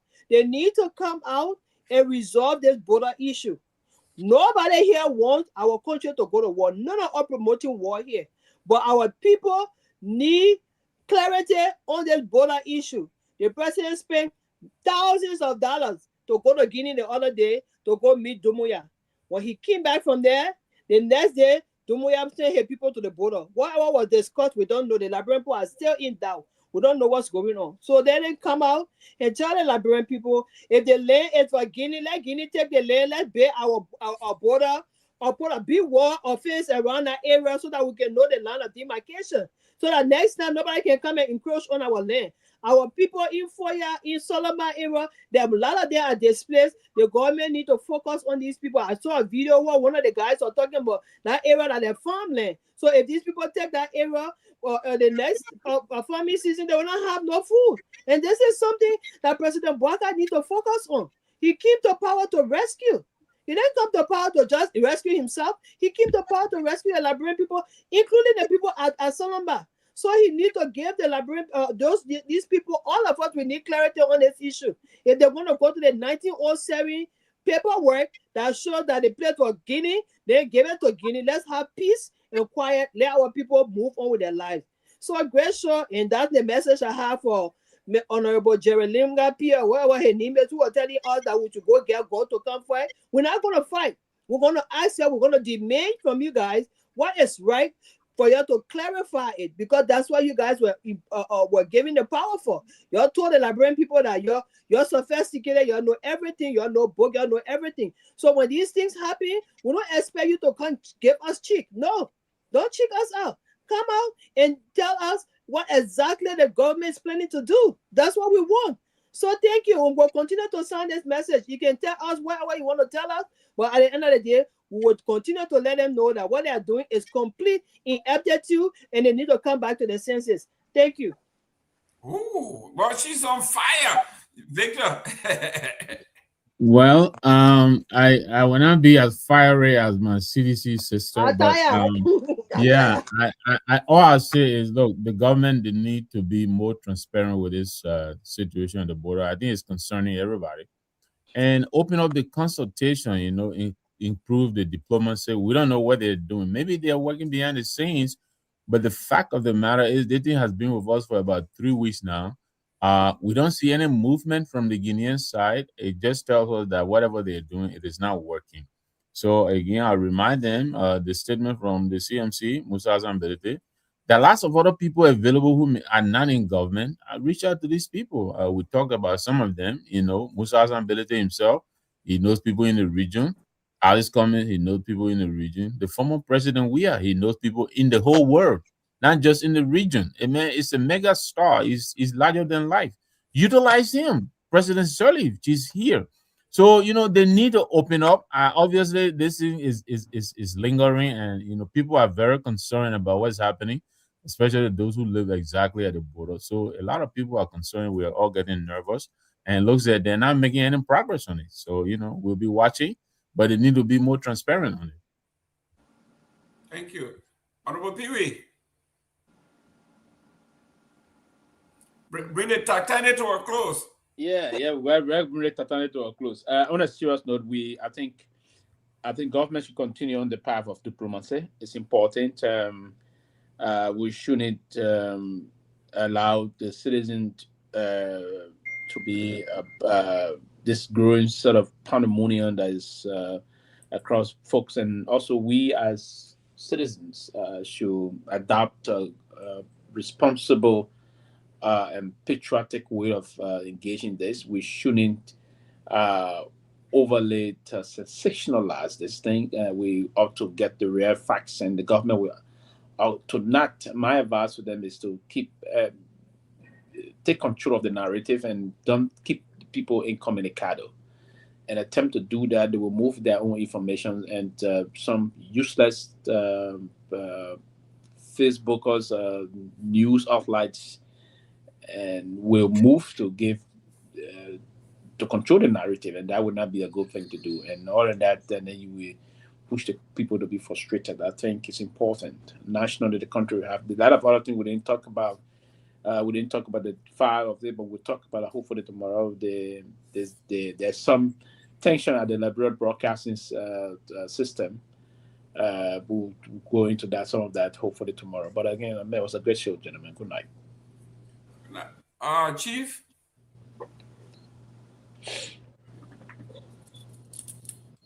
Well, yeah, very good show.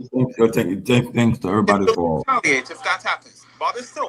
Hey, Sarah, man, what's wrong with you today? No, not me, oh. Period. Thanks, man, for the, thanks for the show, but today, Sarah. They make that money, oh. Okay, but quickly, yeah. First of all, let me say this though.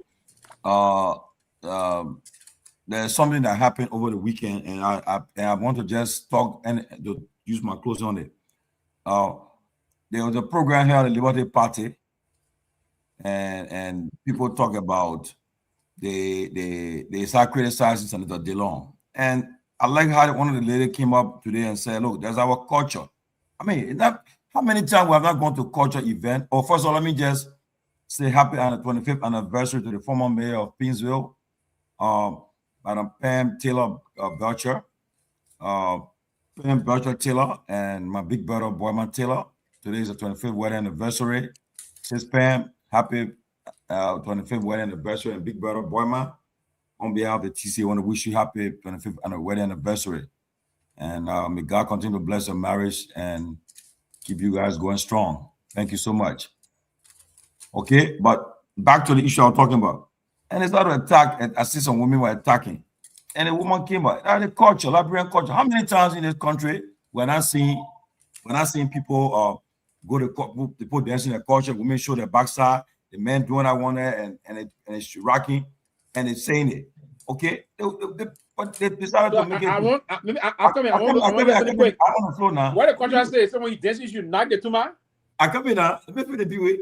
But many times over the years, we have seen people go to the culture program, women dancing, and they show their backside, they put naked.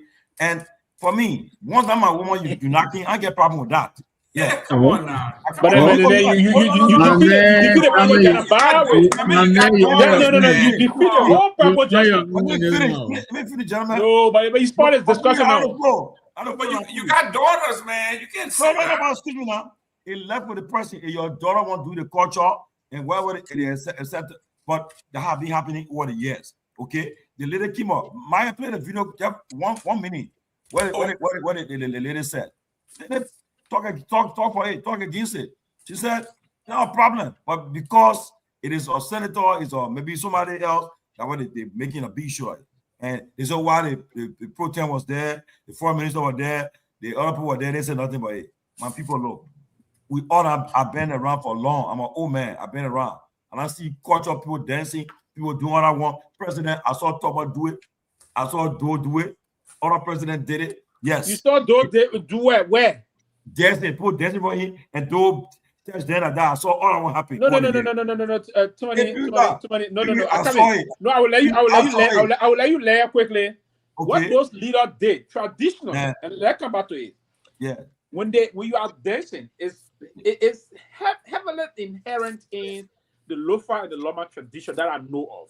Yeah. When you are dancing, when the lady is dancing, right? Even if some men like in the dancing with this, then the person coming, they will bow to you this way. And when they bow that way, and meaning you have to acquiesce them doing that. If they bow that way, what you do, if you have something you put, which is cash, and then you lay your hand on the person's back. Man. Meaning you endorse the person what they're doing, not the other side of it. So Don't do it that way. all the presidents of the I've world seen, did that. I've They seen put it, their but hand on the back. my point All the is this. presidents back. My point is this. I know that. I Come don't in know. before you come in. The wife, this is how the woman came to what Dylan. He told her to turn around. He did. Yeah, so she turned around, and then the woman got a problem with that. And then bam, he started the ball. Yeah, but if the woman got a problem, she had a problem with that. The more raising the issue, so other women defend it. But you just said, Jenna, if just as somebody do their web, it would be a problem. No. That's what I said. He said. That's what he said. That's what he said. So you let Dylan do their wife. I'm a web. I'm a web. First of all, my wife will not go dance culture for somebody to test. No. So who dance culture now? What you gonna say? Anybody can be excited. Anybody, my wife can go to a program and they'll be dancing. She want to be dancing, right? Anybody, my wife can go to a program. She happens want to dance. Her dollar grinding for carry her high school. She want to dance. You know, big deal. Does that get? No, I know. I'm not making big deal. If I don't say other president did it before. To be a kosher dancer, especially women. I'm a former kosher dancer. Is that a way you want to start it? For me, and I'm making. We discussed it before you came here today. Okay. The point we try to push for me and say, hey, that's not issue. I think probably it was just in the moment. The senator of color in the moment, and you could the time the woman when the woman when the woman around and just what problem? What crime committed there? No, I said it was in the moment of that the euphoria. Yeah. Why he did it, right? But the reason why people are trying to discuss, let me say this to you. You saw the foreign minister? The foreign minister is projecting that women should be given power. Yes. They are all being saying, they say, other women can say, oh, men have always been the one taking advantage of women and other things. So the reason why they said they were all there, they should have, none of them said anything whatsoever. But one thing I said, you cannot hold the center hold for me. The reason why I said the way I said it, it was everybody was very euphoric and happy, dancing. Yeah. That moment came out, it just sparked in that moment. I don't think it was attacking it, man. No. I wouldn't attack it. I don't think do nothing wrong. No. I wouldn't attack it. I wouldn't have done it. I wouldn't have done it. To be very fair, I wouldn't have done it, but I think it was in the moment. He was just and he had a mouth to it, just put it there. Fuck out. Yeah, what is that for? And number two, I know that I cannot culture dance can lead to protection you. My woman said, no, don't. They will not test you that. Nobody, the culture dance not say you go tell your person for that. No, you acknowledging the person. That tradition too many. That tradition. So Pewee, that tradition. So the point making how many detail it. It was just in the moment, man. He was excited over there, and I think it happened. And the unfortunate thing, people have the cameras all over, and again, the way the woman was projecting, right? So all the cameras were guessing it, and then in that position, but you were excited. It was a ton of excitement. Pewee, look, there were things that we have done culturally. Some we know is not right, and we have modified our different cultures. Especially when you are giving state power, you are not just a bastard man anymore. You are a lawman man, you gizy man. So to shy away from that. So you are what you trying to say about the bastard people? No. You want to say lawman man? What you want to say about the bastard people? Because in the bastard tradition, when the women are dancing, okay, the money has to be thrown to her feet. Okay.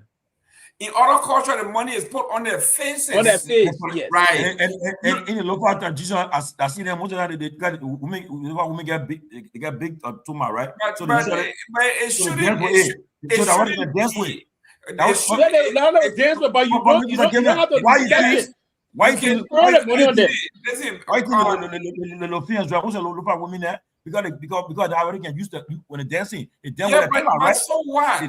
They dance with.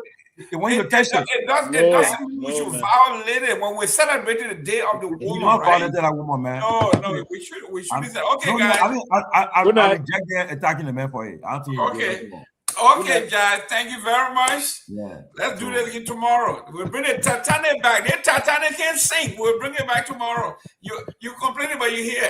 Okay, guys. See you tomorrow. Thank you. Bye. Man, my woman will not go dance because first you know that in dancing they will test you, so don't go dance. Don't go do that culture. No, but not if you were saying that way you perforated the whole argument just now.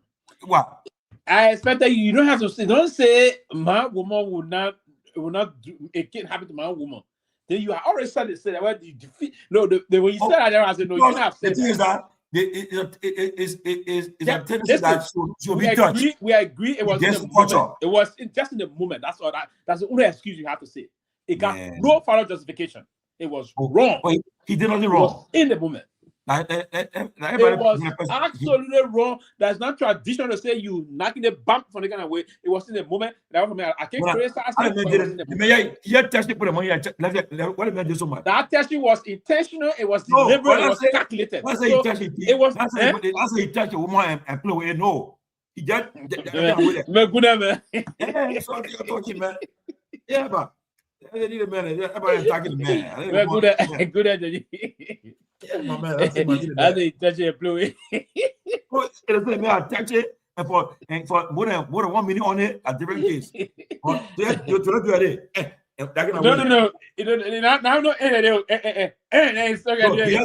you have to pop. I'm gonna wait the money. What you has to be doing? Now, how much answer I hit on that thing? I want a buck. I bought him. I put that. Okay. Good, man. I'll call you. I'll call you. Right.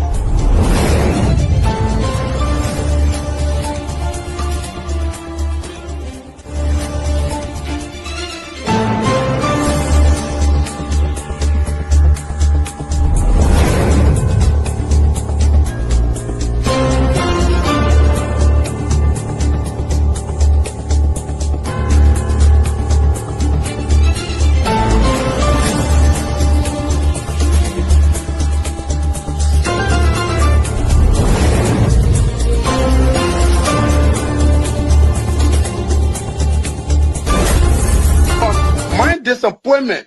Now the vice president often tell me since he got a seat as vice president, how many persons have I recommended in this government to serve in the government as presidential appointee? 0. Every appointment in Nima County was done by him. He and I would discuss something as a brother to implement it. You will bypass me and do different things. I don't talk on it. Now you need to see us. The thing we saw, it frustrates us. So why can't you lie? Why can't you steal? Why can't you allow the citizens to beat? You see, we just tell you that why we voted you. But you fool us, you screw us, you use us and later on abuse us. So why? The government should lie. Why? But that's the question that we ask. The good person in our whole United Party, that President Baka. You want to say that again? The only person that appreciate good among all the United Party for that President Baka. The rest are ungrateful. The right, they use you and dumb you. The President Baka, if all of them were thinking the President Baka and behaving the President Baka, United Party will have another chance in 2029. Just for now, they do not regard people that help them. I'm not. Of our soldiers were executed on this party ground. 2 at the back and 1 right at the headquarters. The man who shot and killed our people today is a darling boy in the Liberia National Police. They brought him back to shoot more guns. Get ready to shoot. Because we challenge the status quo appropriately. Inform them the violence or any student because of their action. It will be the day the entire Brothers administration will cut down. We will massively violate the students in this country and we'll shut down the Brothers administration. The day that happens, we have the capability to do so. And if they think the renovation project is a joke, let them try it. The fall of the Brothers administration begins with this. If they think they will tumble on any student leader in this country or at the university like Liberia and water in impunity, while our children saving opponents and logic in the Western world, while we are subjected to actual power and bad learning conditions here, in the thing we see. In the first 100 days, no car will get stuck on the major road in this country. And I mean it. You see how you laugh?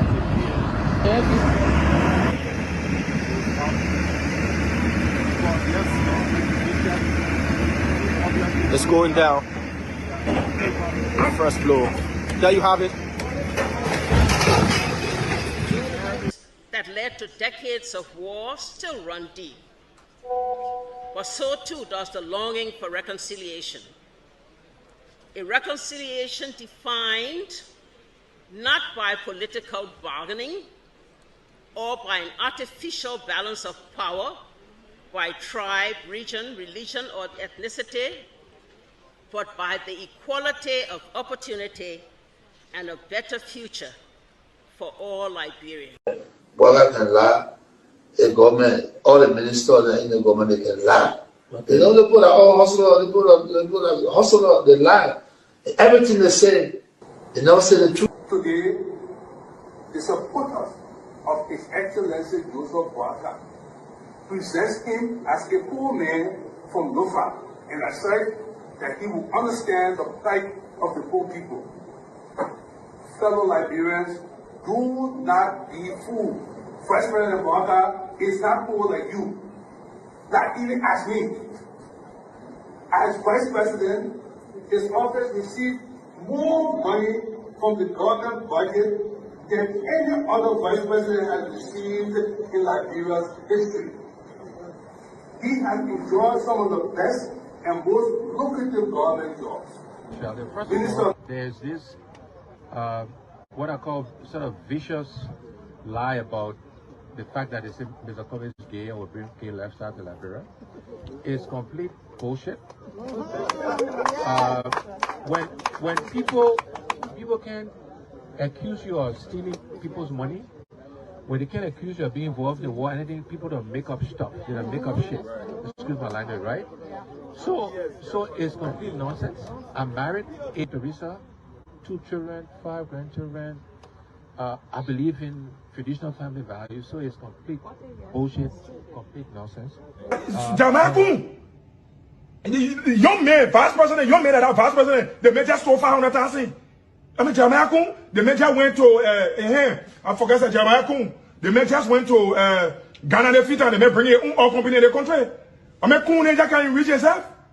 Kun man, you know, Kun, but I want to sophisticated, quiet, hardcore rule in Labro. When Labro, when 2029 come and pass, then you finally leave.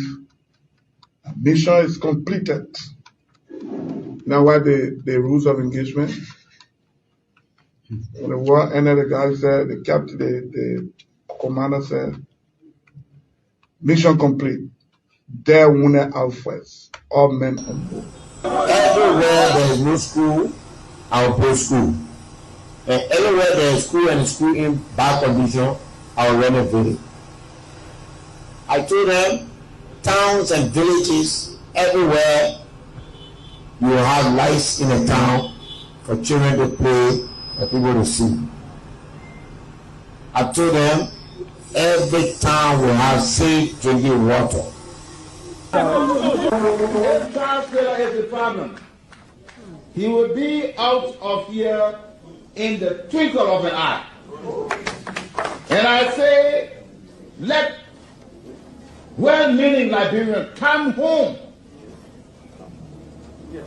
If we respect this constitution, a government formed in Accra is a violation of Article 1 of the Constitution. Let them come home.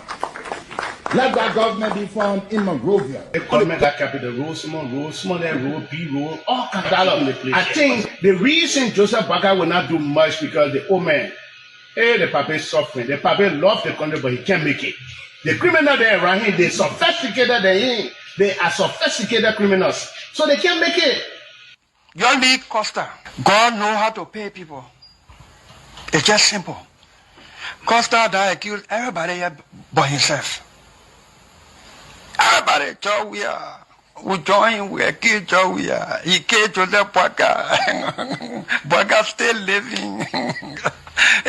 Joe Weah, no, you live better. He named Senator. He almost made Joseph Boakai president until he screwed up. We gave God the glory. Yeah. Well, Boakai, when he screwed, he said, oh, we don't want to make sure we fought for him to be reconciled with the president.